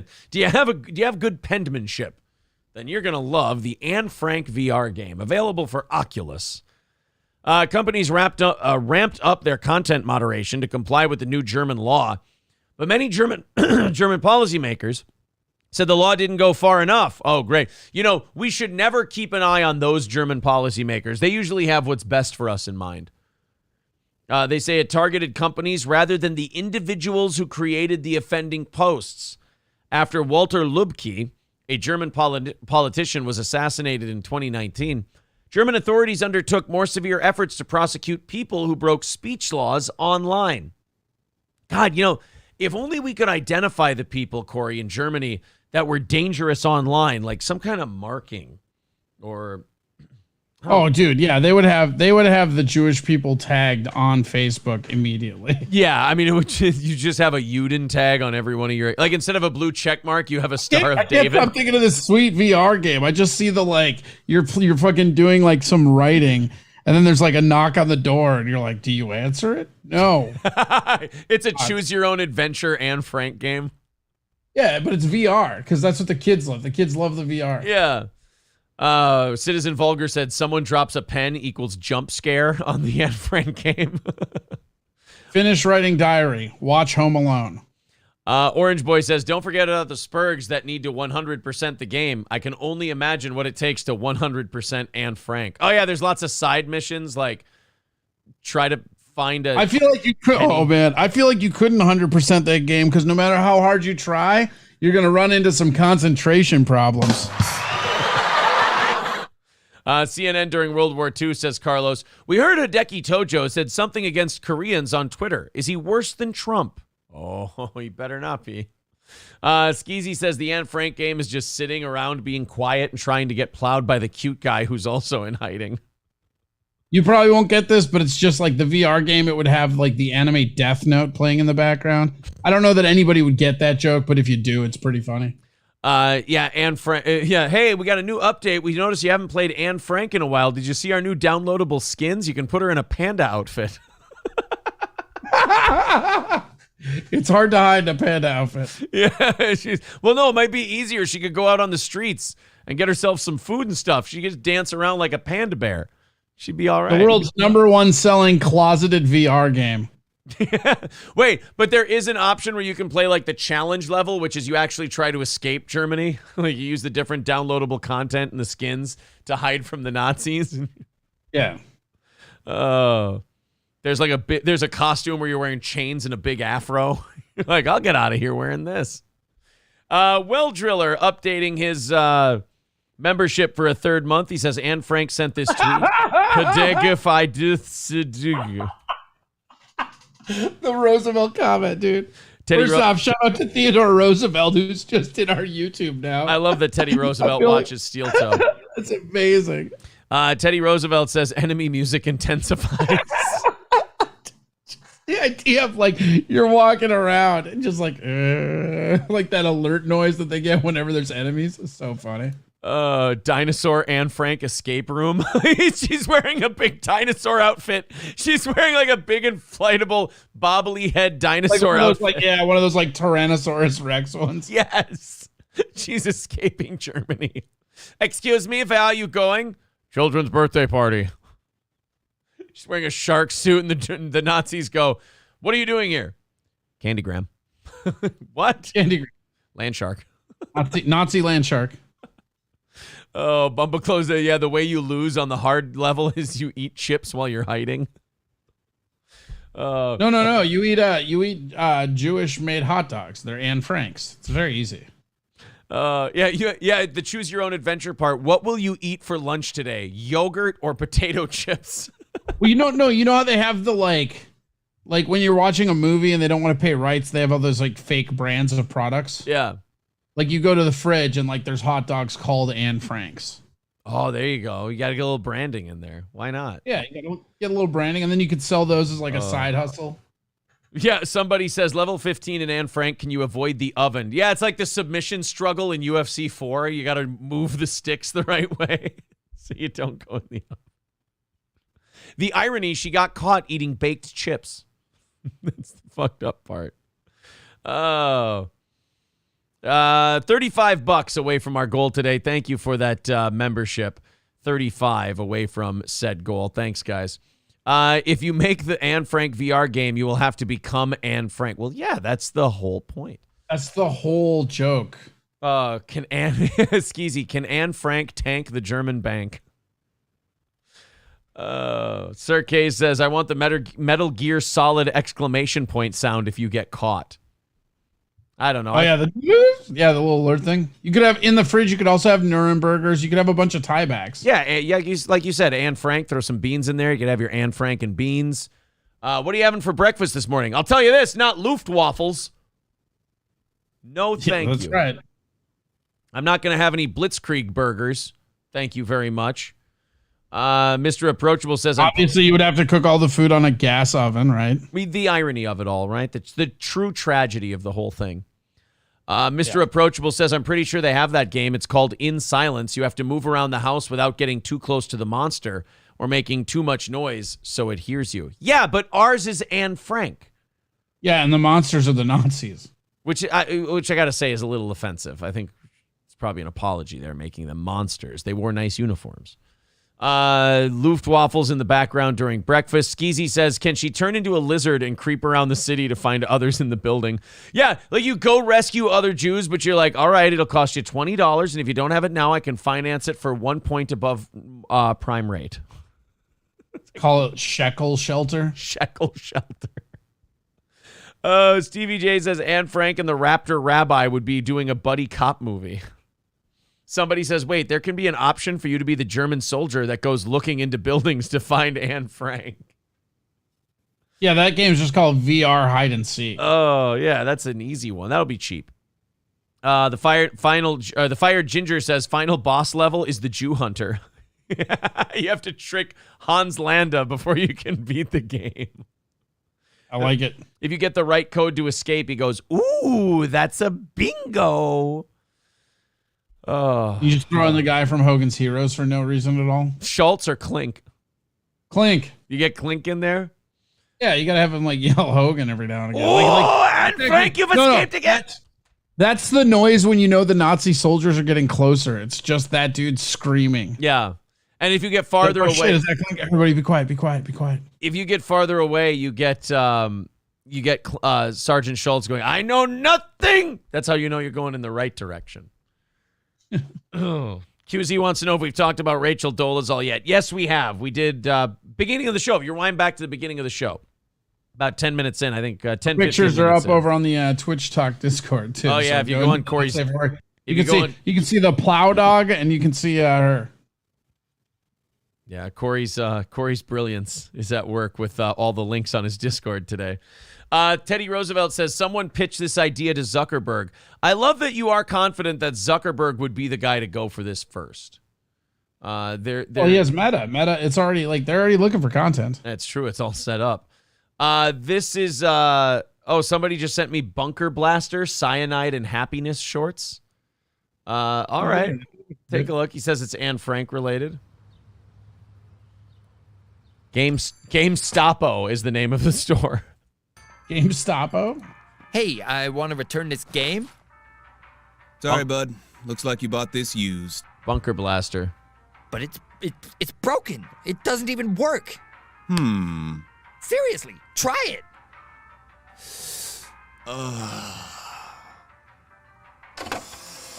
Playbox 3. Shoot 'em Games presents Bunker Blaster. Looks fine to me. Keep going. Berlin, 1945. Hitler in a bunker with an I Love New York sticker on his wall. So it's Hitler in the bunker, and it says press triangle to jump, and he jumps, and now it says press square to shoot, and here's Hitler. It just shoots you in the face. You win. So, what's the problem? What's the problem? There's no game. Seems right to me. What? You just die in the tutorial? I suppose in your game, Hitler gets to live. What? No, I paid $40 for this thing. You know who paid a lot more than $40? Let's see. Most of Europe, The Jews? The American soldiers who gave their... Look, I don't want to get into a whole... You know, I expect that when I buy a game, You get to kill Jews. I understand. Oh, this is fucking good. I understand when I buy a game, you want to kill Jews. No, I just want my money back. Come on. Well, can I exchange it? Yeah, sure. Good. What can I exchange it for? Anything from the used shelf.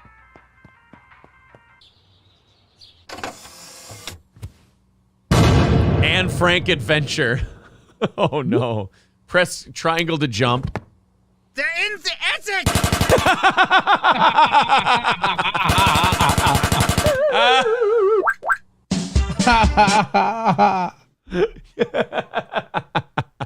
That's fucking awesome. Oh, that is a good fucking game, man. Press triangle to jump in the attic. So apparently we just we came up with the game a few years too late. Somebody beat us to it. Oh, damn, isn't that the way? That wasn't VR, dude. That ain't my game. That's true. Ours is a VR game. I am still in that jump to be discovered part, though. Yeah, don't hit the jump button. You hit the jump button, you're going to be in a lot of trouble. That's the thing. In the game, it'll be a jump button, and if you ever touch it, you're dead. You're done. It's the way. Well, yeah, like if you ever have to go eat dinner or something, and you're like, "Fuck, I can't end this game." Well, here, I'll just hit jump. $35 away from our goal today. 15 minutes until we pass the offering plate around. Oh, wait, no.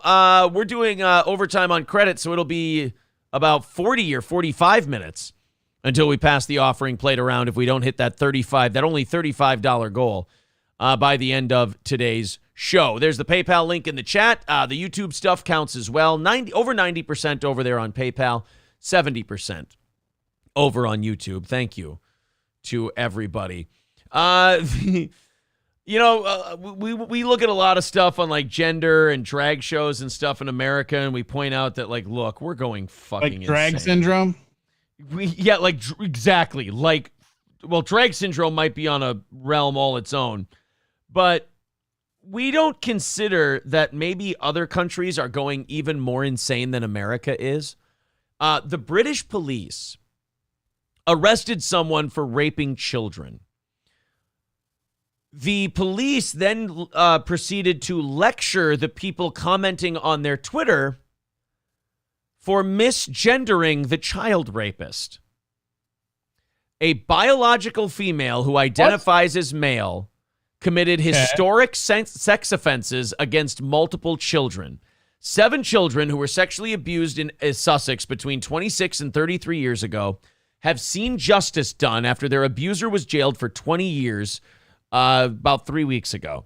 Sally Ann Dixon, 58, of Swanmore Avenue, Havant, Hants, was sentenced at Lewis Crown Court after being convicted of 30 indecent assaults against her victims. She was given an 18-year custodial sentence with an additional 2 years to be served on extended license. Nothing to see here, just the British police playing along with a sick pervert's fantasy about being a woman instead of calling him a deranged man and throwing him in a dark hole for the rest of his days. That's from Not the Bee. And don't even think about misgendering said sick pervert. So it's a guy. The guy identifies as a woman, but when these crimes were committed, was identifying as a man. So people started tweeting at the Sussex police saying this. One person wrote, "This is a man committing sexual offenses against children. Katie, please get your force in order," and tagged the Sussex Police Department. The Sussex Police Department, I shit you not, responded to that woman's tweet and said, "Hi, Sussex Police do not tolerate any hateful comments toward their gender identity regardless of crimes committed. This is irrelevant to the crime that has been committed and investigated." Sussex Police. Fuck? Yeah. They got mad at people on the internet for calling the person that identifies as a woman a man, even though they were a man, but when the crimes were committed and that so We have the person going to prison for 30 years for molesting children, but don't you dare misgender that child molester. It's mean. It's just mean. I mean, I don't know why you're laughing, Aaron. It is mean. You know what? You're right. I'm sorry. I was just uncomfortable. Sometimes I giggle when I'm uncomfortable. You know, I just don't like to see people misgendered, especially after they've molested maybe a dozen kids or so. When I've molested a dozen kids or so, I turn to wholehearted cat pat. I'm sure they don't want you saying that about their product. That is... They're not fucking check it out. They're going to pay me to shut up. Oh, I see. So you're going to compare all their products to horrible crimes and well, the horrible crime here is the misgendering, I think. Nothing gets me in the mood for raping like wholehearted cat pate. I bet you if you eat enough cat food, you might do a little bit of that. Yeah, Balls Deep says DOC inmate number 8841023 is offended. Check yourself. Yeah. Guys. Yeah, it's just really inconsiderate for us to not take in the emotions and feelings of that guy who raped children. Guys, I hear what you're saying. I understand the frustration, but let's not turn into massive bigots. You're hurting that kid fucker's feelings. Yeah. Okay. Also, we're hearing he was trans. Oh, well, then in that case. JR's Gam says, why is it that everyone has become giant pussies? I'll tell you this. Most people are not giant pussies. It's just that the people who care, who try to influence things and try to make people do other stuff, they're giant pussies. The vast majority of people, this is the crazy phenomenon, are not giant pussies. They just don't care enough, and this stuff just keeps happening, and nobody really says anything until it happens to them. And then when it happens to them, it's a big deal and it's really important. But, you know, if it just, that's how social change typically happens. It's a little bit at a time, just a little bit. And then 10 years go by and you realize how much things have changed and you're like, fuck, they really pulled a fast one on me. It's pretty good. Got us. They got us. God darn it. Yeah, that's like the Hillary or the Fauci stuff. You know, everybody who still thinks one of those two is going to jail. It's like, no, guys, they won. You don't understand. Fauci got like anybody that thinks they're going to get Trump this time, right? God, how many things have you thought you had him on? And you think all you're going to do is get somebody that's not him put in jail. Right. Ask what is that guy? His name Matt Flynn or whatever his name was? General Flynn. Yeah, General. Why can't I remember General Flynn's name? Mike Flynn? Matt, who cares? And they got him for they said, lying to the FBI. And really what he did was he remembered something this way. And they went, no, it was this. Deal. Yeah. Who doesn't lie to the FBI? They asked him a question they already knew the answer to, and he remembered it wrong. And they said, no, actually, the answer is this. It's like, what kind of passive-aggressive, bad girlfriend fucking interrogation tactic was that? Like, if you already knew, why did you ask me? Well, because we know you didn't remember, right? So we figured we could get you on something. It's amazing. $35 away from our goal today, guys. If you feel like throwing in, we're just a tiny bit away. Hey, if you want to figure out how to fix education in the West, I have an idea for you. You know, in Asia, they really take education seriously, and they want those kids to do a really good job. In fact, they're so serious about it that some might say they go overboard.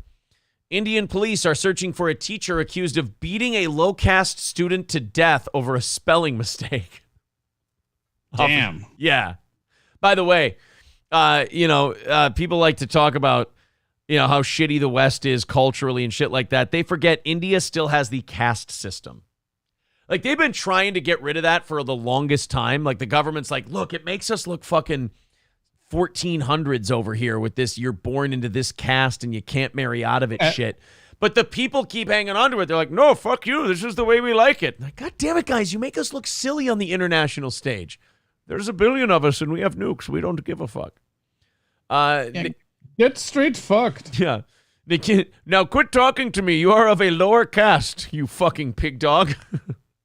Nikhil Dure was struck with a rod and killed until he fell unconscious. Oh, and kicked. I was going to say killed until he fell unconscious. Doesn't make sense. Was struck with a rod and kicked until he fell unconscious by his high school teacher earlier this month after he misspelled the word social in an exam, according to a police complaint by his father. Now, in fairness, if you're 15 and can't spell social, and you kind of worked yourself into whatever situation you're into. Well, and he also probably never made that mistake again, objectively. That is the problem with killing the kid. Like, when you beat him to death, it's like, well, now we'll never know if your teaching methods worked and if he is going to be able to spell social. The 15-year-old died from his injuries on Monday. He is on the run. The accused teacher fled the area, is on the run, but we will arrest him soon, said police officer Mahendra Pratap Singh. Dor was a member of the Dalit community, which sits at the lowest rung of India's caste system and has been subject to prejudice and discrimination for centuries. I'm sure you can just beat the shit out of them with immunity. Just beat the fuck out of them. He's having a bad day. Find me a Dalit. I got fired from my job. Hundreds of people took to the streets on Monday after news of Dore's death spread in Oraya district, the location of the attack. The crowd demanded the teacher's arrest before the cremation of the boy's body and torched a police vehicle. Holy shit. I feel like the rest of the world has maybe been watching our protests and like, hey, you know what? I want to be like the Americans. You know, when their authorities kill somebody, they just start setting shit on fire. So give it a shot. It's kind of how we roll. Your teacher sure does care about your schooling, son. You misspelled a lot of words. A lot of words. More than I'm comfortable with. And for that, you gotta pay. You gotta go. And when you failed the spelling test I gave you for failing that spelling test, you failed another spelling test. Not cool. Not fucking cool. You have no fucking idea how not fucking cool that fucking shit is. But I have a feeling you're going to be up to speed in a minute. Yeah. Can we just get a spinoff with just Negan? I know. He was a really cool character. It's not his fault that they wrote the show slow as fuck once he got on there. We get it, guys. He's bad. Can we make this last a season, maybe? That would be nice. They spread that Negan shit out for like 2 years on that show, and it just dragged the whole thing to a It standstill. was so good, though. Like, He was, but the storytelling was boring as shit. I don't know. Honestly, the moment that they got rid of Rick, I was out. I'm like, all right, Me cool. too. Because, like, the whole story is a Rick story. Like, fucking whatever. Right, it's the whole story about this guy keeping his family together. Like, personally, I thought when Carl died, I was like, well, then what's the point of Rick? Well, Carl's the main character in the comic books, you know? And Right, then, so, is it- like, when they kill Carl, and then, like, Rick doesn't go, and it's like, I'm out of here. Yeah, it wasn't like, isn't Carl, have they revealed this in the comics, or is the theory that he's telling his kids about it? Honestly, like, the whole theory was that, like, it was Carl, but, like, I stopped reading the comics when they fucked up the TV show. I'm like, I don't care. I'm done. Yeah. Because I've heard that the whole reveal in the comics is going to be like Carl was telling this story through his eye, and that like he's telling his kids about their grandfather or whatever. I don't fucking know. Thank you very much to Steve for the $35 on PayPal. That's going to knock out our goal today. Thank you guys very much. No panhandle segment today. That's always really nice.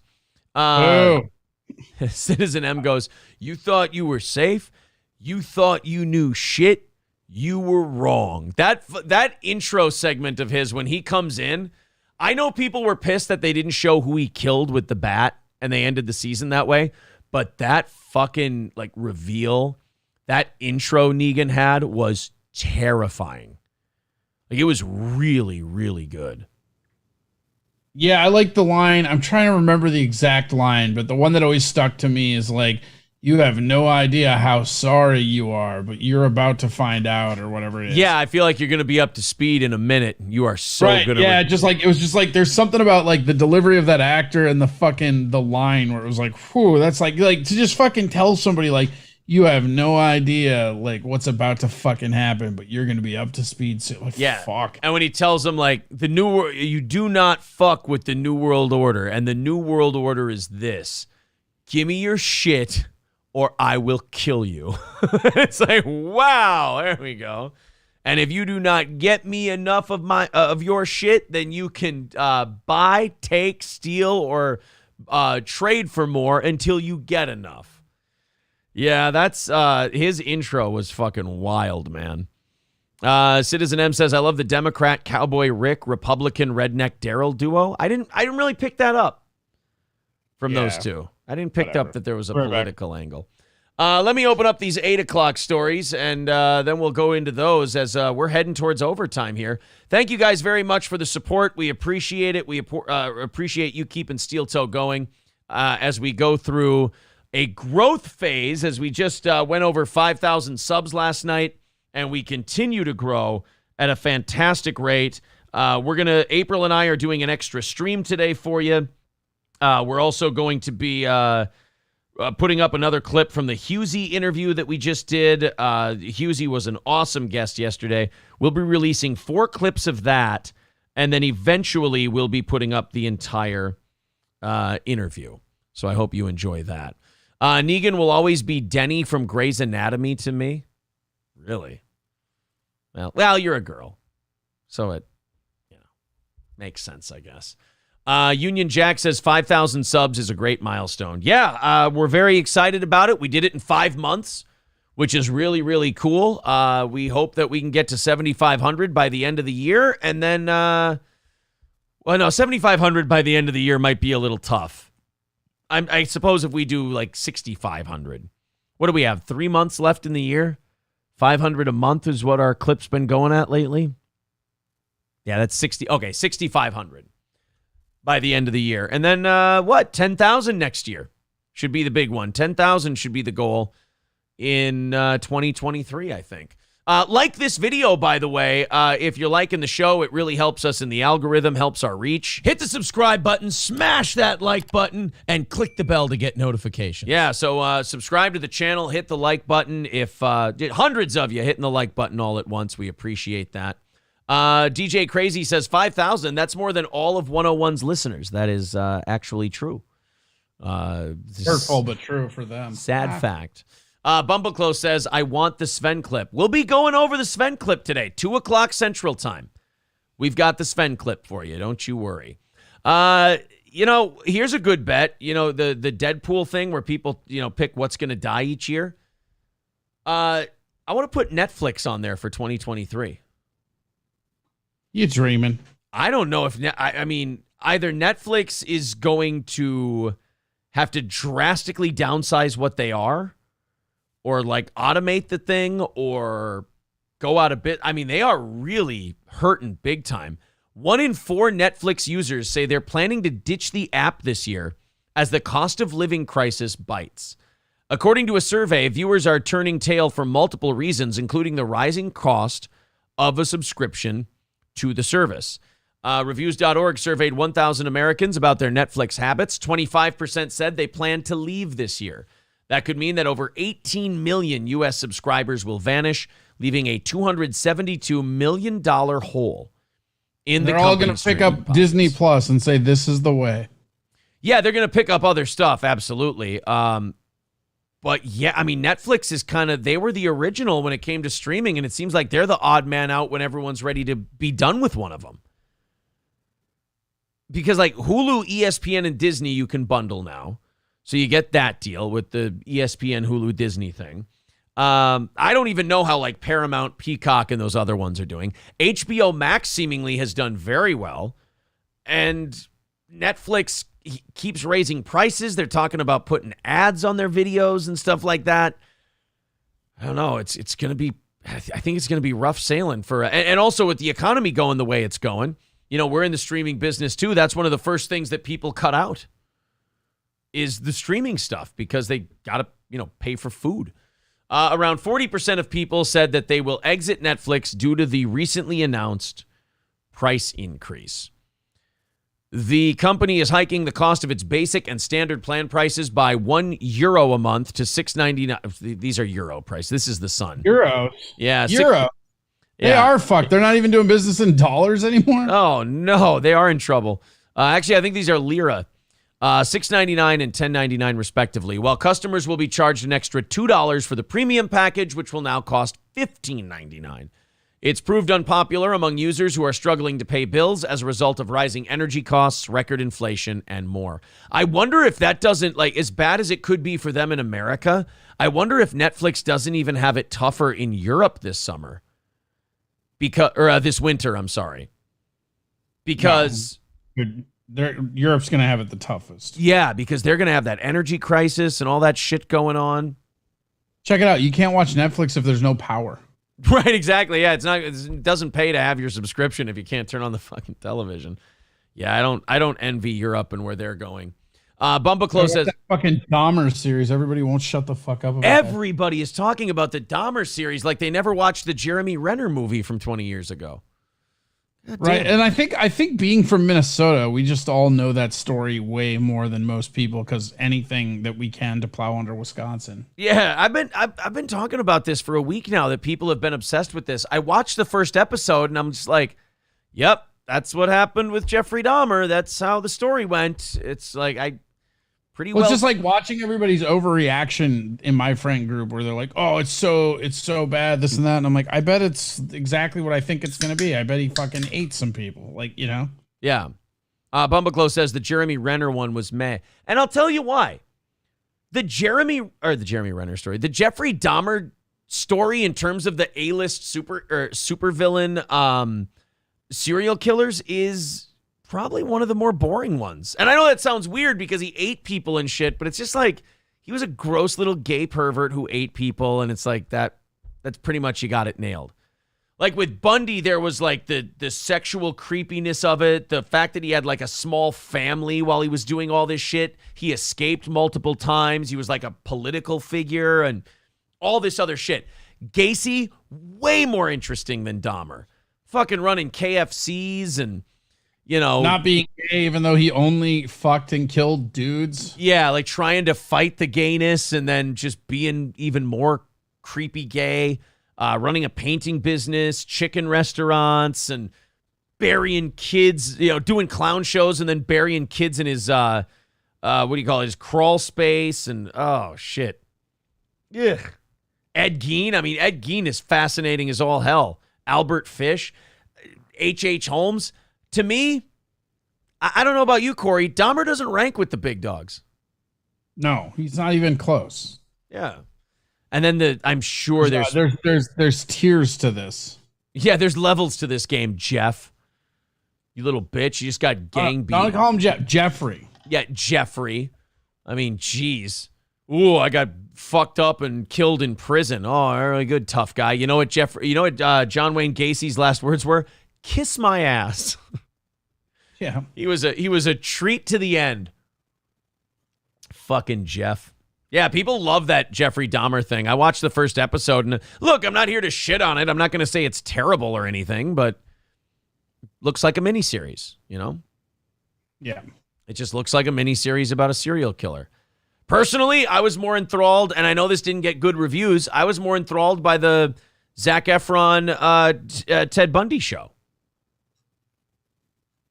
The movie that they did there. Ryan the Garbage Man. Netflix or whatever? Yeah, Netflix did one where Yeah, I remember that. Where he was like his own lawyer and shit. Yeah, Malkovich is the judge, and it's because it's Malkovich, he just does an awesome job. Yeah. This is the Sunshine State, and we're going to conduct our business out in the open. Bless your heart. Why don't you quit while you're ahead, partner? Bless your heart. Notice I didn't say how far ahead. Like, what I love about Malkovich is he played this judge. Like, you can tell he went and watched footage of the judge, and he didn't, like, overplay him. The judge was kind of a boring guy. So Malkovich is like, well, I don't need to fucking chew the scenery. I'll just be a conversational, boring guy.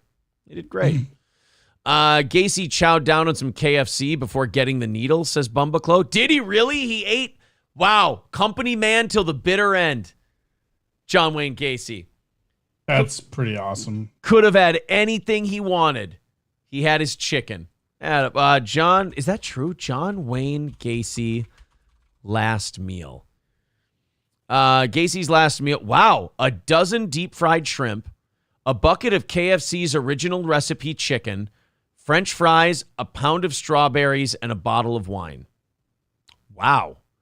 Attaboy. Gacy had a big appetite. Bundy's last meal. Killer refused to eat any of his final meal, a standard issue steak, eggs, hash browns, and toast, because he hadn't picked anything. Well, that's the standard issue, steak and eggs. That's it. You get steak and eggs if you don't pick anything. God, John Wayne Gacy's like, are there any like interviews, like sit down news interviews that Gacy did in prison? John Wayne Gacy. There's a whole thing of like Netflix did a whole thing. Like he's got a bunch of like video documentary of him like giving interviews. There's a whole documentary series about it that was on Netflix. Oh, I watched that. It's just called Gacy.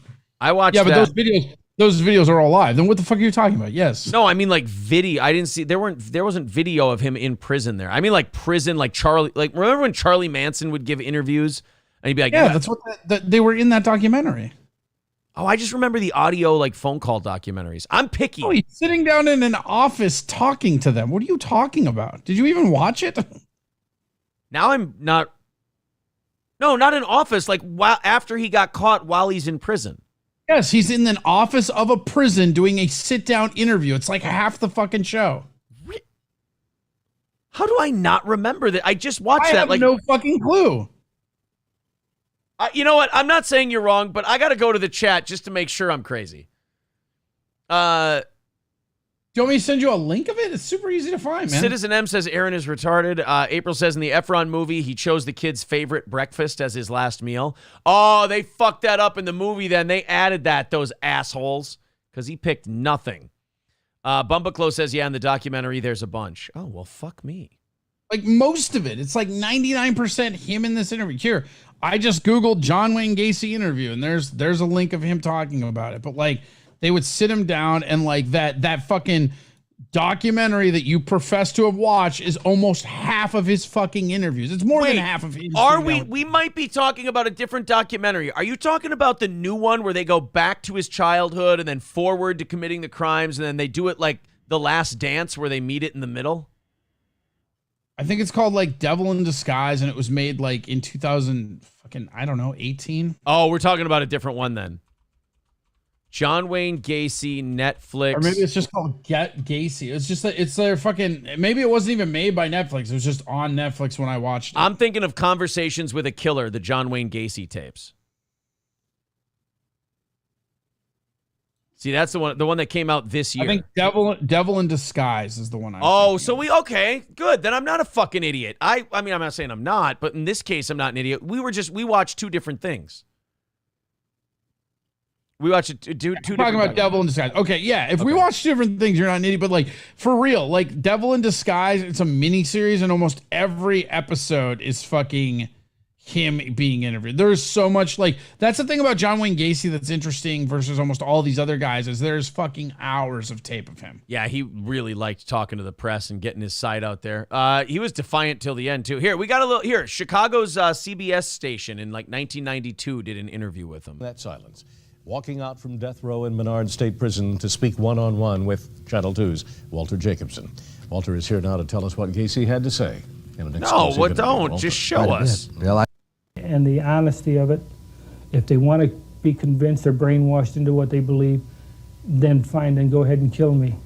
But then, to which the rest of the country went, okie doke, John, thanks for the permission. His mindset. Right here first, permission to kill him. You heard him, guys. You guys okay with living in that delusion, as he calls it? I'm comfortable. All right, looks like we're going to kill you, John.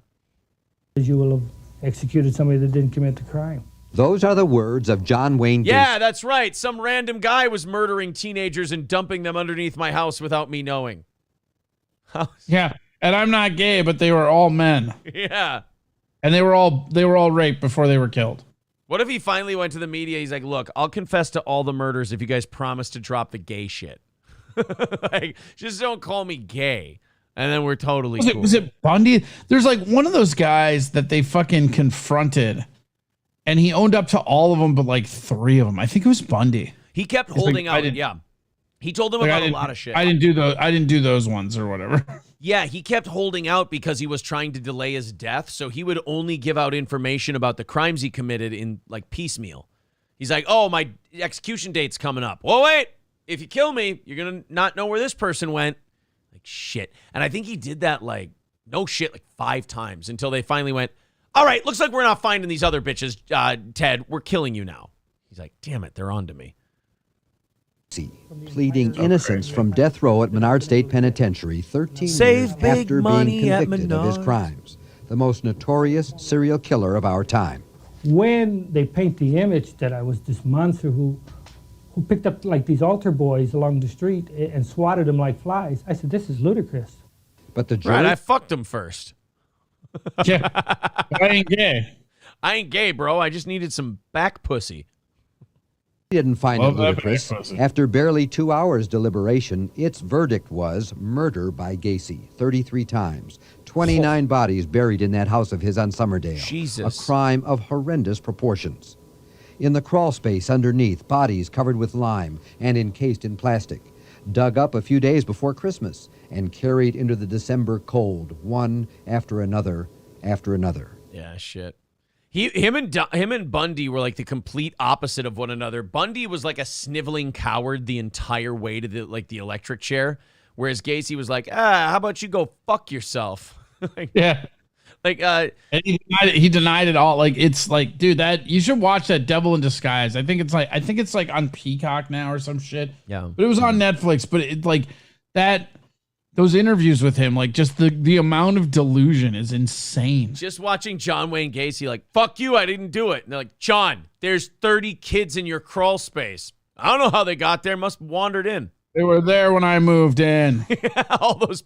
You should be looking at the other owner. Oh, you mean 92-year-old Dolores Mavis? Yeah, sure she murdered all those kids, John. And then he would always get hostile. Like, by the time you confronted him with all, he just go, oh, yeah, well, fuck you. You're like, all right, well, looks like that's the end of this conversation. Yeah, Bundy, like, cried and whined, like, on his way to the lethal injection or the electric chair, whatever it was. And his last, like I said, his last words were, tell my family I love them. And Gacy's last words were, kiss my ass. So the two of them could not be, I think, bigger polar opposites. Like that movie Shocker, where his last words are like, no more Mr. Nice Guy. Yeah, well, I mean, technically, no more guy at all. Hey, congratulations, guys. The government passed a stopgap funding measure. You know, we don't, I don't know if you know this or not, but like not since, I think, the last year of Bush or the first couple of years of Obama, we've never passed a budget. Like, we're just kind of working off like a 10, 12-year-old budget, and we just keep passing stopgap bills to make sure there's money under the debt ceiling to pay for our shit. Well, good news, guys. As part of that stopgap measure to keep the government running, Ukraine got another $12 billion. Jesus fucking Christ. Hey, thank you, Dan Crenshaw. I appreciate that. Oh, that's wonderful. I'm glad that this country's... The guy who literally looks like he's a Russian operative. Yeah. I'm really glad that this country of ours that's not struggling at all can afford to give a nice $12 billion chunk to the Ukrainians. See, this is what I hate is like, if you want to, you know, I know a lot of people and it's a real mixed issue of like the student loan shit, but like, wouldn't you, if we're going to lose that money anyways, wouldn't you just rather that go to student loan? Like, let's just fucking pay us then. Fuck you guys. Right. I've been thinking about that too, is like all the money we've spent on Ukraine, if we were going to spend it anyway, like, we could just have thrown that at our debt. Right. Instead, it goes to a country that we overthrew the government of to install guys who would launder money for us. I just like, for me, it's like, I don't want either of them, right? But if I had to choose, I'd rather we spend billions of dollars on American citizens than proxy wars. Yes, absolutely. If you tell us like we're going to spend that money anyway, we're either going to give weapons to these other countries or we can pay off student loan debt. I'm like, well, I'm not for the government bailing out people who chose to take out loans, but if those are my two choices, pay off the fucking debts. Absolutely. P.A. Cheddar pointing out that Ed Gein only killed 2 people? No, I thought Ed Gein like killed a bunch of people, skinned them, and made lampshades and shit. Maybe you don't need that many people to make lampshades. Ed Gein had a lot of parts, but they only got him for 2 people. How many people did Ed... He killed probably close to like 30, maybe? Yeah. Oh, Gein was found guilty of only 2 murders. And part of the reason why is they didn't have enough parts, remaining to commit him of the other one. Oh, they found desecrated graves of 9 corpses. He mostly grave robbed, so they don't even know how many he killed versus what he grave robbed. They say 2 murders confirmed, 7 suspected, and 9 corpses mutilated. Okay, so he was a grave robber, and that's how he got a lot of his shit. He's everything, man. He's like what all the fucking all the villains in like film are based on. Like that's what Psycho's based on. Silence of the Lambs. Buffalo Bill, yeah. Oh yeah, Buffalo Bill, not Hannibal Lecter. No, Buffalo Bill. Hannibal Lecter. Oh God, who did they base? Hannibal Lecter was based on somebody. I don't think it was Albert Fish. No, Ed Gein. It was also Ed Gein. Oh, was he also Ed Gein? Okay, but they both were Ed Gein. Who is Hannibal? Yeah, Hannibal Lecter. And Buffalo Bill were Ed Gein. Alfredo Bali Trevino. I knew there was another guy. The man. I don't know who that is. Yeah, the man who. No, you're right about Buffalo Bill. But the inspiration for Hannibal Lecter was Alfredo Bali Trevino, the cannibal serial killer from The Silence of the Lambs, was a gay Mexican doctor who ended his days treating the poor and desperately trying to forget his dark past.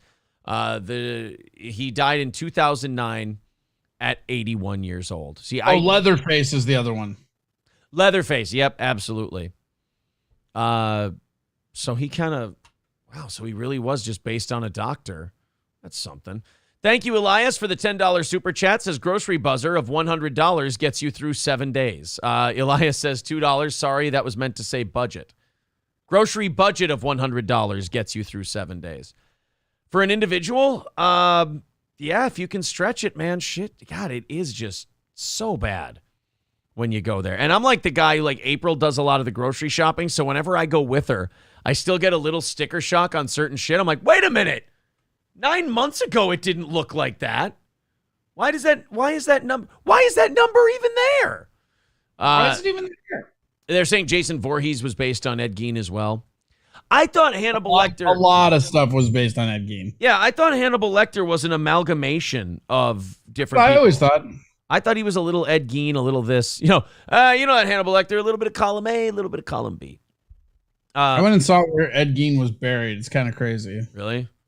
They make because they like took his headstone and then they also burned down his house and like so you can go to where everything was, but like nothing's really marked. You just kind of have to know where it is. Oh, really? And like the people that live there in Wisconsin get pissed when you like.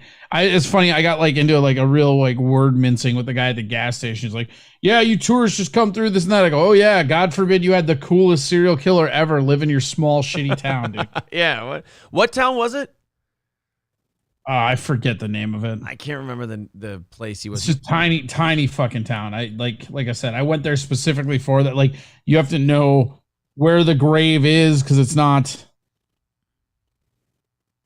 Plainfield, Wisconsin. Okay. Plainsville or Plainfield? Plainfield. Okay, Plainfield, Wisconsin.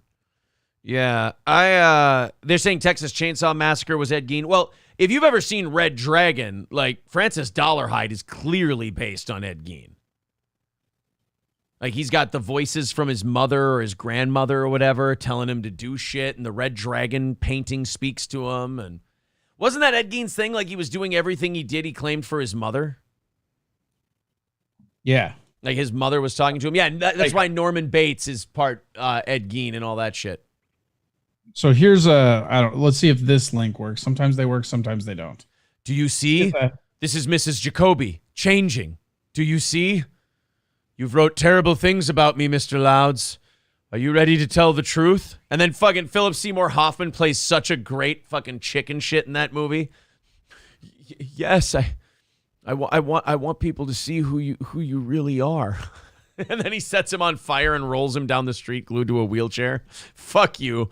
You fucking junkie. That link, if it works, that's kind of I don't know if that'll work for you or not, but like, it's kind of funny because somebody in that picture put a pumpkin there, but that's all that notates any of it. I'm glad that our audience has a healthy respect for Red Dragon. Union Jack saying Red Dragon is my favorite out of the 3. Boy, Edward Norton's it's one of my favorite Edward Norton performances. But Red Dragon? Yeah, he's good in that. And Harvey Keitel's always fun. And you got Ralph Fiennes. I thought that movie kind of sucked. Are you sure you're not thinking of Hannibal? Because I thought Hannibal was I'm not sure that I'm not thinking of that. Okay. One of them sucked, right? Some people do think Red Dragon. There's not a unanimous decision on Red Dragon. Like if I went Red Dragon, Red Tomatoes, or Rotten Tomatoes, I bet you it's 50-some% from critics and 60% Silence of the audience. Lambs is pretty much everybody likes, right? Red Dragon, Rotten Tomatoes. Oh, 69% Rotten Tomatoes, 74% audience score. So I get more than 2 out of 3 people good like enough it. for baseball. Yeah. What's here? Hannibal. What did that one get? Not the 2013 Hannibal. That one so doesn't fucking count.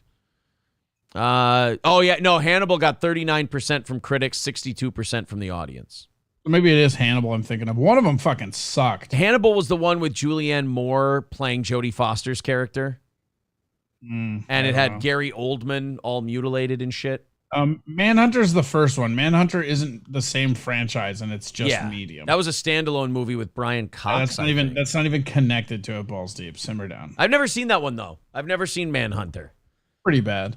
Oh, it's bad? I think it's like bad and like just not a good movie. Like it's not. It's kind of bad, I guess. I don't know. Silence of the Lambs is really good, and then I think it's Hannibal is the shit one then. Manhunter, wasn't that the one where Uncle Argyle / the Highway Patrol chief and Super Troopers is Hannibal? Isn't Brian Cox? No, that's the TV show. Oh, okay.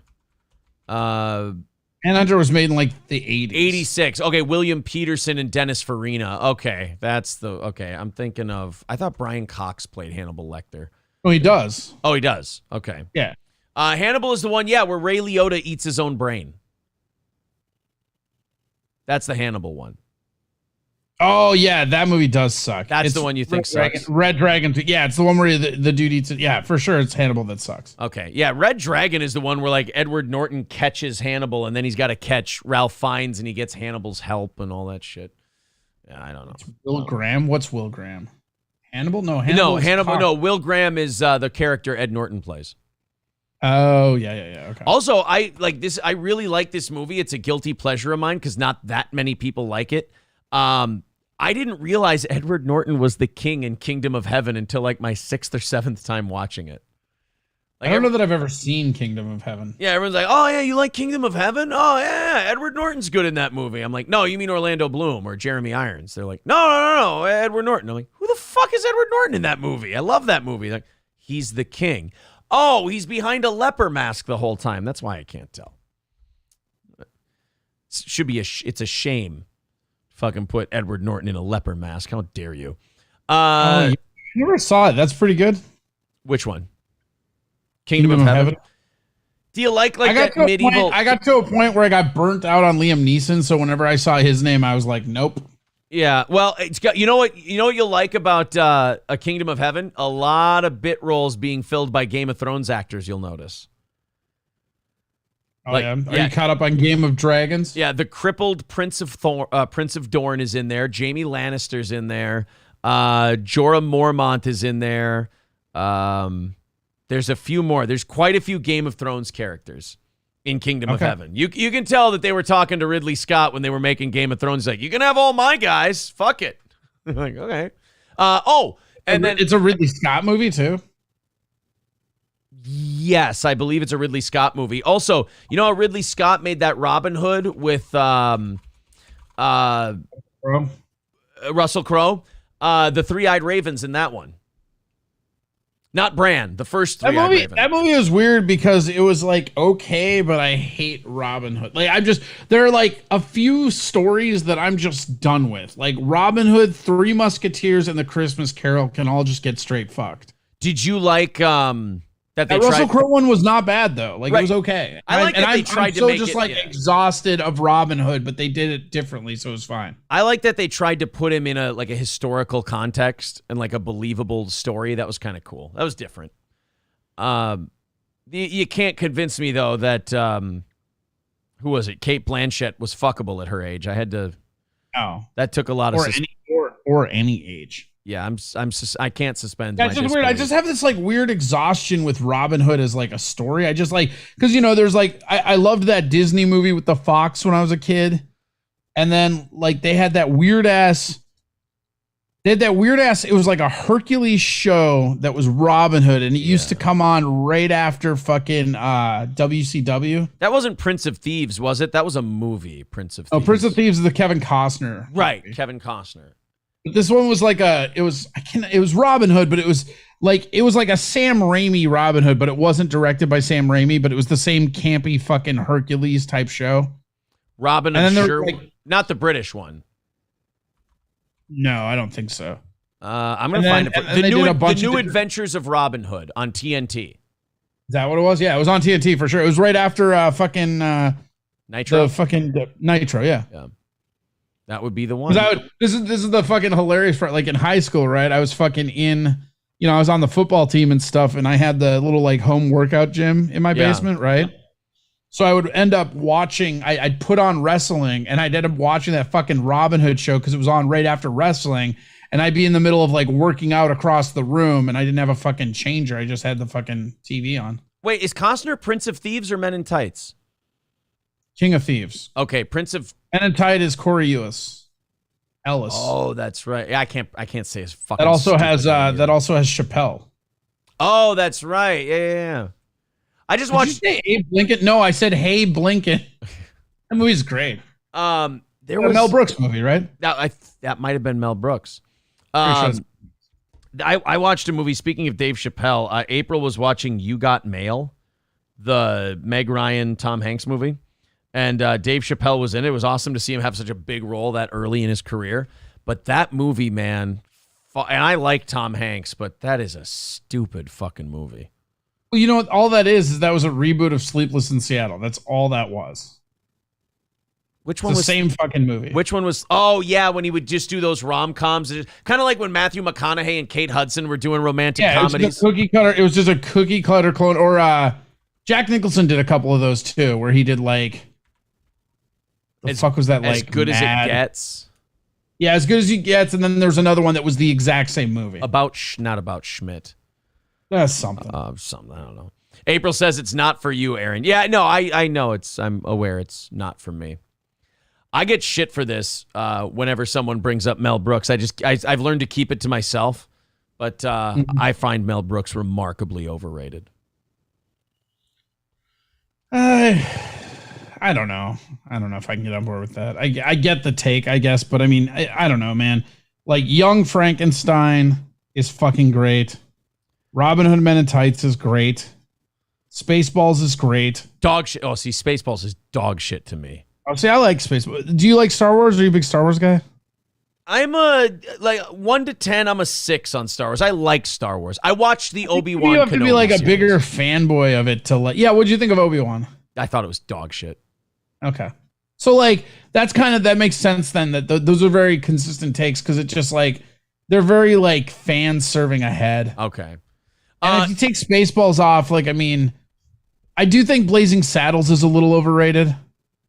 Like people always want to act like it's the end all, but really they're just excited because they get to see some dude say the N-word a bunch in a Western. Yeah, Blazing Saddles never did it for me. Yeah, but one is pretty good. But I mean, for me, like Robin Hood Men in Tights, I laughed so hard at that movie, and Young Frankenstein is great. That's just a great movie. Also, is Dr. Strangelove him? No, I don't think it is. Elias, thank you very much for the $5. He says, "Who's the better pig farmer, Brick Top from Snatch or Mason Verger from Hannibal?" Oh, those are great references.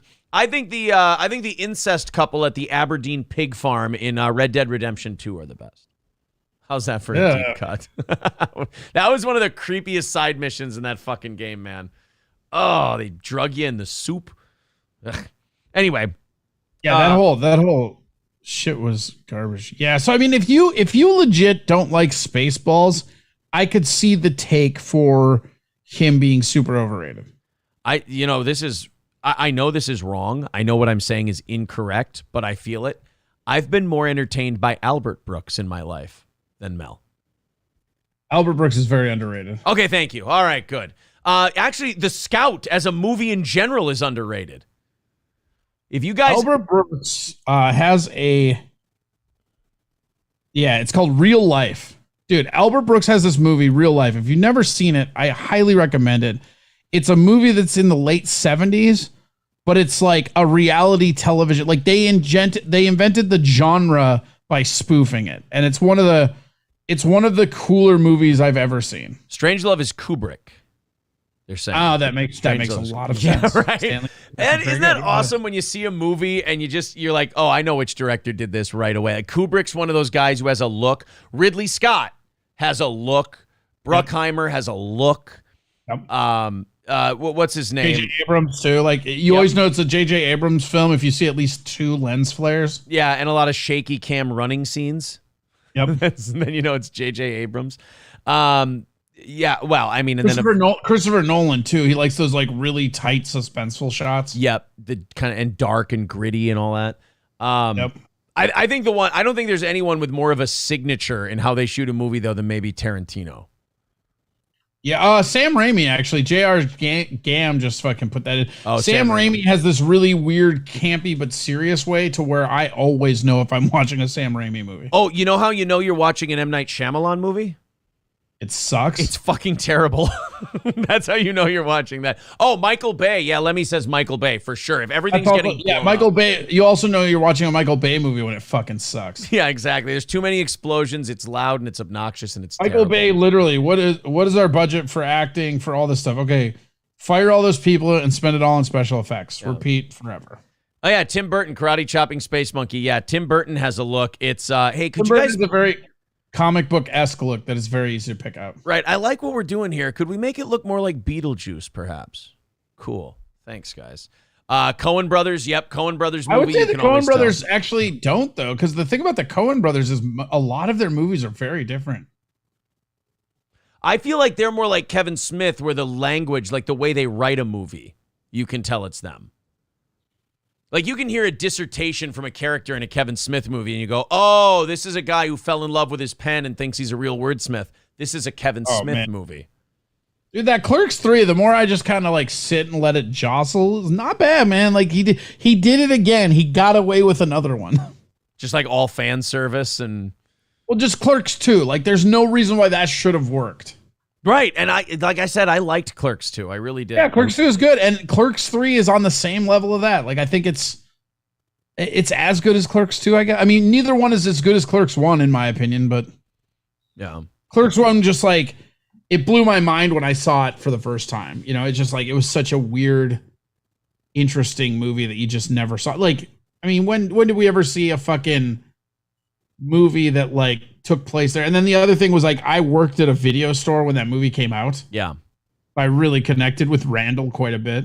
And I love that the guy who plays Randall was like the one guy who kept telling them, I'm not fucking doing another one of these. It's stupid. I'm like the whole he was like the Bill Murray of Clerks, where like every time Kevin Smith wanted to make a Clerks 2 forever. And Jeff Anderson was always the one going, dude, let it die. It's fucking done. Okay. I thought the other guy was too. Like I thought Dante and him were both I always thought that Brian O'Halloran, the guy who played Dante, was just like a mark and he would fucking do it. I could be, but like he also did the animated show. Like they did it all. Like you know what I mean? They both did all 3 and the fucking animated show. So whatever. Right. So eventually they ended up doing it. The main thing was like fucking Jason Mewes because he was on heroin and Kevin Smith didn't want to give him any more heroin money. So that's why those movies got stopped made. Trevor, dude, the guy who played from what I saw in the previews, the guy who played Trevor got fat as fuck. Yeah.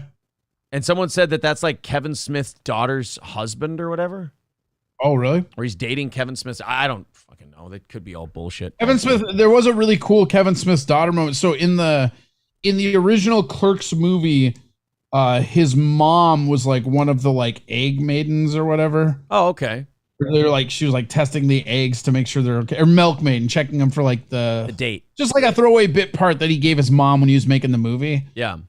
And I think his mom died, and so in 3, because what's really kind of cool about Clerks 3 is most of the customers in that movie come back. Like the story, like, do you know the story about the customers in Clerks 1? No.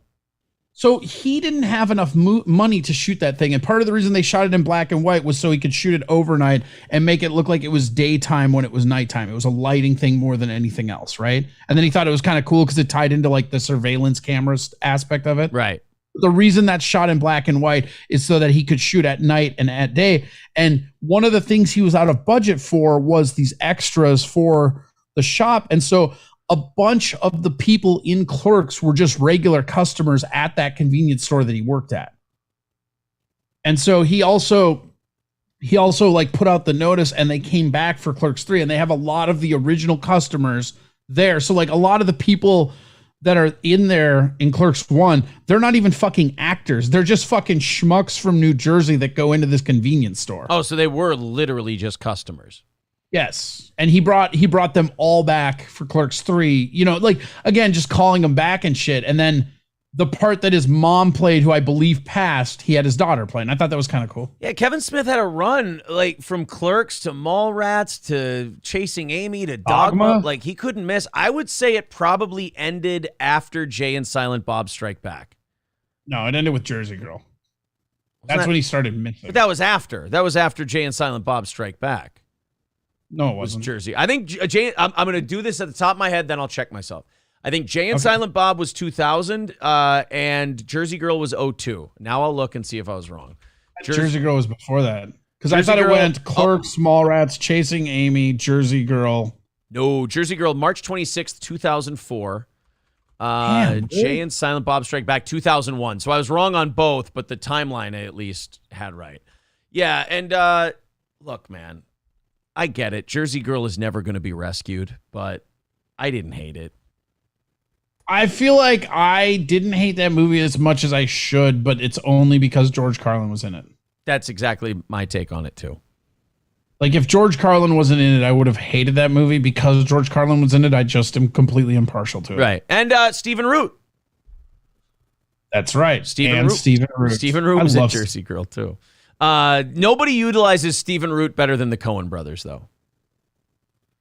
Pan shot. Fucking pan shot. All right, guys, we are out of time. We went over a little. We were talking about movies. We were just bullshitting about shitty movies, and we went over by a little. Thank you, guys. You deserve it, quite frankly, for keeping this show going the way you do. We appreciate it. Corey, you are on.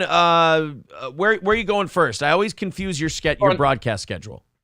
So, okay, what we do on the broadcast schedule now is 10 to 11. We're on YouTube, D-Live, all the other restream stuff, right? So. And then at 11, Twitch Talk over at Twitch. All right. Right now, we're going over to the YouTubes. At 11, it's going to be this link right here, twitch.tv/Corey Adam Comedy. And let me go, youtube.com/ Yeah, just funnel people through the YouTube because we're trying to get monetized on YouTube too. Funny, weird story about YouTube. Hold on. Shit. How many people are sick? Oh, God, what are you doing? I've got YouTube has an automatic video playing. I don't have one of those. I got to work on my channel. There we go. There's the YouTube link as well there in the chat. All right. We hope you guys enjoyed it. Tonight, it's a prize show. Prize show tonight. Lots of money on the line. When's that Sven call stuff? That's this afternoon? After you're done at 2, we're going to do this. We're going to do a live stream, the Sven Stoffel's Red Bar phone call, and we're going to go through Lossless's prank that he pulled on Sven and go over that. People have been asking that. The Red Bar fans in our audience have been asking for that for a while. So April and I are going to sit down and do that. As a couple of Red Bar fans who thought there was some really telling shit from Sven in there that, the Sven thing, what's crazy about it is a lot of the stuff he said, April and I have been thinking and kind of talking about, like, dude, a lot of the stuff he said, Josh Denny has been saying for years, and people have been calling him a liar. That's the funny part. That's because he's an obnoxious liar, though. He lied about the plane crash. Red Bar told us this. Oh, yeah? Okay. You're going to listen to a man who's basically fucking put himself in a diaper silo? Good one. Well, at least he doesn't clean his own. We learned that from Sven. All right. We'll talk. It's having a child bride if you have to change your own diapers. Oh, he doesn't change his own diapers. Sven told us that. That's what I'm saying. What good is having a child bride if you have to change your own diapers? Yeah, see? All right, we're going to do that at 2 o'clock, and I'll be on Red Bar's shit list forever. That'll be lots of fun. Well, actually, I won't. Like, how much time does he have left? Yeah, forever is a very short time with him. Yeah. All right, Corey, go do your show. Enjoy yourself. And to the rest of you, thank you very much, and we will talk to you tonight.